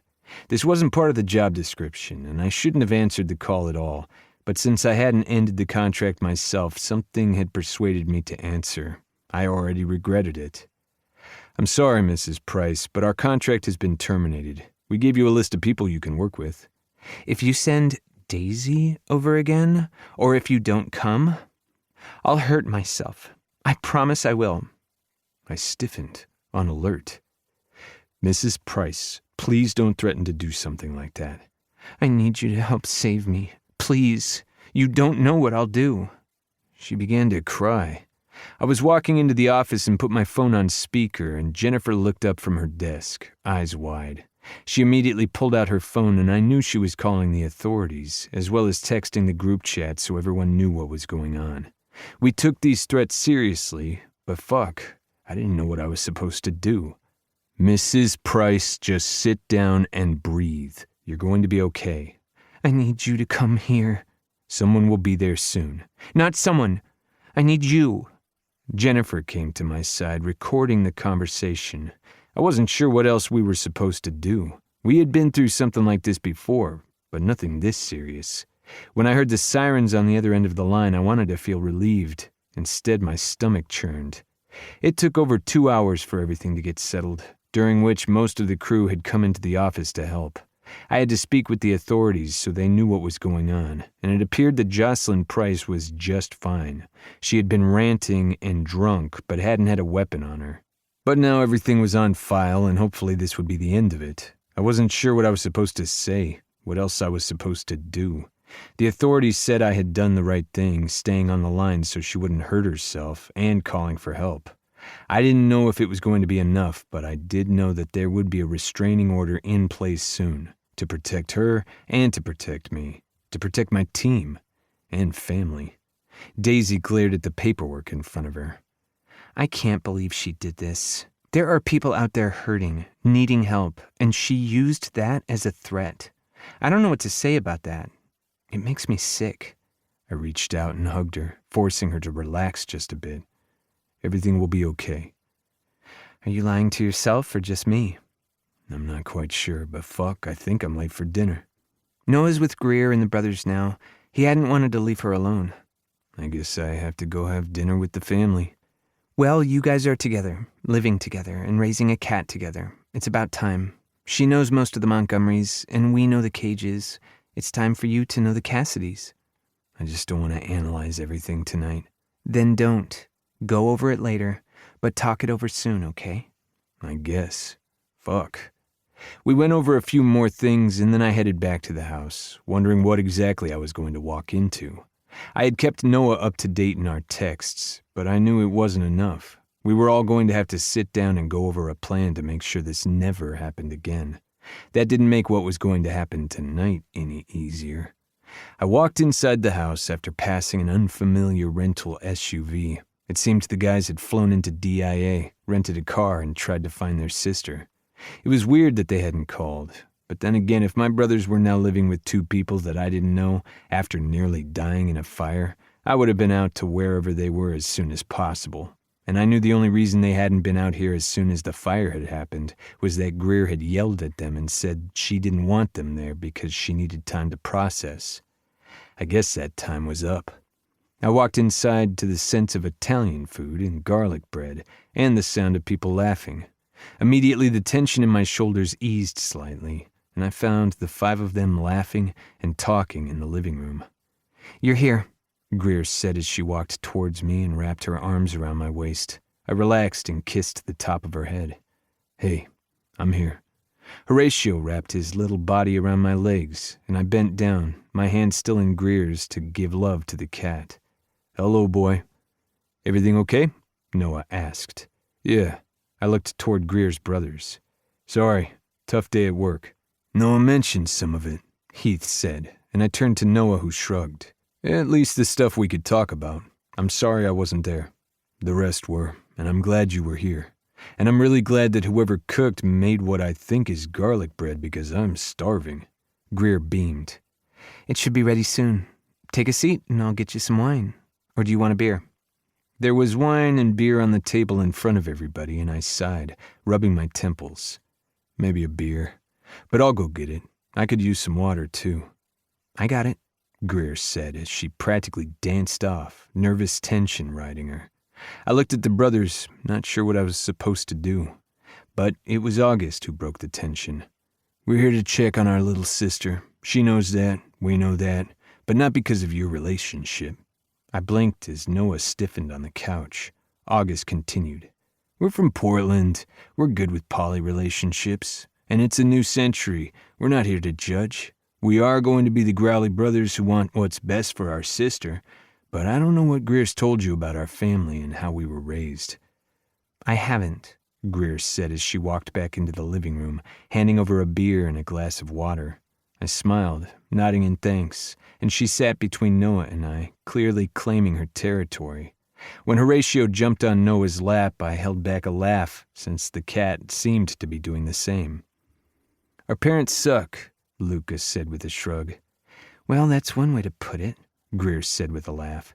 Seriously, our parents were just on a sabbatical from their jobs because they wanted a honeymoon for their third marriage. I frowned. Third marriage to each other, August clarified, and I just sat there, still confused. Our parents have been married 3 times and divorced twice, Greer explained. They really like the drama. They're back together again and apparently just finished their honeymoon. The problem is, our parents like to play games, Heath added. So with each subsequent marriage and divorce, Dad got us because he wanted boys and Mom got Greer. I froze and looked between them. They split you up? In the worst version of the Parent Trap. And our parents did their best to make sure that we didn't get to see each other or get to know each other, Luca added, his voice soft. Jesus Christ, Noah whispered, and I agreed. I loved my family. I knew my brothers inside and out. They were everything. Yeah, we fought. We didn't get along all the time, but they were my brothers, and Greer had no one. Her brothers had each other, but she hadn't had anyone. No wonder she clung to her friends, and yet always seemed to be ready to walk out from our relationship because she didn't trust in it. And right then I knew it was going to be harder than I thought to keep Greer. I already knew it was going to be hard to keep Noah, but hell, this was even harder now. Anyway, the parents are going on a year-long cruise. August said with a wry eye roll. Greer stiffened, one hand on my knee, the other gripping Noah's. Are you serious? What about the house? What about their jobs? They got a settlement from Dad's job and they can work remotely. They're selling the house. They're cutting all ties from Portland, according to Mom. But you guys live there. I thought with them being together again, Mom would want to be near you. Heath laughed, but there was no humor in it. Not so much.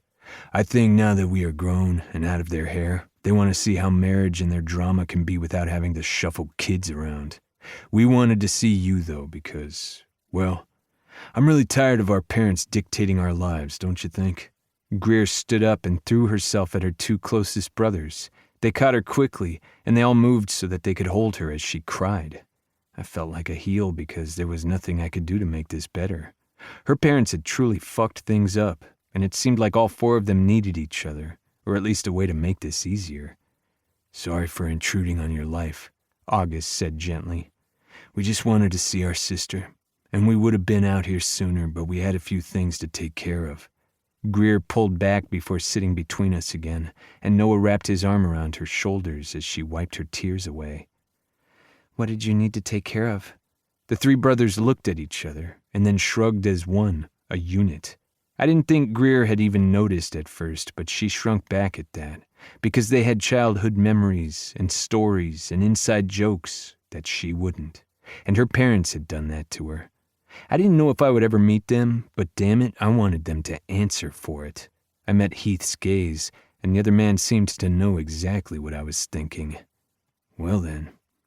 Well, there's really nothing holding us back now, Heath began. Luca cleared his throat, a note of emotion in his voice as he spoke. I don't think I want to go back. And since you're here, and our jobs mean that we can move anywhere, what do you say to your big brother staying for a while? At least while we're able to set up shop. I have a few classes to take to make sure I can do that, August added. Heath cleared his throat. And there's an opportunity coming up for me. Seems like fate. Would you mind your brothers living near you? It's been a while since that happened, he added under his breath. And you're really okay with me living with Noah and Ford? And, well, being with them? She asked. Noah let out a groan as I held back a laugh. That probably wasn't the best way to put that, and from the way the three brothers narrowed their gazes, I had a feeling that we were all on the same page. As long as they treat you right, we're not going to interfere, Lucas said. And I don't think it's our right yet, Heath added. That wasn't how I thought tonight was going to go, but it had already been a damn long day. Well, I guess that means one more family to meddle, Noah said. And our families haven't even really started yet, I added with a laugh, and then I let my worries slink out for the night. There would be more to come, more stress, but we would deal with it. And maybe, just maybe, with her brothers here, Greer would finally find a foundation to breathe again, and trust. I had a feeling it was going to be a lot harder than I had thought previously, but both of them were worth it. Chapter 13. Noah. It's about time we did this, Ford said from my side as we pulled our backpacks out of the back of the SUV. I raised a brow at him as Greer sighed from beside us. Are you sure this is something you want to do? I asked, and Greer winced. It's fine. I totally know what I'm doing. I'm even wearing the boots we broke in. Ford and I glanced at each other, then down at Greer's new hiking boots. Her previous ones had been lost in the fire. She was slowly getting a new wardrobe and new items to add to whatever had been in storage. But I knew times like this reminded her that she had lost some of herself. It hurt to think about, especially because we still didn't know what happened. The results of the investigation had been inconclusive. They didn't know who started the fire or if anyone had at all, and because it was inconclusive, the renter's insurance wasn't paying out, and her former landlords weren't letting her out of the lease. It was going to be a long haul to get through this, to fix it. And I knew she could do it on her own, but we were going to help, even if she didn't want to let us. Today, however, wasn't about that. It wasn't about anything except being us. We had been seeing each other and sleeping together for nearly 2 months now, living together, working near one another, and trying to figure out what the fuck we were doing. Because of lack of time, we rarely went out on dates with just two people. It usually ended up being the three of us, like it was today. I wasn't sure how to find the best way of being in a poly relationship. I didn't even think there was one, but I was going to figure it out along with the two people at my side. "Are you sure they're broken in enough?" Ford asked, a frown on his face. "I wore them to work all this week, and I've been walking around with them, so the blister that I got the first day is now gone. It's fine, I promise. I even wore the good socks." "I just don't want you to get hurt." Greer smiled softly, then went on her tiptoes to give Ford a quick peck on the lips. "I'm fine, I promise. Now I really hope your version of hiking is my version of hiking. I should have asked before, but I've been a little worried, so I have been living in a state of denial. It's been quite nice, you should visit." I gave Ford a look, and the other man sighed.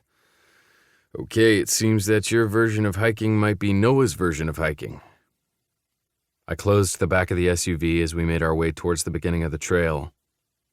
My version of hiking includes going on a prescribed trail, bringing water and snacks, making it maybe a mile in, sitting and enjoying whatever view there is, and then making it back. Greer burst out laughing while Ford just sighed, shaking his head. "What? I work out, I'm in shape, I'm good at what I do, but nature and I don't always get along. Do you see that? There's already a spider crawling on my foot."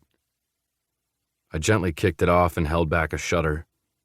It wasn't that I was afraid of spiders, but one crawled on my face when I was a kid, and my brother hadn't said anything until I was talking to a girl that I liked, and it was a whole traumatic experience. Of course, Ford had heard the story and relayed it to Greer. She reached out and gripped my hand, shaking her head. "I'm so sorry. Well, we could have done something different, walk around the city." "We do that every time I visit my mom. We're fine, let's just enjoy this nature crap and not get eaten by a bear." "This is a whole new side of you. I didn't realize you didn't like hiking or the outdoors." "I don't mind it. I enjoy the fresh air, and the views don't even feel real. Hell, every time we drive on I-25 and I look west, it looks like the mountains were fucking painted. It literally doesn't look real. I love it. However, every time I'm in it, something tries to kill me." "That was one time," Ford said as he helped Greer over a fallen log. "Which time? The time we went camping and I nearly fell off a cliff? Or the time that we went hiking and a deer nearly ran into me?" I turned to Greer. She was holding back laughter. "Literally, the deer was running and nearly ran into me. Could have killed me. But sure, nature's great." "It's not that bad." Then there was another time that we were fucking around on the path behind my parents' house, and as I ducked Ford's fist, I fell right into an ant pile. And there were a lot of ants. And as I brushed off the ants, screaming, a mosquito got in my face. I don't even know how that happened, but there we are. Nature hates me." Greer stopped moving, bent over as she laughed, as Ford joined her. I shook my head at the two of them. "I work outside all the time. I'm fine. I enjoy camping. I like going to lakes and kayaking. When we went to Florida, I swam and I didn't see a shark. I figured nature was great." "And then he got stung by a jellyfish," Ford mock whispered, and Greer had to wipe away tears. "Oh, my poor baby. I'm sorry." She reached forward and cupped my cheek. I swallowed hard, trying not to lean into the touch. This was just temporary. I knew it. I wasn't going to keep her like I had said in bed that first time. Ford might, and they'd be good together, but this was just a moment, and I wasn't going to let myself feel more than was necessary, even though that was a damn lie. "We can go home if you want." I hear that challenge in your tone. "Perhaps. Did I ever tell you about the time that I went to the dunes with my brothers?" She asked as we continued down the trail. I kept an eye out for any animals or bugs that may want to murder me. Greer and Ford would be safe. It didn't matter if a bear came at all three of us. It would come after me. I knew my lot in life. "Which dunes?" Ford asked. He bumped into my shoulder and I smiled at him. It was a good day. I liked being near them. "It's off the Oregon coast. There are many dunes everywhere. I've even been to some really nice ones in Idaho." "There's something in Idaho to see?" Ford asked. "I thought that was just potatoes." "See, you live in this beautiful area with nature and city life and everything you could possibly want, And you look down on the other states. I see you, Greer said with a laugh. But the dunes that I'm talking about are on the Oregon coast. They're gorgeous, and you have to get down them to go to the beach, and depending on the time of the year, the beach is completely empty, glassy, and gorgeous. And like 5 degrees. There is that. But one time we went, it was a mile down the dunes, and you go through this little forested area as well, and we saw a few snakes. I shuddered. Really? See, nature's trying to kill you too. And they didn't even bother us. It was the second time, I think, that my parents were married, and things were going well. They went to a dinner of some sort, and my brothers and I decided to drive up the coast. We had a little bit of money, stayed at a really crappy hotel, but I felt so safe. We went to see the sea lion caves, and the noise and the smell was ridiculous, but it was so amazing. And we actually saw orcas try to eat seals. I'm pretty sure they got a couple, but we didn't know for sure because they dragged the seal or sea lion all the way down into the ocean to drown it. You don't see blood or anything. Ford and I stopped and stared at her. Are you serious right now? It's the circle of life. I might have cried, but I'm trying not to think about that. And you saw these from the dunes? I asked. No, this was at the actual dune park the same day, but 2 different areas of the coast. But anyway, you get all the way through there, and we saw a sea lion bob up into the waves, which was ridiculous because my youngest brother missed it. He was looking the other way when it happened and would never have believed us if we hadn't had video. But on the way back, that was the issue. What do you mean? Ford asked. You see, going down the dunes is ridiculous. It's hard, the sand's a little hot or cold depending on the weather, and it's a lot of work. Going up the dunes at nearly a 7-degree incline where the sand is constantly shifting underneath your feet, impossible. I pictured the sand dunes from the movies that I had seen and shook my head. How the hell did you get up? I cried and I cursed. I was a teenager and I'm not the tallest person. My brothers have legs for days and powered through by going up the dune. I, however, didn't make it. Were you okay? Ford asked. Eventually, but I was sweaty and the sand stuck to me. Every time I moved, I had to go on my hands and knees so sand would go down my shirt. And then my eldest brother did the worst thing possible. Did he push you down the dune? I asked. No, though that probably would have been easier in the end. No, he came halfway down to stand by me and give me encouragement, and even offered to carry me back up. I winced, knowing that would have stung. And did you push him down? If I could have, without falling myself, I would have.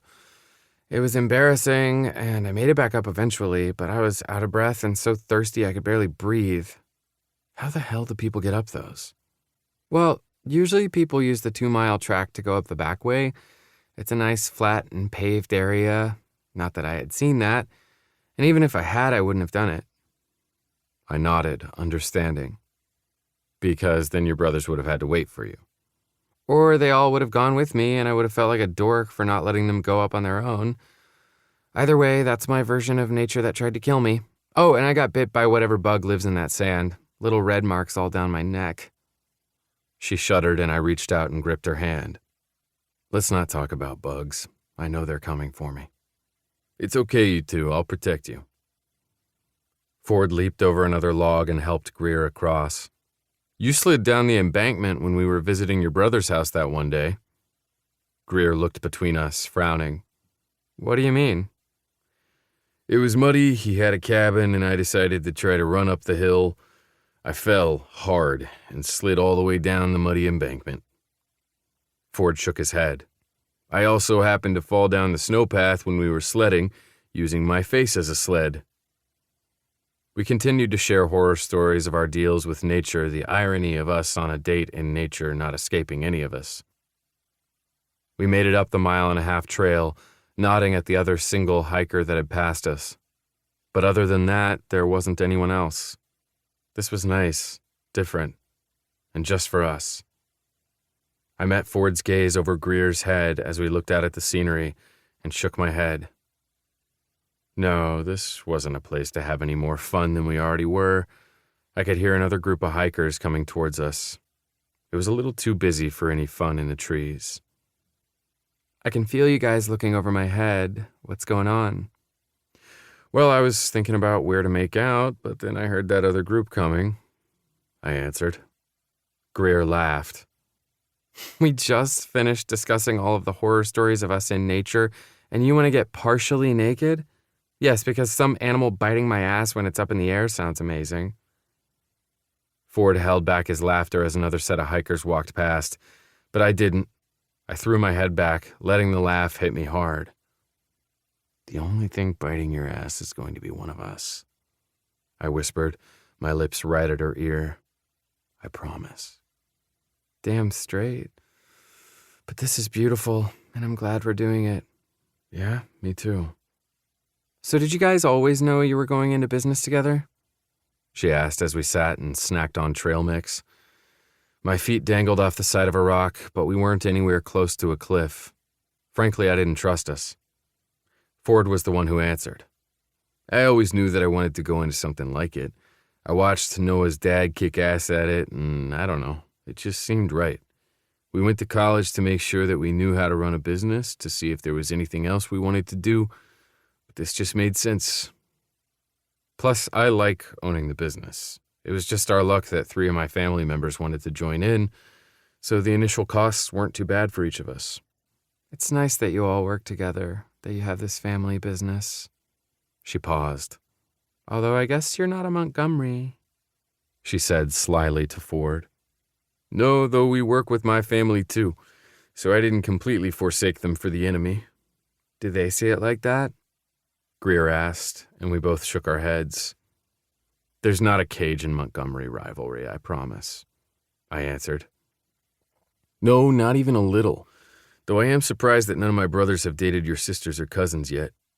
Well, we don't know everything, but let's not put that out into the universe, I answered. Why wouldn't you? Because things get complicated. I looked at Ford as I said it, but thankfully he changed the subject so we didn't have to go down that road. Anyway, I like being able to work with my friends. I like what we do. It's the same with me. I love that Raven and I had this idea and we actually made it work. I know moving out to Colorado to do it seems extreme, but this was her home, and I needed a change. I trailed my thumb along her knuckles and thought for a moment. This is your home now. Are you okay with your brothers making it theirs? I think so. I love them, I just don't know them as well as I want to. This would give you the opportunity. And I don't know, maybe they need it too. Maybe. They've been through a lot. Different than me, but a lot. Although this does mean I'll have 3 growly brothers constantly trying to watch out for me. She met both of our gazes and I laughed. Well, they can just add it to the queue. It's a little ridiculous at this point. We sat there for a bit longer, watching birds and other animals go past us. This was nice. It felt good. It felt real. But as Greer leaned her head on Ford's shoulder, the 2 of them talking about an upcoming movie, I just sat back. The 2 of them would work well together. Yes, we were making it work for now, but I knew one day they may not want this anymore, so I would have to be the one to walk away. It would keep things simpler, and we could still remain friends. If I kept lying to myself, it would make sense. I wouldn't break.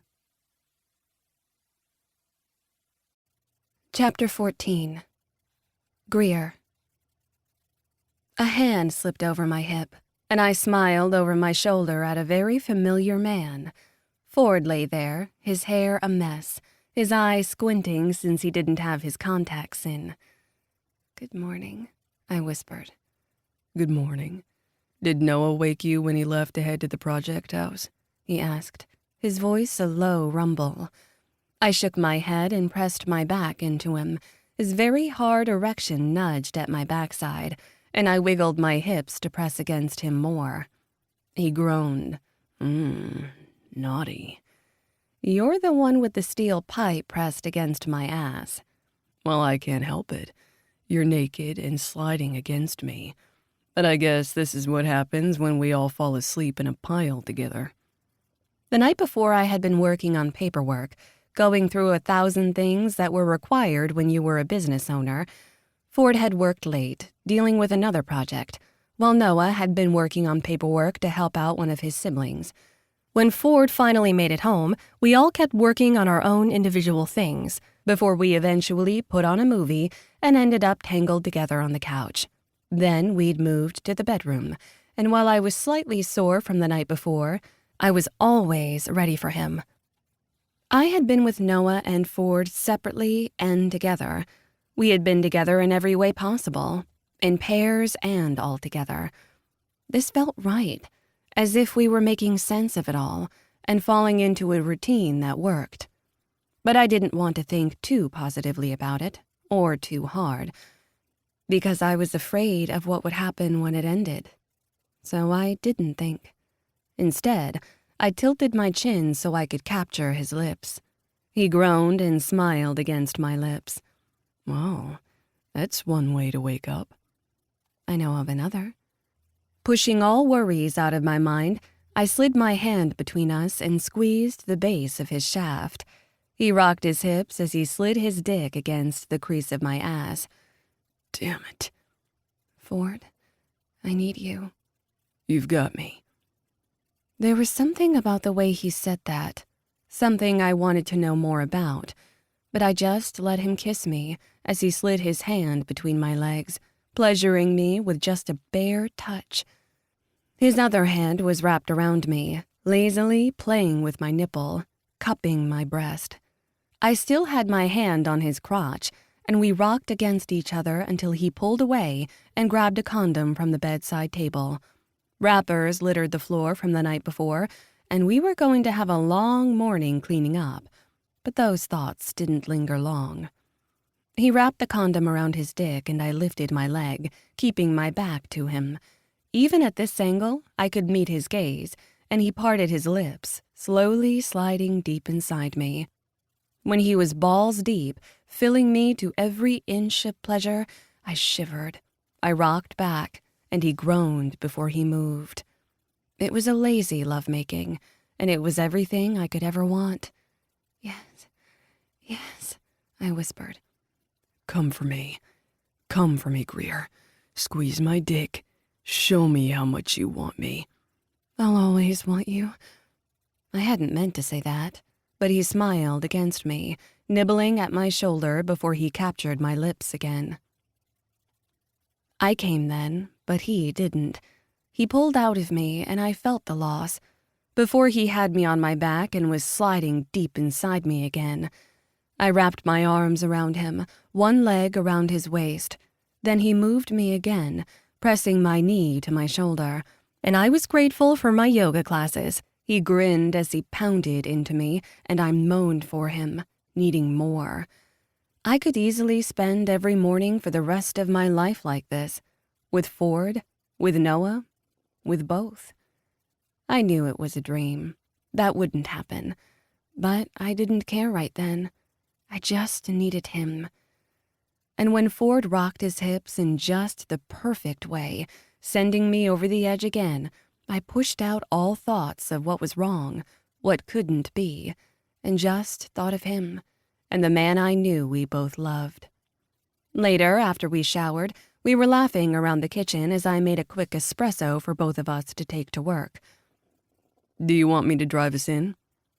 We had taken to carpooling as much as possible. All of our friends and most of my regulars knew that I was seeing both of them. They also knew that I was living with them and working in the same damn building. It would have felt like too much, except that during the day we rarely saw each other. I knew the guys didn't even work side by side most days. We all had things to do and focused on what we needed to. We were business owners. We needed to put business first. Though while our nights didn't always end at the same time, we ended up tangled together more often than not. 3 nights ago, in fact, knowing that the guys had a hard day and I had an early morning, the guys had slept together, and I listened to them from my room. I had smiled, using my hand to send myself over. I knew they hadn't been loud on purpose. That was just them, and I liked that they had time to themselves. Just like I had this morning alone with Ford, and earlier in the week I'd had time with Noah. We weren't just a unit. We were parts of units all blended and tangled together. It was a perfect knot, one I was truly afraid would come unraveled if I thought too hard, so I wouldn't let myself. I grinned and grabbed my bag. Yes, carpooling would be good. The employee parking lot in the back is getting a bit crowded. Ford winced. Yes, and it's only going to be worse when we open up the other 2 units. When is that going to be complete? There was a setback with one of the permits.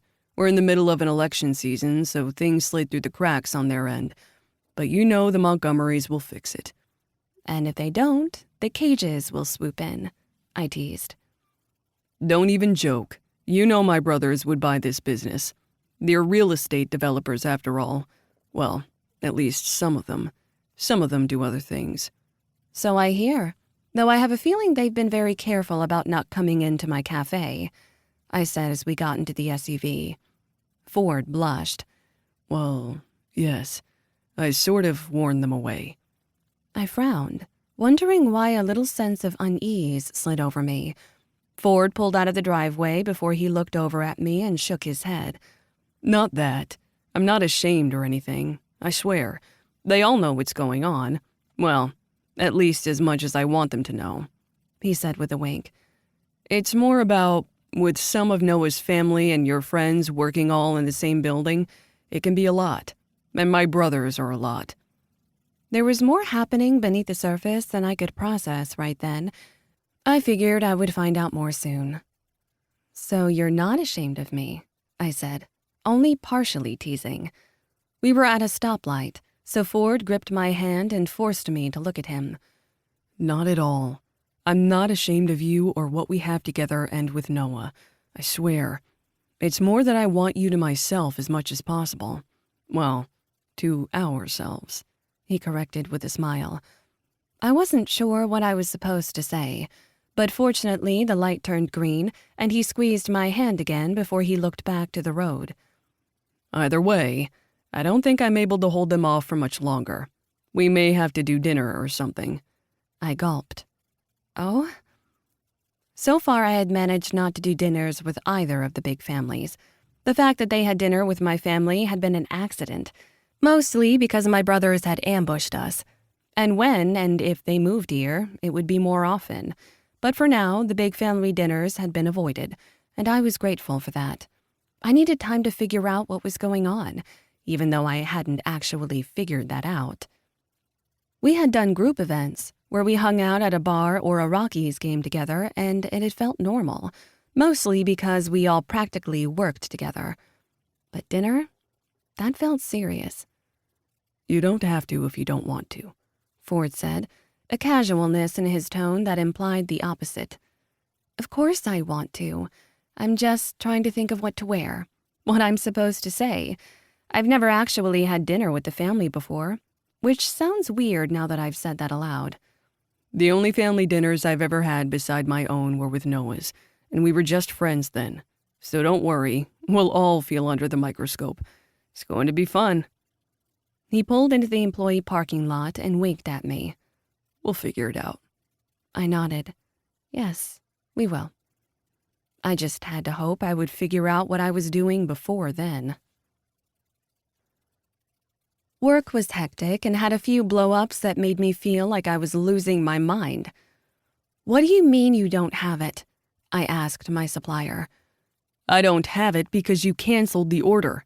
I have the form right here. I stared at the form he was showing me and shook my head. No, I would never have signed that. We need the supplies. And you have what you ordered. I stared at the signature again. That's not my signature. Who signed? The guy looked down at the form and shrugged. I don't know. It wasn't me who got it. It was my team. And your team signed for this order. The rest was canceled. I thought it was odd, but when you didn't call the change, I assumed that was right. Not quite sure what I can do for you right now. Are you serious right now, Robert? I asked, as I ran my hands over my face. I don't know what to tell you. You need to talk to your staff members because I have the page right here. But this is your signature, so either they're falsifying documents for you or you had too much caffeine and you don't remember. He laughed as he said it. That annoying, lecherous laugh that I tried to ignore. We had 3 different suppliers that we had contracted with, and I hated Robert the most. But damn it, we really needed him. Okay, give me what you have. You're looking at it, he said to the 6 boxes at my feet. I wanted to scream, but that wouldn't accomplish anything. He already thought I was a hysterical woman, so I was just going to have to deal with it. He left without another word, and I looked over at Raven, who scowled. What the hell? I don't know, but something's going on and we'll figure it out. We just don't have time right now. Fuck, this is going to screw up inventory and our next big catering order. We'll have to make do or find another supplier, but that's not my signature. I pointed to the sheet and she nodded. It's not, but somebody thought it was. Someone's playing games and I don't like it. One of our team members called from the front counter, and Raven sighed before she went back to work, squeezing my hand. I just stood there wondering how the hell this had all blown up. It had been a long morning already, and I just wanted to go home. But of course, I couldn't. No, I had to be a boss and actually run the business I owned because I thought it was a good idea. I kept going, working order after order, trying to take notes of what inventory we were missing, all while wondering what could have possibly happened with the order. But when I heard the sound of metal hitting metal, my head shot up. "What are you doing?" I asked. Jeff winced. I don't know. It's just making that clinking noise. "Don't touch it," I said as quickly as possible, trying to sound calm as I practically ran towards my baby, my espresso maker. I scowled at the top of it, the gleaming machine that I had taken months to pick out. "Oh my God," I whispered. What is it? "There's a piece missing." I looked around, dropped to the ground, and sighed when I saw the piece on the floor before scowling up at Jeff. "Did you drop this?" No, I promise. It might have been loose, though. I don't know, I swear. The man looked close to tears, and I shook my head, sighing. It was an accident, though I wasn't quite sure about that, not with how my day was going. It should be easily fixed. Just give me a minute. I'm seriously sorry, Greer. It's fine, I promise. I did not know if I was lying, but I let it go and quickly fixed the machine. Everything looked to be in working order, but as soon as the shift was over, I would go over everything again. What the hell was going on with this day? It was one thing after another. "You have visitors," Raven said from the front of the store, and I smiled, making my way to the guys. "Hey," I said, feeling flustered, sweaty, and a mess. What's wrong? Ford asked, as Noah tilted his head, studying me. "Nothing," I said, as I pushed my hair back from my face before going to wash my hands. "Just a long day. What can I get you?" I already took their order. You should go take a break. I scowled at my best friend. I don't need a break. I just need something to go right. Come on, tell us about your day, Noah said. Ford grinned and picked up the cookie Raven handed him. Smells amazing. He took a bite, swallowed, then his eyes widened. Everything happened in slow motion. Ford dropped the cookie and coughed, rubbing his throat. Oh my God, what's going on? Raven asked. Did that have cashews in it? Ford was highly allergic to cashews, so we never had them in the store, not with any of our milks, flours, or nuts. We even sourced from a company that was allergy-friendly and understood how to keep materials separate. No, of course not. We don't have cashews here. Ford reached in his pocket, his hands shaking. I put my fingers between my lips and whistled. "Somebody call an ambulance." Do you have your EpiPen? Noah asked as Ford's face turned red, bright red splotches covering his arms and neck. Fear pummeled me, but I ran towards him, forcing him to sit down. "What can we do?" I asked Noah. I need a fucking EpiPen. He pulled the pen out of Ford's pocket and looked at him. Are you ready? Ford's eyes widened, and I could hear Raven on the phone behind me, talking quickly to the 911 dispatcher. I gripped Ford's hand, not knowing what I was supposed to do, feeling helpless. Noah flicked the cap off and stabbed Ford's thigh. I didn't even know how to use an EpiPen, but that was something I was going to learn. Noah knew what he was doing, thank God, and when Ford was able to take a deeper breath, the EpiPen working quickly, I hoped it was enough. I'm okay. Ford rasped, before his eyes drooped and he slumped against me. What's going on? He's breathing, but let's get him on the ground just in case. Raven and my team were handling the others as I held Ford close, his eyes fluttering as he took raspy breaths. I didn't know if the EpiPen was going to last long or what else needed to happen, but Noah seemed to. He was talking to someone on his phone quickly, then scowling down at the cookie. Raven was crying, and I just looked at her, wondering what I was supposed to do. Then the paramedics walked in, and Noah pulled me away, letting the EMTs work. Is he going to be okay? I asked. He's going to be fine. Accidental contamination like this happens. That's why he carries the EpiPen. But we don't have cashews in this building. We always double-check. Noah, Raven said from my side. I don't know what happened, but I'm so sorry. I held him close while reaching out to grip my best friend's hand. We should follow the ambulance, okay? I nodded as I undid my apron and handed it to Raven. We'll handle it here. Just be with him. I had no idea how cashews had even gotten near that cookie, but maybe something had happened with the supplier, or someone had brought in a cookie of their own, or someone had brought in nuts and bumped into Ford. I didn't know, but we would find out. Ford had almost died. We had almost lost him. We got into Noah's truck and I gripped his hand, trying to believe everything would be okay, even though I wasn't sure that was possible. Chapter 15. Ford. I had never ridden in the back of an ambulance before. Considering my job and the fact that I had been shot at, that was quite surprising. But in the hour since my throat closed up, where not even an ounce of oxygen could get through, I'd had time to think about what could have fucking happened. It still shocked me, that sense of helplessness. I hadn't been able to get my own EpiPen. When I was younger, I had thought it annoying that I always had to have it on me. My other friends who were allergic to things only needed Benadryl or a nose spray in order to be okay. Or they just broke out into hives and quickly showered. Me, not so much. I had to use the EpiPen once when I was a kid, but we had been close to a hospital, and my dad had carried me the block to get there, because every time you used an EpiPen, you needed to see a doctor. It was only a stopgap measure, one that sent chemicals straight through your body trying to counteract the allergens. And my body felt like I had been run over by a 2-ton truck. I still remember my dad holding me, the fear in his gaze. Mom had been running behind him, all 6 of my brothers trailing her. My dad was a large man, strong and a little intimidating.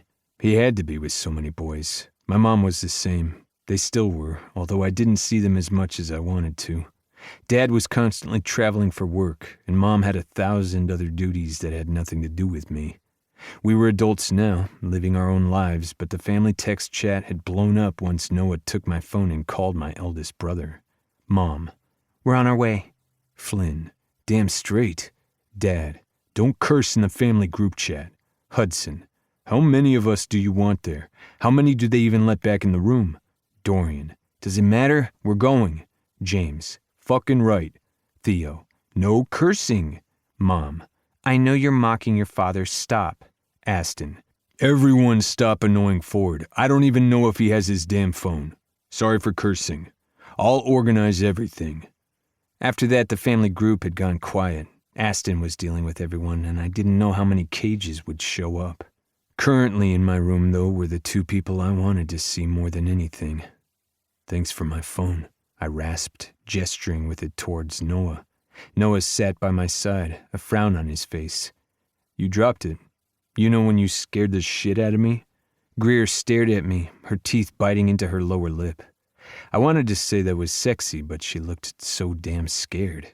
So I reached out, and though I couldn't actually touch her, she seemed to understand what I wanted and slid her hand into mine. I'm fine. I'm going to go home soon. Is that what the doctor said? Because my shop almost killed you. She wasn't crying, though I knew she had. Damn it, I never wanted to see her cry. Noah wrapped his arm around her shoulder, bringing her close, and something inside me settled. They would be fine. No matter what, they would be fine. Your shop didn't almost kill me. Something got cross-contaminated and you had an allergic reaction where you needed to use an EpiPen. That seems pretty close to death to me. I met Noah's gaze, but he didn't back me up. I frowned before Noah seemed to get it. It wasn't your fault, though I would like to know how the cashews got there. I have no idea. I've been having problems with the suppliers, so maybe something got mixed in, but I don't know. Kane is there helping Raven check everything out, and they're going to dump most of the stock. Greer paled, but nodded. Good. That's good. No, it fucking isn't, I growled. You don't have to do that. Yes, I do. What if something else is in there? What if there's a cashew somewhere in the building and you get sick again? We pride ourselves that we can have gluten-free products and certain nut allergy-safe items. Not everything, as it's impossible, but with at least that we were able to. So yes, we're going to dump what we have, but oddly enough, we didn't have much because there was an issue with the paperwork. She explained it to me and I frowned, looking at Noah who just shook his head tightly. Oh, we would talk about that later, of course, because something wasn't adding up here. Between that issue, the random broken pieces of equipment, and now this, something was going on. And I didn't know what. We'd figure it out, and though I had gotten hurt this time, Greer was dealing with the consequences. And damn it, she had gone through enough. She didn't need to deal with this too. Something prickled in the back of my memory, trying to remember something else that could be connected. But before I could figure it out, the door opened, and a familiar face stepped through. Big Brother Aston was as tall as me, not as wide, but just as strong. While I had a beard, he was clean-shaven for now, though sometimes he sported a beard. His hair was a little longer on the top, clean-cut at the sides. He looked like a business mogul, which he was. He had on dress pants and a button-up shirt, but no tie or suit jacket. Either he had taken it off on the way here, or this was his casual look for the day. Flynn stood behind him, brow raised. Flynn was the second eldest, though his twin Hudson always joked that Flynn seemed like the youngest. Flynn was also dressed in a suit, including a tie and jacket, and I had a feeling he had come straight from whatever board meeting with the site planners he was in. They worked together and were a damn good team, but currently looked as if they wanted to tear someone's head off. "Hey there," I said slowly, staring at my brothers. "How did you get back here? I thought we were only allowed to have 2 people in," I asked. "We have our ways, although fending off the entire family was not easy, so be happy it's just the 2 of us, and not Mom and Dad and the rest of the crew. There would be wailing if there was." My mom wasn't prone to hysterics, but if one of her baby cubs got hurt, she turned into a mama bear. And my mom, while sweet and amazing sometimes, was not always nice to those in her path when it came to her kids. I cleared my throat when I noticed Greer stiffen in her chair. She was still wearing her work clothes, and her hair was piled on the top of her head, and she had been crying. I thought she was the most beautiful woman I'd ever seen in my life, but I knew she probably wasn't happy meeting my family like this. I sat up as much as I could in my hospital bed. "Aston, Flynn, I know you guys already know Noah, but this is Greer."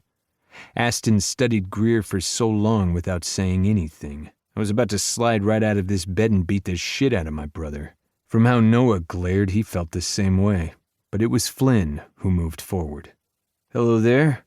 We've heard so much about you, and our dearest brother's been hiding you. I guess it does take an act of God or an actual ambulance ride for us to be able to meet you." He held out his hand as Greer stood up, her lips twitching. If it helps, I haven't met all of the Montgomerys. I hear that's a little scary. "I would say we're scarier, but it'd be kind of fun to see who wins." Flynn winked, flirting as usual. I scowled at my brother as he brought Greer's hand to his mouth and kissed her knuckles. "So lovely to meet you." Greer blinked at him, then looked over at me. "So, I guess it's all of you then." I burst out laughing, even though I was exhausted. Aston sighed. "Sorry, when my baby brother is hurt, I turn into the asshole everyone thinks I am. Hello, it's nice to finally meet you, even under these circumstances." He shook her hand and then glared at me. "You seriously shouldn't have been hiding her. We're taking our time. You know there's been a lot going on. Aston nodded. Seems like. I really am sorry about the fire. If there's anything you need from our side of the family, let us know. Aston began. Greer blushed. I was renting before. And, well, don't worry about me. The guys have been taking care of me. She blushed, then put her hands over her face before letting out a small scream. I'm usually better at people. I'm a freaking barista. It's what I do. Sorry. This time Flynn joined my laughter. Noah just shook his head, a silent sentinel behind her. We can head out and go get something to eat if you guys want some time alone with your brother. Noah looked at me, and I smiled at him. Noah always knew what to say. And hell, he knew my family just as well as I did. We had been best friends for so long we didn't have secrets. No, how about we just wait to see how long you're going to be in, and then we'll all go get some food together. I nodded at Aston's recommendation. That sounds like a plan to me. You will be resting, though, Greer warned. Don't think because you can laugh it off that means you can pretend that this didn't happen. I watched you almost suffocate, so you're going to have to lay there while we feed and pamper you. You didn't let me do anything on my own after the fire, so you're going to have to just sit back and let us take care of you. What she said, though she said it much nicer than I would have, Noah added. I looked at them and knew that, damn it, I loved them. Both of them. This was going to be so fucking complicated. But from the way that my brothers looked between us, a small smile playing on Flynn's lips, and a guarded expression on Aston's face that I couldn't read, I had a feeling there'd be no hiding my feelings for long. And I wasn't sure if I wanted to hide them at all, despite the consequences. It didn't take long for me to get discharged, for which I was grateful. My car was in the garage when we pulled in, as Kane had brought it home for me. I'd have to text him later to thank him, but I was exhausted. They set me up on the couch, Greer ordering everybody about, and I smiled as my two big brothers moved around doing exactly what she said. Noah following her orders was a given. We would do anything for her. But the fact that Aston and Flynn were now eating out of her hand, oh yeah, I liked it. Greer went about making dinner, deciding that she wanted to cook to busy herself, and Flynn went to help her, while Noah dealt with a call from work. That left my eldest brother sitting in the chair next to me, giving me a look I couldn't quite read. What? I asked, too tired to deal with whatever was going on. You guys seem happy. I frowned, having not expected that. We are. I mean, we're getting there. I thought this was just fun. I thought that you were just going to see what would happen if you shared with your best friend. I blushed, then looked over Aston's shoulder to make sure that Greer and the others couldn't hear. It was never like that. Greer's different. I can tell. I like the way the two of them balance each other out. And you. I'm not saying this is going to be easy, but I see Noah's parents. I know it can work. Noah's always been special. He's always been one of us. Don't let his family hear you say that, I whispered, rubbing a hand over my chest. Do they know you love them? I shook my head, grateful that Aston's voice was barely audible. They're going to figure it out soon. Are you going to be okay if it takes them longer to figure it out? Why would you say that? I asked, my throat tight again, but it had nothing to do with allergies. Because love is complicated. It's supposed to be the easiest thing you do, but that's bullshit and we all know it. Have you ever been in love? I asked, surprising myself. I knew he had relationships before. You couldn't hit your mid-30s and work with people as much as my brother did and not. But I wasn't sure. Aston smiled. Maybe. Maybe not. But this isn't about me. Evasive. Maybe. It doesn't matter, though, because we're talking about you. Just be safe, okay? I like them. Both of them. I don't have answers for you, and I like knowing what will happen. And you can't always predict that. But I'll be okay. Once we get through this and figure out who we are together, it'll work. I had such conviction in my voice because it had to work. My brother nodded, studying my face. Well then, I'm going to go see what your lovely woman is cooking for us and make sure that Flynn isn't burning it. I laughed, shaking my head as Noah walked into the living room. Everything okay? I asked. Everything's fine. but the Montgomerys have heard that the Cages have met Greer, so now we are being summoned. Aston smiled wide for the first time that afternoon, and my shoulders shook with laughter. "What did you say?" Greer asked as she came out into the living room, a platter of appetizers in her hands, Flynn holding twice as much in his. "We're going to a Montgomery dinner. Sorry I can't hold them off any longer. They're worried about Ford, of course, but they also want to see you." Noah leaned down and took the platter from Greer's hands before giving her a kiss on the cheek. Greer rolled her eyes. "I suppose it's about time." "Gird your loins, y'all," Flynn said as he set down the platter, and I laughed, wondering why this felt like family, why it felt right, hoping to hell this was only a beginning. Chapter 16. Noah. Why did I let my family bully me into this? I asked as I turned down the street towards my parents' place. This wasn't the home we had grown up in. In fact, because part of my extended family built new homes and restored older homes, we moved within the same school district a few times growing up. Every time we expanded as a family, we increased in the size of the home. It had been needed because my parents also needed 2 bedrooms, so they had space for each other and themselves. And my father, Jake, needed space for his art and workshop. At one point, my dad, Border, had actually worked from home as well, since it was easier raising 4 of us. Everybody had done their best to make sure that we never felt left out or alone. The fact that my mom could also make her own schedule had helped.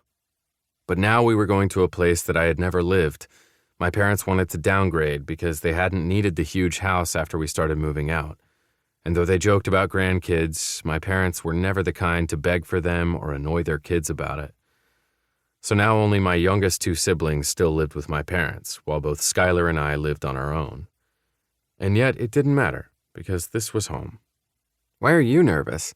I'm the one meeting your entire family all at once. It's just his parents and siblings. You're not meeting the aunts and uncles and cousins and grandparents, Ford said with a laugh.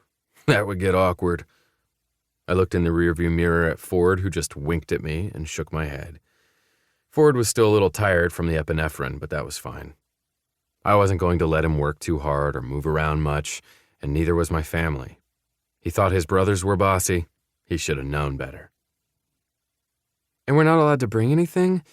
Are you sure? I hate showing up empty-handed. I reached out and gripped Greer's hand. Mom said not to. And this way, when we invite them over and we say don't bring anything, they won't. We only bring things over if we want to make sure that we get to eat a certain item. So if I say I'm gluten-free, I make sure that I bring something I can eat. True, but we also try to make sure that we actually have something for people who are gluten-free. I paused. You know, there are some members of the family who are dairy-free, allergic to cheese. Those people, well, they have to bring their own food. I said it so seriously that Greer just blinked at me while Ford burst out laughing. Oh, I heard about your family and cheese. I thought it was just a joke. It is, but they really do like all kinds of cheeses. There will be at least 1 cheese plate at this dinner, by the way. Even if it doesn't go with the rest of the meal, there will be cheese. Cheese goes with every meal. Maybe not an Irish cheddar with every meal, but we can always find something. I know you like cheese because you nibble off the same block I do. Greer blushed. I can't help it. I like cheese. You're going to fit right in with the Montgomerys, Ford said dryly as I pulled in front of the house. I sat a moment, steeling myself, but then the door opened and my mom came out, waving. You know, I've seen your mom before. She's come into the shop, but I haven't met her since I moved in. Can I just say she's gorgeous? I laughed and nodded. Go ahead and tell her that. She always likes to hear it. Also, I feel like I need to get more ink. Don't say that around them, I said before I opened my car door, because as it is, she's already going to bug you to make sure that she gets into the rotation. Ford kept laughing as he got out of the car, opening up his arms to hug my mom tight, but Greer frowned at me. What do you mean? Sebastian got to you first. Well, now my mom will want a turn. Her siblings all take turns between her and her brother Austin. They own the original Montgomery Inc., I explained. And with each generation comes a new responsibility, I said seriously, as she rolled her eyes and got out of the car. I grinned and got out after her, locking the door behind me. Are you sure you're okay? We've got the armchair all ready for you with a lap blanket. Ford rolled his eyes. Seriously, I'm fine. I could do a cartwheel. No, you won't, both Greer and my mom said at the same time. Then they looked at each other and burst out laughing. I pinched the bridge of my nose, wondering if introducing my girlfriend to my mother was a good idea. Girlfriend? Holy hell, had I just thought the phrase girlfriend? Maybe I had. I looked at Ford. That meant my best friend was now my boyfriend. Well, hell, what was I supposed to do with that? Stop monopolizing the kids and come inside, my dad, Jake, said as he waved us in. I could hear my siblings behind him, wanting to get out and meet Greer and Ford as if they hadn't known Ford for years and they had all met Greer at her shop. But this was different, way different. My mom had her arm around Greer's shoulder, her free hand holding Ford's as she led them into the house, leaving me behind. Seriously? Not even a hello to your favorite son? Not so favorite anymore, my brother Cooper called out.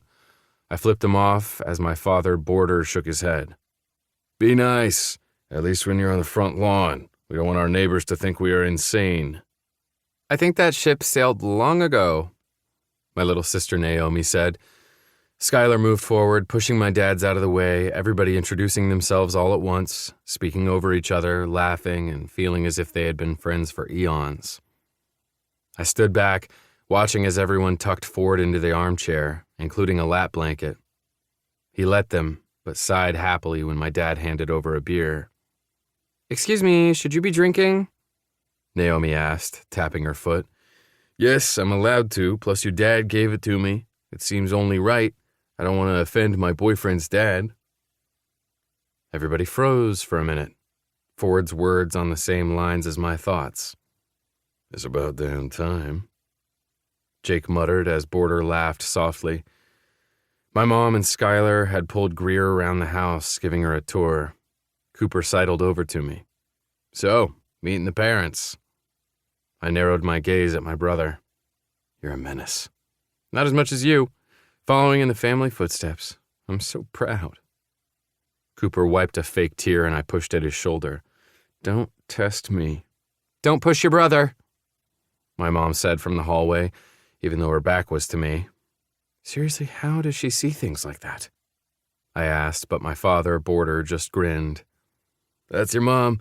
She's damn good at that. Now, we have cheese in the fridge, and I didn't ask if Greer ate cheese. She does. Don't worry, I would have sent out the alarm if she was dairy-free.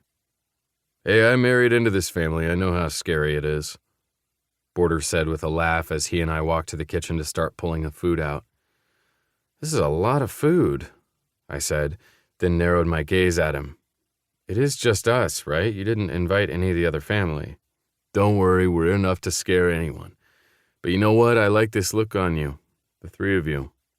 I didn't actually mean for this to happen. I think you and Ford have always been on this collision course. At my stunned gaze, he smiled and continued. We've all seen it. We all let you be. We may pretend to meddle and to be in everyone's business, but we're not annoying about it. I nodded. You're right, you guys let us be. Let us grow. We try our best, he said with a laugh, unwrapping the platter and setting it on the island. Cooper walked by and plucked a piece of cheese before we even finished. I shook my head, wondering why I didn't visit more often. Yes, I was here at least twice a month, but we needed to do it more. Or maybe I was just hiding. Not that I wanted to think too hard about that. I think Greer is what pushed you over the edge, at least from an outsider's perspective. I don't know, it all just happened. I'm really afraid that it's just going to stop happening without me consciously knowing. My dad gripped my shoulder and squeezed. I don't think that's going to be a problem. I think you guys just need to remember to communicate. You know, it's funny, your dad and I dated before we even met your mom. I grinned, remembering the story. Well, Ford and I never really dated. We've just been friends. I don't really want to hear the details of what the two of you were doing before the three of you became a three. But here's some unsolicited advice. He continued after I finished laughing. Talk. Don't bottle it up. If you don't communicate what you're feeling and what needs to happen, It's not going to happen. Communication is key when it comes to two people in a relationship. But add a third person, you're not just adding one more connection, you're adding countless others. It's the dynamics of how you work as a unit, how you work separately, and how you work as pairs within the three. It's complicated, it's not always easy, and you're going to fight. But making up is fun too. He winked as he said it, and I quickly pushed images out of my mind. Really? Really? He gripped my shoulder again. I want you to be happy, and from what I can tell, they make you happy. I know you're all going through a lot, and you're still at the beginning of the relationship, but think about what you want, and make sure you tell them. Don't hide from it because you're afraid of what might happen. Don't become a self-fulfilling prophecy. I swallowed hard as my mom and Greer came back into the living room, stopping by the cheese platter. I let the subject drop as we shifted talk about the businesses and an upcoming holiday. Greer and Ford fit right in, as if they'd always been there, as if this was meant to be.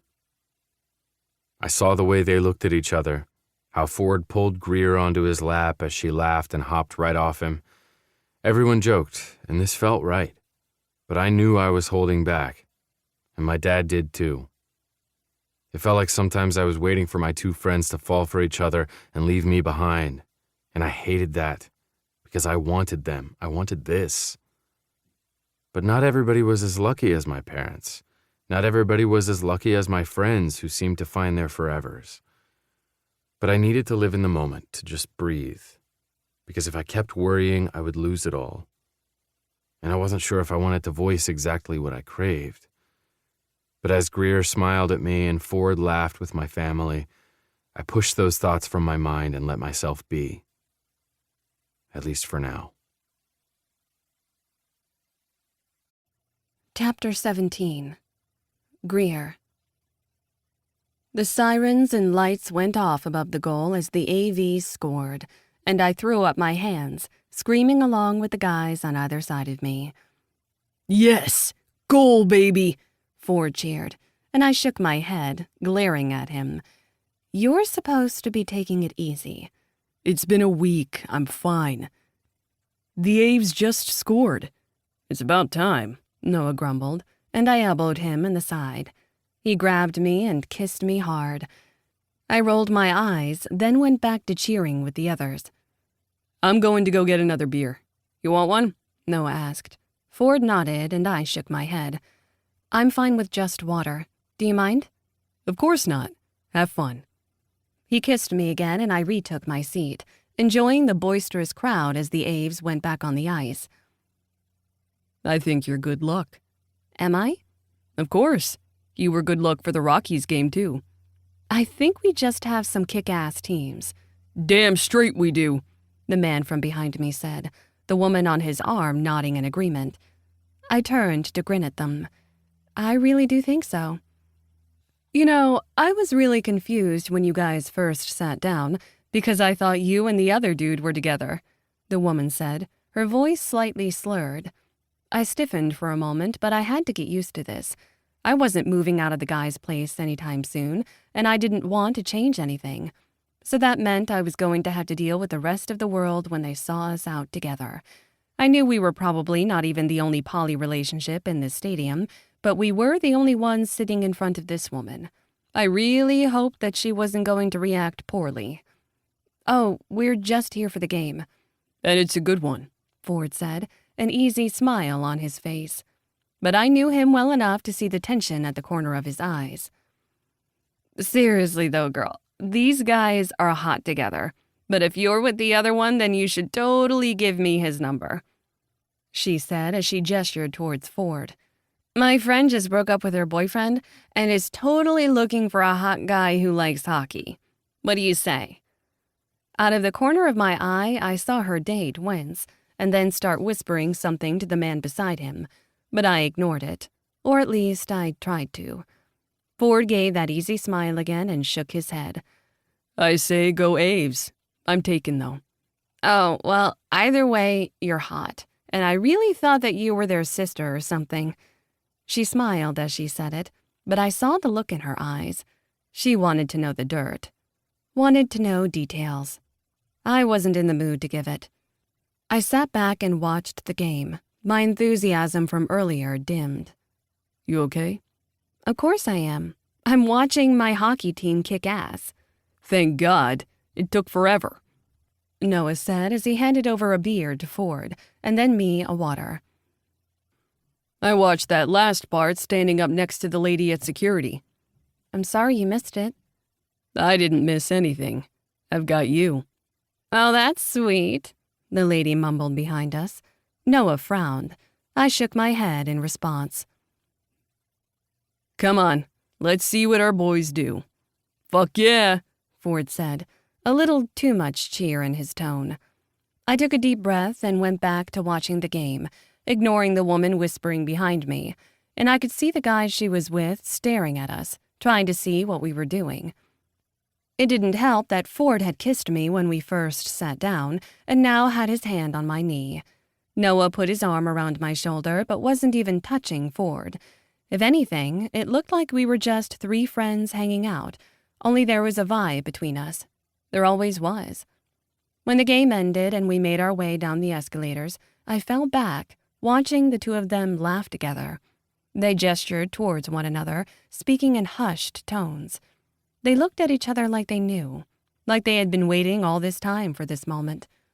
Whore, a woman mumbled beside us, and I realized she was the woman that had sat on the other side of the drunk woman behind us, and she was even drunker than the first woman. I blinked, wondering if she was actually talking to me before she sneered. God is going to judge you. Then she flipped me off, tripped over her heels, and threw up in the trash can. People booed and some clapped, and I moved away. Ford was at my side then, Noah holding my hand. I felt cold and I just wanted to go home. Are you okay? I'm fine. Let's just get back to the house. I didn't want to say home because that was their home, and I was just staying there while I figured out my next steps. But I hadn't been figuring them out. I'd gotten used to this, comfortable, and I should have remembered. I should have done better. Greer, talk to us. I ignored Noah and gestured towards the door. Come on, we're in the way. Let's just get out of here, okay? The Aves won. We should be happy. They looked at each other as if they were having a silent conversation. They were meant for each other. They got each other. And I needed to remember the promise I had made when I first moved in. So I put a smile on my face and followed them out to the car. I got in the back seat, needing a moment to breathe, to come to terms with what I needed to do. Because this potential purgatory I had put myself in wasn't going to work. I saw the way that others judged them, the way that they called me out for just being near them, and I could deal with that.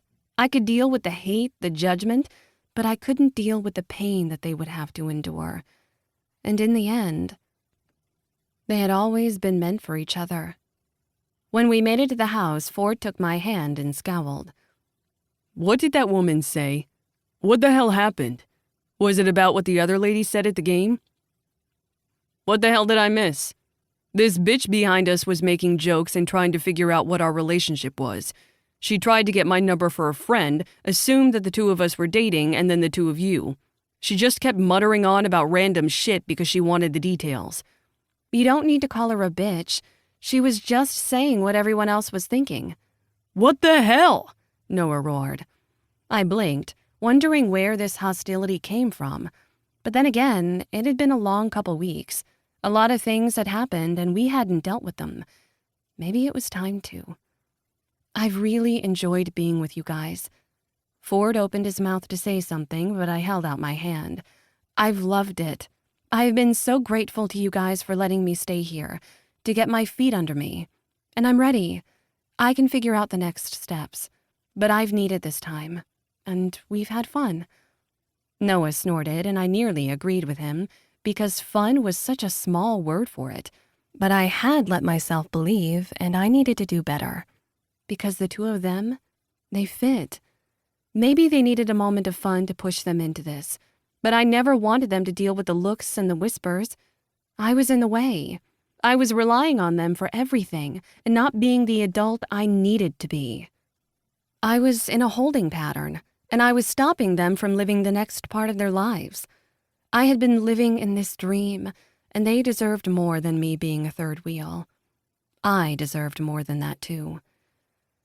I think it's time for me to move in with Raven and Sebastian. You've got to be fucking kidding me, Ford blurted. After all this time, we fit. Don't you see that? I know, it's been fun. If you say fun one more time, I'm going to toss you over my lap and spank your ass, Noah blurted. I shook my head. You heard what that lady said, and you know you did, Ford. You were right there. Ford shook his head. You're not a whore. Noah cursed again, and my lips twitched even though I was holding back tears. I know I'm not, but other people are going to think that, and you guys are just so good for each other. We're good together, the three of us. Don't you realize that? I shook my head. I don't know. I don't want to feel like I'm standing in the way of you two being together. You're not standing in the way. You're standing beside us, between us, in the best fucking way possible, Noah shouted, and Ford nodded. Noah and I were fighting, trying to figure out what we could be together. But you want to know what the problem was? We were missing you. I pressed my lips together. No, you guys fit. With you, Ford countered. But I don't even know if this could work. I'm just so afraid that you guys are going to wake up and realize that you are best friends and lovers forever for a reason. And I'm an add-on and barnacle that won't let go. If you call yourself a fucking barnacle, I will spank you for real, Noah added. Please stop saying spanking. It is not helping the situation, Ford said. Where the hell is this coming from? We were fine. We've been fine. What's going on? It can't just be the hockey game and what those people said, because we've been out as a threesome before. Maybe people look at us, or maybe they're just dealing with their own fucking lives. I am a kid who grew up with 3 parents. And yes, it was weird sometimes, but it doesn't faze at least 90% of people. We live in a world where that doesn't fucking matter anymore. My parents helped make laws to ensure that their kids would be okay surviving in a world where poly relationships were legal. I know exactly what it feels like to live in a world where that's something that's normal. So that's not it. Talk to us. I wiped away a tear, hating myself for breaking. I moved in because of the fire, for which we still don't have answers, and I'm not even looking for a place to live because of the insurance. So, we like you here. Ford moved forward. I didn't move back. I should, but I let him hold my hand. Ford, no, you're wrong. You're not a barnacle. You're not just standing here. You're everything. So no, you don't get to do this. You don't get to run away. I'm not running away, I said quickly, hackles rising. I just think you guys are perfect for each other. Yeah, we are.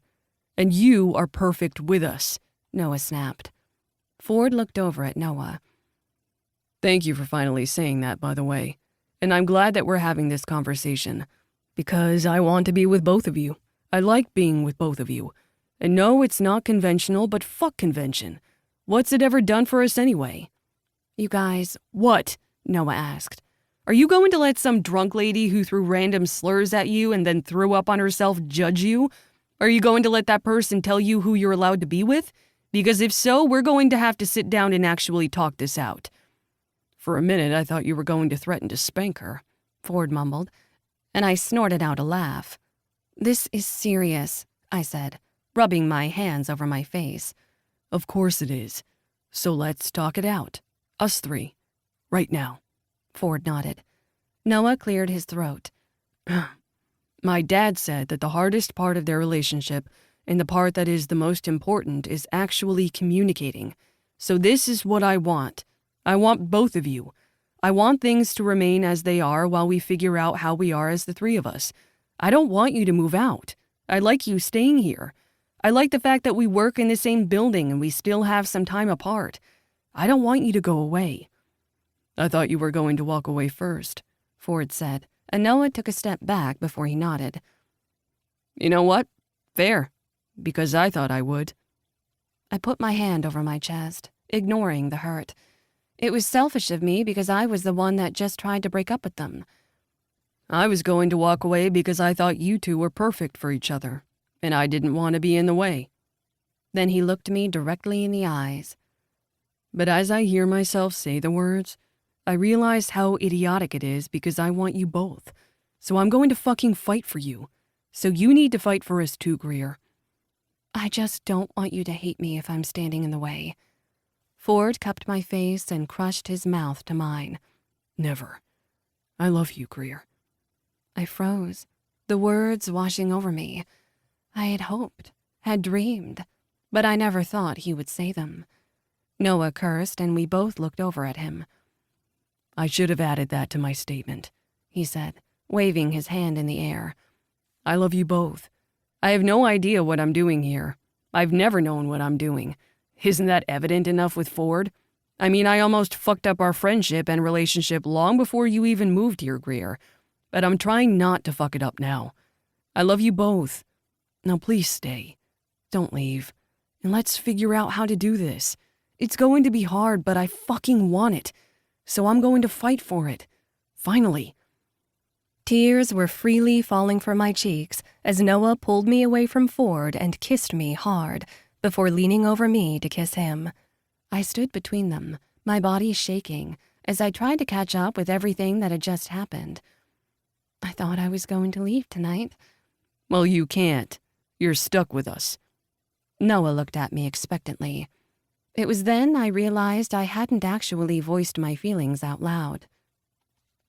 I'm so fucking scared, I whispered. But I love you both. I just really hope I don't mess this up. I stopped listening after you said I love you, Ford said with a laugh before he kissed me again, and then I leaned into both of them and tried to breathe, tried to focus. I'm going to mess this up. No, you're not. Noah paused. It's my turn to mess it up. Excuse me, no. You've both had your turns. Clearly, it's mine, Ford said, and I laughed, leaning into Noah as Ford tucked my hair behind my ear. Fuck what anyone says about us. They don't know us, Ford whispered. It wasn't what they said. It sort of just pushed me into the whole fearful thing about you two wanting each other more than me. Noah cursed. Then that's on us for not saying what we feel. I'm not very good at it, even though my family is. My family never tells each other how they feel unless it's sarcasm, so here we are. Ford kissed me again. This wasn't going to be easy. Nothing worth having is. I let myself believe, if only for a moment. The next morning, sore and exhausted from them both, I left them in bed and headed to the coffee shop, since I had to be into work on the next delivery. And I also wanted to tell Raven exactly what happened the night before. I hadn't texted her like I wanted to, so she had no idea that I had almost lost everything and might have gained everything in one night. I still couldn't quite believe it, and I was sure if I blinked everything would change again. But I didn't let myself think too hard. I made my way down the farm road on the other side of the neighborhood so I could hit the highway on the back end, avoiding heavy early morning traffic. The guys would meet me at the coffee shop later, and then we would discuss the next phase of our relationship, whatever that may be.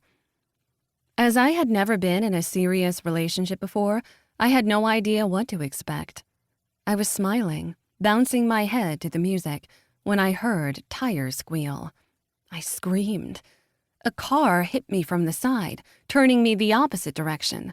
As glass shattered, metal screeched, and my head slammed into the back of the seat. I hadn't been going fast, and the airbags didn't deploy. When I skidded to a stop, my breaths coming in pants, I looked around, wondering who had just hit me. Oh my God. I reached around for my phone, but it had fallen underneath the seat. I bent over, trying to reach it, and accidentally hit call because there was a notification from Noah on the screen. That was fine because they could help me out like they had with the fire. I tried to reach for it again before someone tapped on the glass.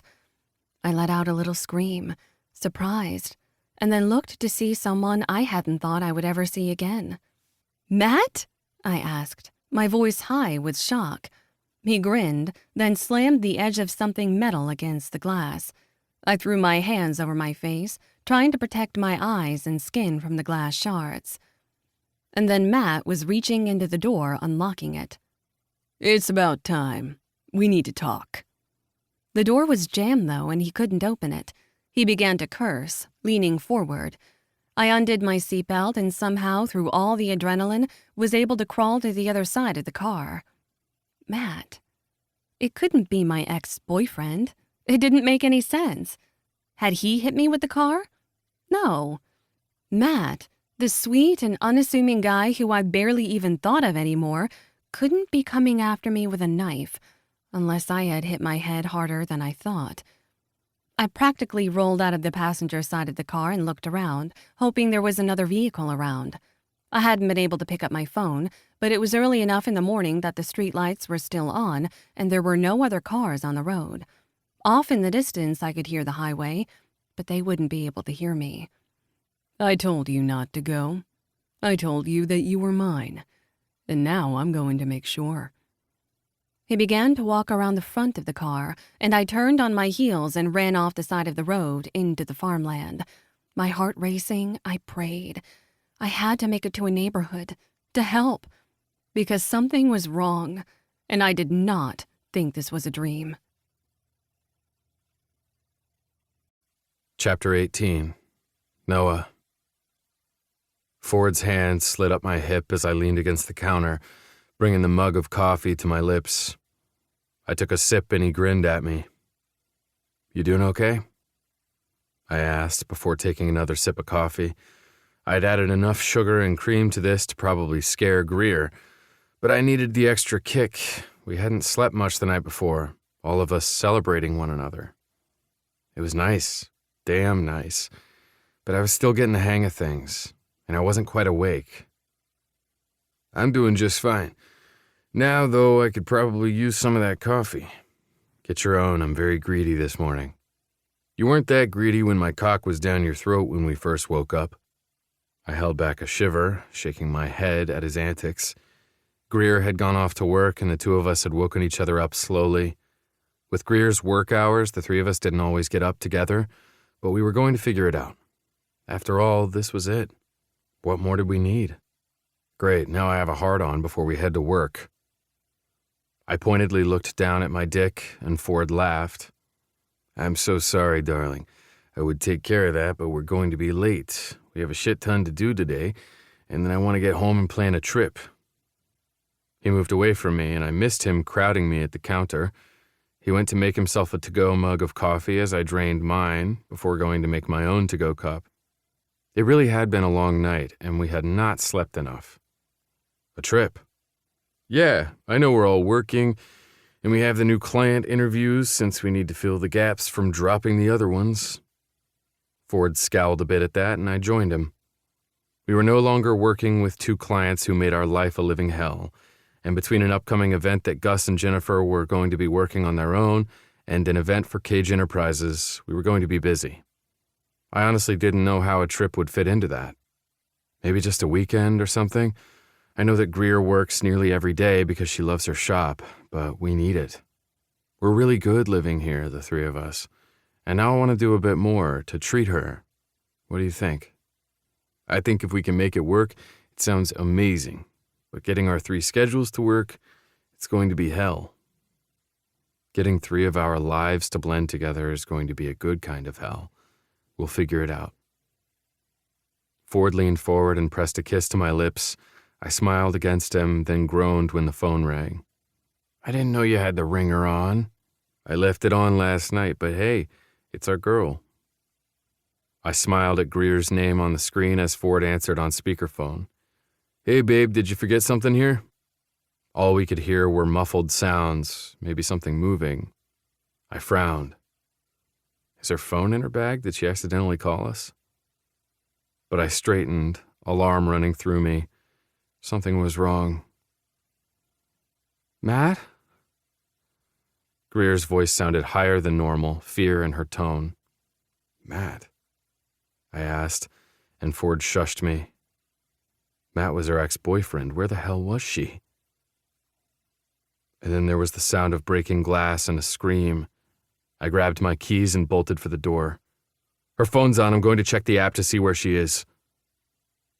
We had put all of us on the same security app when she moved in, especially after the fire, so we knew where everyone was in case of an emergency. But I, honest to God, never thought we'd actually have to use it.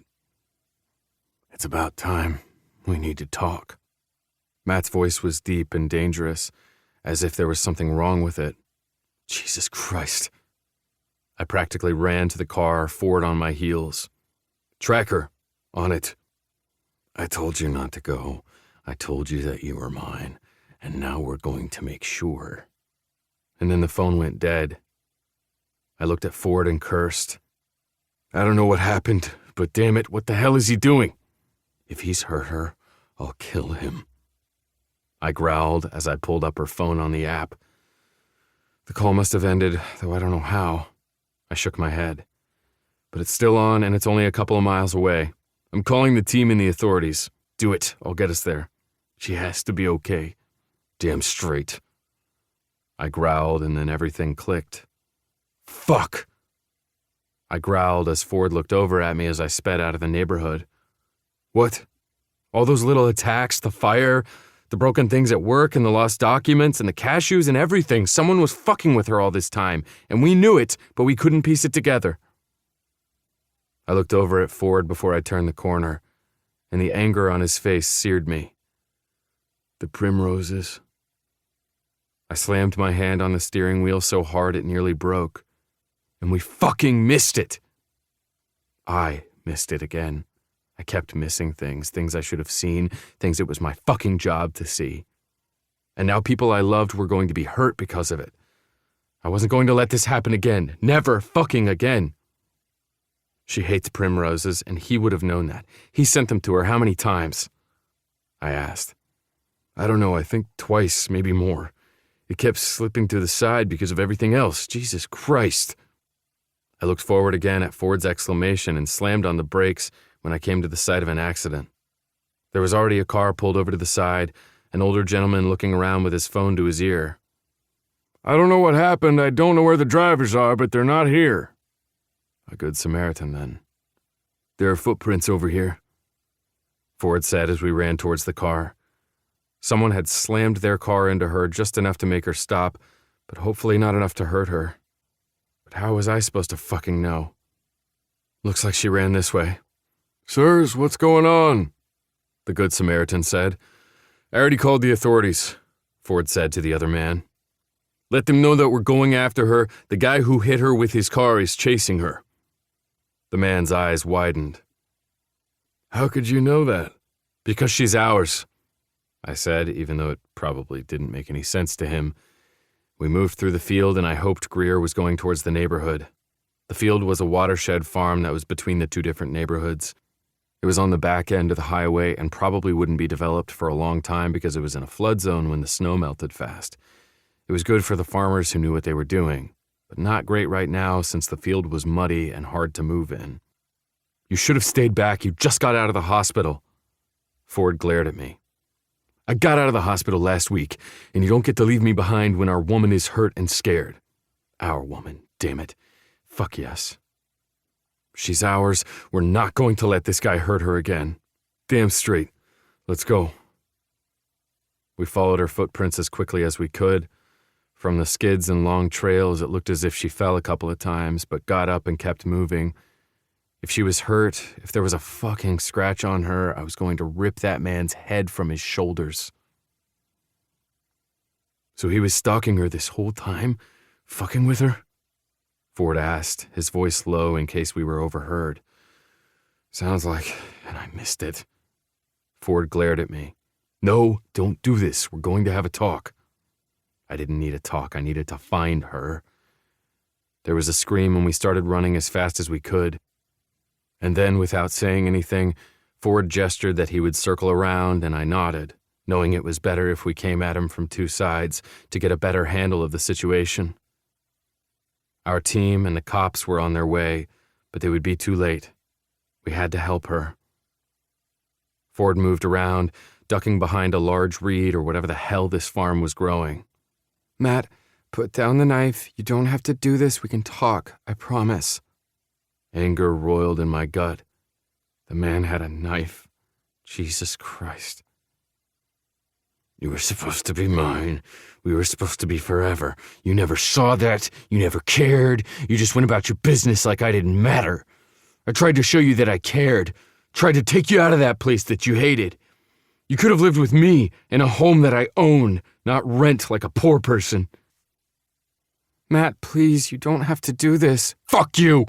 I burned down that place so you could live with me. Instead, you went to them like a whore.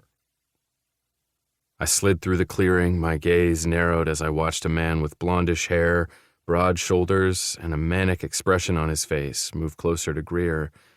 She had her muddy hands up, a few cuts and scrapes on her face, and just the sight of her blood made me want to reach out and kill the bastard. I needed to stop him. Out of the corner of my eye, I saw Ford come closer, and he nodded at me. We could do this. Disarm him, as long as he only had the knife.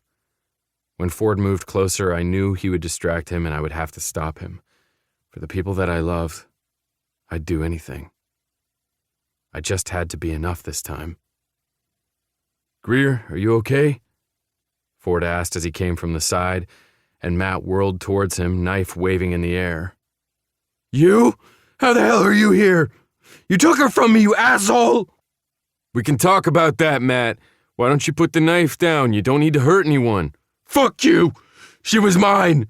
She isn't perfect, but I was going to make her perfect. My parents would have loved her. I wanted her to love me the way that she should have. I took away everything that was too much for her so she wouldn't have to worry. I took away her house and part of her work. Then you were in the way. You! And you couldn't even die when I needed you to. I moved silently, holding back the curse I wanted to scream at him. So it was Matt who had somehow gotten cashews into the fucking building. I could not believe this guy had done all of that, and we hadn't known. Then again, we hadn't been looking for him, hadn't realized anyone was after her. We had been so damn wrong. Matt, you don't have to do this. We can just talk. I'm done talking. I'm done waiting. You're going to be mine, and this asshole is going to be gone. He moved forward, slicing out. It wasn't Ford he went after, but Greer. I moved as quickly as I could as Ford jumped between Matt and Greer, holding up his arm in defense. Ford didn't even make a sound when the knife sliced his arm. He just glared and pushed Matt back. Greer tried to get around Ford, probably to see what she could do to help stanch the blood. I moved stealthily, coming up behind Matt. That fucker didn't even see me as I reached around him, gripped his wrist, and twisted. The weasel let out a scream of pain as I snapped his wrists, the knife falling to the ground. I pushed the guy down, a knee at his back, and looked over at Ford and Greer. You two okay? It's just a shallow slice. Asshole. I didn't know what he was going to do with it. I just needed to make sure he didn't hit Greer. You could have died. He wasn't going to hurt me. He was just threatening me. Greer took off her light jacket and wrapped it around Ford's arm.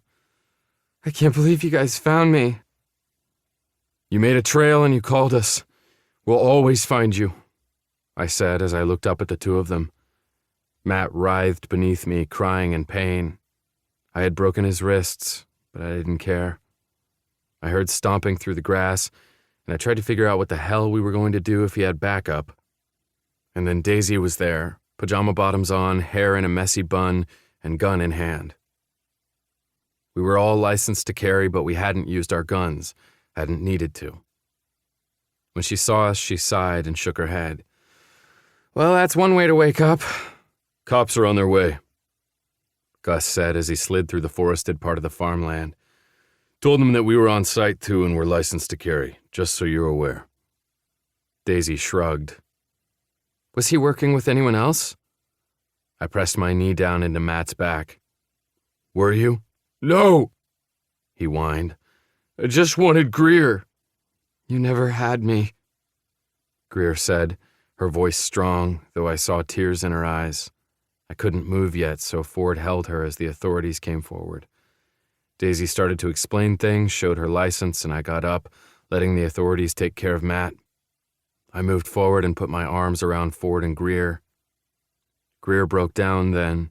Ford cursed, and I just held them, knowing that I'd almost lost them today. We need to get you guys checked out. We don't know what else you might have hurt, Greer. I'm fine, I promise. You're going to see a doctor, Ford snapped. Then so are you. You need stitches. I nearly fell to my knees because it was over. The authorities were taking care of Matt, and as the EMTs came forward, I gestured so they could look at the two people I loved the most. I love you, I whispered to both of them as we separated, and the EMTs started to look them each over. I glared at the man who had caused all of this. He was so unassuming, just looked like a nice guy who had never done anything. But in the end, that man didn't matter. Ford and Greer did, and they would be okay. We would all be okay. But damn, I was never letting them out of my sight again. I loved them, and I was never letting go. Chapter 19. Greer. I'm fine, really. You don't need to keep tucking me in on the couch. I looked up at Ford, who had a scowl on his face. You know there's no stopping him right now, right? I said. Ford sighed. I guess if I'm going to be pampered, it might as well be by you two. You two can pamper each other after I feed you. Just relax. I raised a brow at Ford, who just sighed before I spoke. You should sit with us and cuddle. We want to cuddle. As soon as I get this quiche out of the oven. He sounded so disgruntled that both Ford and I burst out laughing. You know damn well that I didn't cook this. My mom did. I hope that it doesn't have eggshells in it. Noah paused. And if you tell my mother I said that, I will spank both your asses. That's not really a deterrent, I said, laughter still evident in my voice. Ford grinned from beside me. You know, we could see how much trouble we can get into on the couch. I swear to God, if you guys start giving each other orgasms on that couch when I'm trying to make sure you are resting, I will spank your asses, but not let either one of you come. I shut my mouth then, eyes wide, and Ford just shook his head. We really can't take him anywhere. Okay, I think we need to let it cool for a second, and then I'll serve it. Noah kept mumbling to himself, and I couldn't help but sigh as I looked at his back. He was trying so hard. And I knew he'd been damn scared. We all had. But Noah was now becoming Mr. Domestic, something he was not very good at, but at least he was being cute about. I'm willing to bet that it is probably burned on the outside and cold on the inside, Ford mumbled, and I put my hand over my mouth, trying not to laugh. We're still going to eat it though, right? I whispered, even though Noah was coming forward, and I knew he could hear us. Of course we are. Our man is cooking for us. You guys are ridiculous. There are enough casseroles and other things to heat up in that fridge and freezer to last us a lifetime. If you don't like the quiche, you can suck on it. You're really just asking for it, aren't you? I asked, as Ford burst out laughing. Noah pinched the bridge of his nose. I'm still not okay with the whole being held at knife point and car accident thing.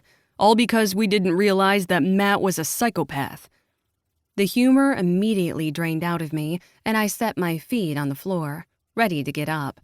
But when Noah growled at me, I reached out and gripped his hand. It was not your fault. Nothing about this was your fault. You're not supposed to do background checks and psychological tests on every single person you meet. That is not your job. And yet some psychopath decided that if he couldn't have you, no one could. How are we supposed to deal with that? By using a punching bag? By being with each other, knowing that Matt will never have her? How about forgiving yourself even though there's nothing to forgive? With my free hand, I reached out and gripped Ford's, my love for him overpowering everything except for my love for Noah. I didn't know how I got this lucky. To find this passion and this happiness with not one but two men. I had never asked for this, had never thought it a possibility. In fact, I distinctly remembered the day that I had been standing at my counter and watched the two of them walk by, smiles on their faces only for each other. And in that instant, I had told myself I would never have them, so I walked away and tried to find happiness elsewhere. That had been a mistake of epic proportions. But now I knew better. Now I had them. Matt doesn't matter. I don't know what else he will be charged with other than arson and attempted murder, and we'll deal with it. But he's going to be out of the picture. And now it's the three of us. And we're going to have to figure out this whole domesticity thing. Just like that? You're not even going to think about him? Noah asked, confusion etched on his face. I leaned forward and cupped his cheek. Yes, because he's not worth it. The fact that I hadn't even really thought of him since we broke up tells you that. There's something wrong with Matt, but that's on him, not on us. And now that the insurance and my former landlords are getting what they want, I can move on. You're not moving out, are you? Ford blurted. I shook my head, holding back a laugh. I really wasn't expecting to live with the two men that I love right away, but we did things backwards, and that's fine. We're going to have some ground rules and communication, but no, I'm not planning on moving out. I would say we're not going to let you move out, but that borders on the whole growly, possessive thing. It's hot when you two do it because I realize that even though you are growly and possessive, you'll also not force me to do anything I don't want to do. It's a weird dynamic where trust is involved. Imagine that. Ford shook his head. So, are you going to keep your own room? Or are we going to make it a guest room again? I bit my lip and drew circles with my fingers on the blanket. I like the fact that we all have separate rooms right now. Horatio jumped on my lap, following my finger, and I slid my fingers through his fur, amazed that he was letting me pet him. Of course, as soon as I thought that, he jumped onto Ford's lap. Ford gave me an apologetic look. Well, at least I had the love of two men. I suppose I'd have to work on Horatio. He might love me, but he was still a little too skittish. I like being able to have our space, but also being able to sleep in each other's rooms.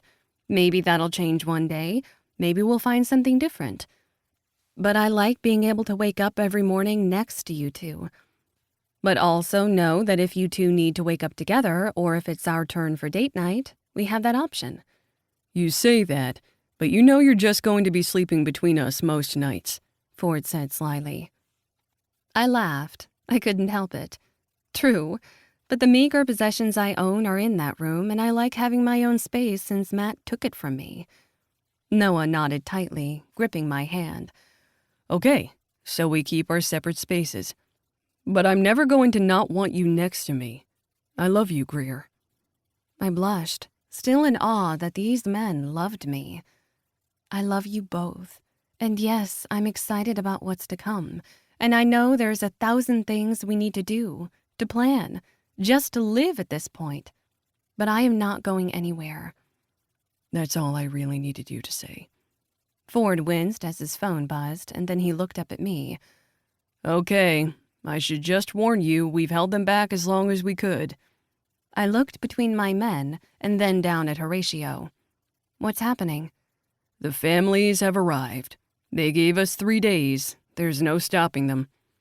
The doorbell rang and Noah went to open it, and Montgomerys, Cages, and even Cassidy's walked through the door. My eyes filled as my brothers came forward and plucked me off the couch to hold me tight. Noah tried to warn them off me, saying I was too sore from the accident, but I waved him away. That's it. We're wrapping you in bubble wrap, Heath growled. Oh, we can do that. We have tons of bubble wrap, Noah's mom replied.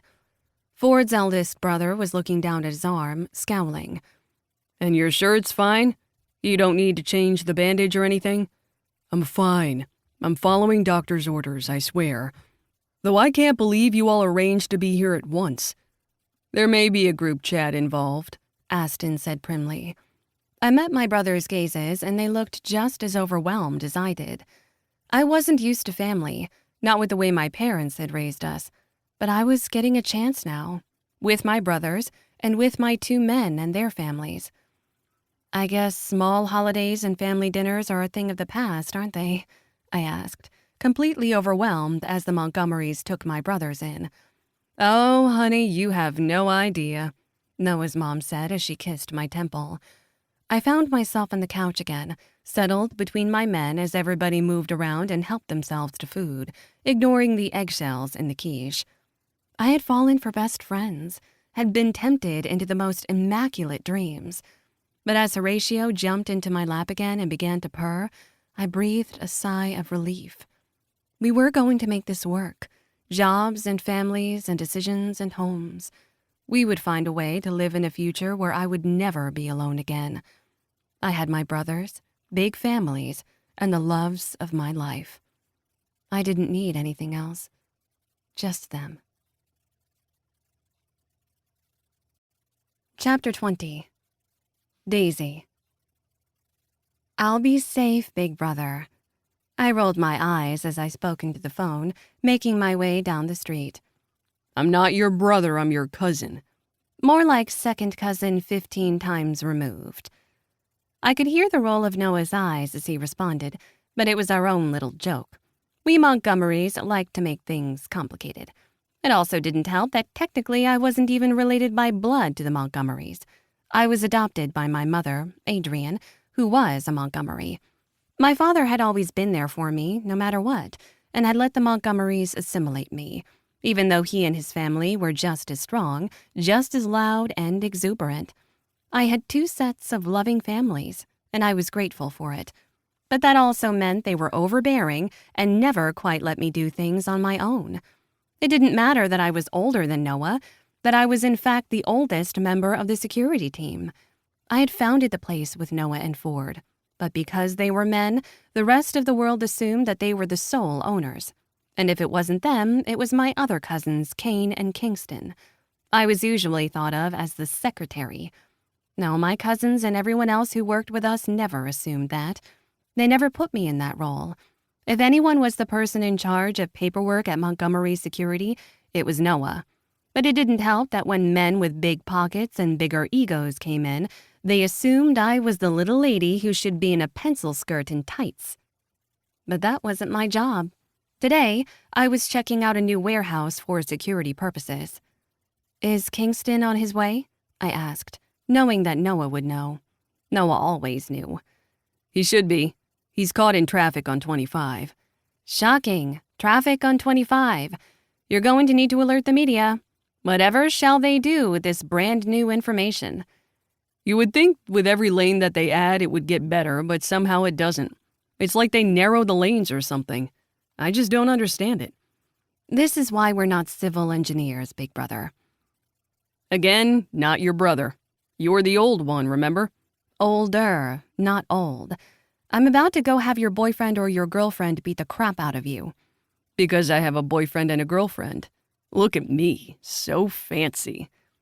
That made me smile. The fact that Noah was now laughing and joking and not so growly meant that perhaps Greer and Ford were finally bringing him out of his shell.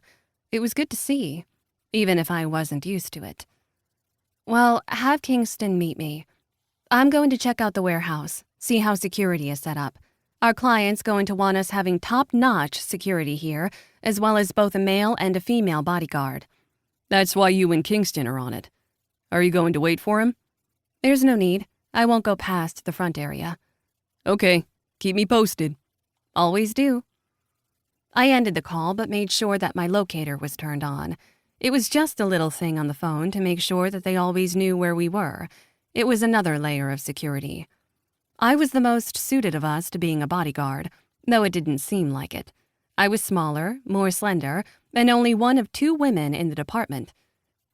Jennifer was taller than me, a little more muscular, and damn good at casing out security, and I was glad we hired her and Gus over the past few months. Not only was it nice to have some more estrogen in the house, it was nice to have their skills. But it was me on the case today, and because I had the most experience, I would be leading the team on this one, despite what the clients wanted. They didn't want a little lady protecting them, but the client's wife wanted me, and therefore I would do what I could. We were on the far east side of Denver, in a not-so-nice neighborhood, but it was up and coming.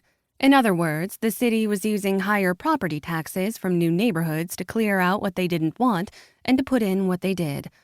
I wasn't sure how I felt about that exactly, but if it meant actually using some of the land wisely instead of polluting it, I was up for that.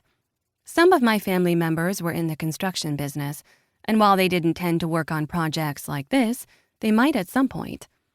My phone buzzed again, and my other cousin's name popped up on text. Aria had worked in security with us, but now worked with another subsidiary, one that fit her skills better.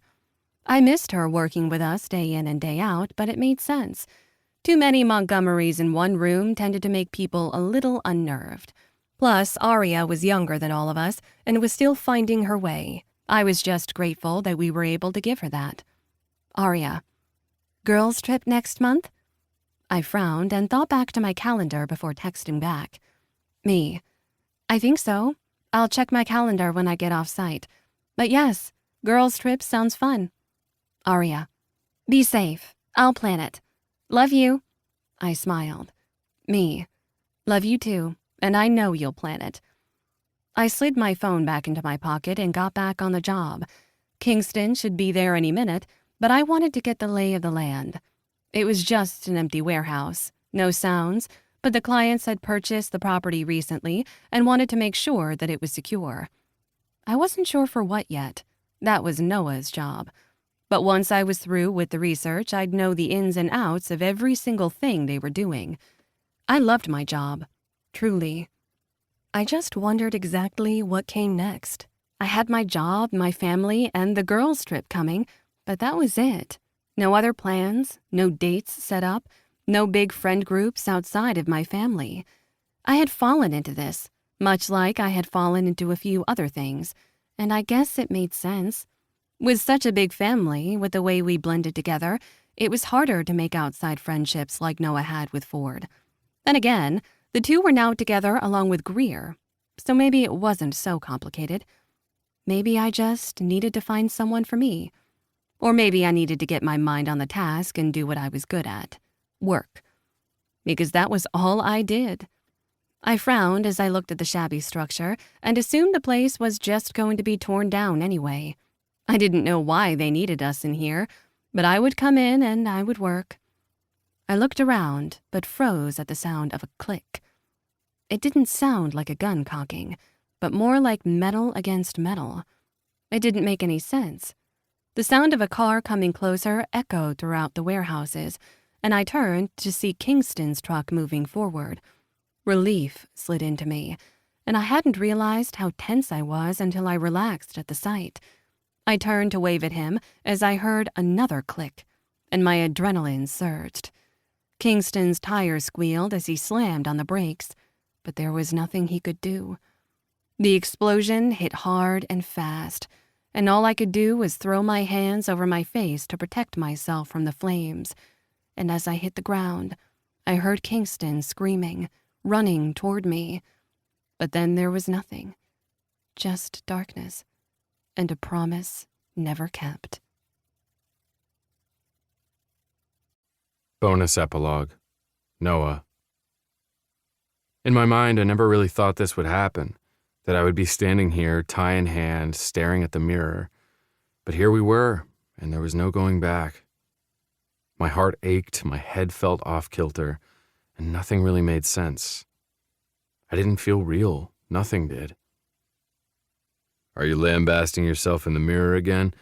Or are you just pretending to have an internal monologue where nothing makes sense and you're wondering how you got here? I turned to Kane and narrowed my eyes. What is your problem? Kane grinned and leaned against the doorway. Oh, I don't know. You could be my problem. Why are you leaning against the doorway glaring at me today of all days? Because you're standing alone holding a tie and you're stressed to the max. It's a big day. You're allowed to be stressed out. I shouldn't be stressed. It should be the happiest day of my life. I'm getting married today. Yes, you are. To the two people you love the most. I don't think it's really fair, though, that you get two and I have no one. I rolled my eyes. You have a different date on your arm every fucking weekend. Not quite sure why you're suddenly worried that you're missing out. I don't know. One of the cages looks quite fine, don't you think? I wonder if they'd like to see what it's like being with a Montgomery. I handed my tie over to Kane as he gestured for it, and I scowled when he started working on the knot. Do not date one of the cages. For the love of God, don't. I'm just saying, Ford has a lot of siblings. He's not going to miss one if I accidentally start dating one. Accidentally? My God, you have issues. Yes, I do. But see, now you're worried about me, and not about the fact that you're about to tie your life to two people. He paused. And two sets of families. The Cages rival us, and Greer's brothers. There may only be 3 of them, but they're a little scary. I burst out laughing, shaking my head as he fixed my tie. Yes, they are, but don't worry, I can handle them. I paused. Okay, not really, but they're moving out here, so I guess I'm going to have to. So many in-laws, so little control. But it's okay because the 3 of you, you're made for each other. You're it. You guys found each other when you weren't expecting it. What more do you need? You're fucking best friends, and you're fucking your best friends. Kane's eyebrows wiggled, and I pushed at his shoulder. Really, how many times are you going to make those jokes? I'm not sure. But seriously, Noah, you've got this. And hello, you're a product of a poly. It's like it was meant to be. Please don't tell my siblings that. Do you know how complicated holidays are going to be as it is? I asked. You'll figure it out. Maybe the Montgomerys will get Arbor Day or something.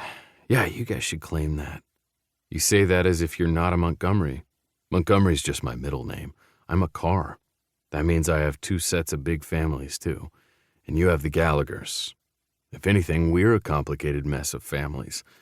Now you're just adding 2 more sets to the group. It's a big day, and I'm damn proud of you. I shook my head. You're ridiculous. I really am. But come on, let's go see your bride and groom. Are they ready? It had been over 24 hours since I had seen them, and it was like I was dancing right out of my skin. I didn't understand why we weren't allowed to see the bride or groom before the wedding, and it didn't really make any sense, since technically I wasn't marrying either one of them. We were going to take my last name, because that's what name we drew out of the hat. But while we had my last name, I wasn't legally marrying anyone. No, legally Ford and Greer would be married. I would have power of attorney with them, and any children would be all of ours through our legal paperwork. My parents had actually been some of the first people to get laws passed to ensure that their children were safe. Because of my parents' due diligence, my kids would know exactly who their parents were, and the rest of the world would have to understand that. The whole married thing, though, that was just a piece of paper. Today were the vows. You've got this. Are you sure? Because I'm pretty sure that my uncles were upset that I was losing the Gallagher name.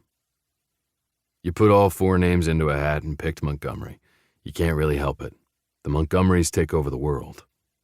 Yeah, we've got this. There was a knock at the door, and my other cousin Leaf stood there, smiling wide. Okay, let's get this done. Leaf was the eldest of our generation, and I always knew he would be there for us. He was the big brother, the worrier, and the warrior. I knew that we could do this. After all, he'd gotten married and was the happiest I'd ever seen him. Now he was a father, and we were all taking steps into this new life. Didn't make much sense to me how this could happen, but here we were, and we were making do. Is everybody ready? We are literally at capacity, Leaf said with a laugh. You're very lucky that your mom decided to officiate the wedding, or we'd have to find room for a whole other set of people here. And this is what we call a small wedding in our family.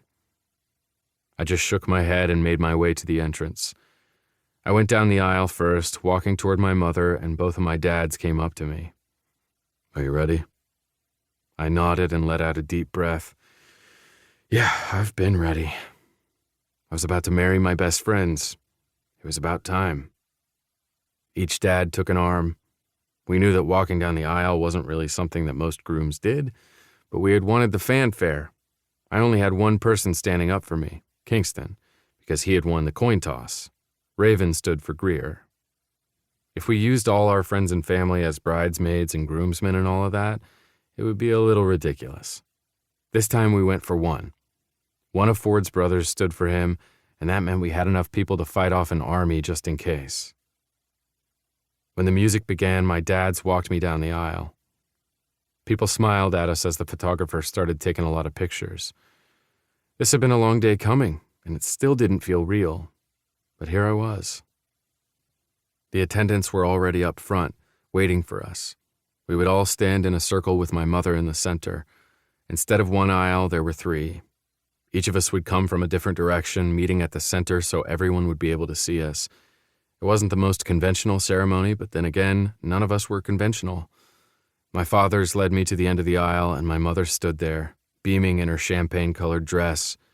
Her arms were bare, her ink on display, and she winked at all of us. Are you ready, baby? She teased. I've been ready. Both of her husbands kissed her on her cheeks, and she fluttered her eyelashes before they left to take their seats. People laughed, and I joined in, because those three were my future, and it looked pretty damn good to me.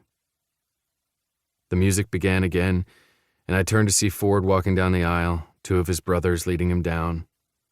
I smiled at that, a little wistful, because I knew why it was two of his brothers and not anyone else. Things were changing for his family just like mine, and we were making it work. My future husband looked gorgeous, regal, and it made me want to strip him out of that suit. From the way that his brow rose, I had a feeling that my thoughts were evident on my face. I swallowed hard as my mother swatted me on the arm, and I just laughed, ready for our next step.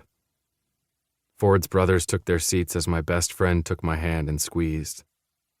I love you, he whispered. Always. The music began again, and we turned, my heart in my throat as Ford squeezed my hand even harder. Because the love of our life stood there, looking radiant in her dress. She had no one at her side, having wanted to give herself away. Her brothers were in the front row, all of them smiling. Each of them had offered to walk her down the aisle. But her parents had not come. They were invited, but both had decided that their lives were more important. Because of that, she decided to give herself away to join our family. She hadn't wanted to choose over her three brothers, so each of them would speak at the reception. But for now, our bride came to us of her own accord, under her own strength and love and desire. When she came to us, we stood, my mother smiling at us as she stood off to the side. Somehow, I was in the center, me holding both of their hands as they reached to grip each other's hands as well. My mother stood on the outside of the circle, smiling.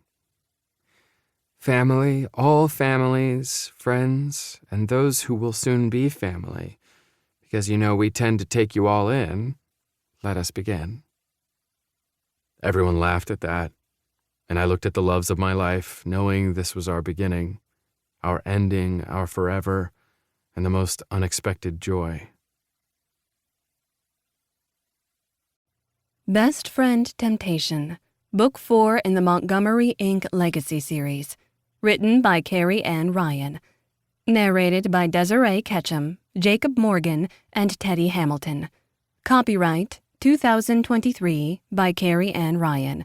Production copyright 2023 by Carrie and Ryan. Production coordination by Lyric Audiobooks. Producer Kim Gilmore. Post-production by Chrissy Farrell. Desiree Ketchum, Jacob Morgan, and Teddy Hamilton are members of SAG-AFTRA. For more information about author Carrie Ann Ryan, please visit www.carrieannryan.com. Audible hopes you have enjoyed this program.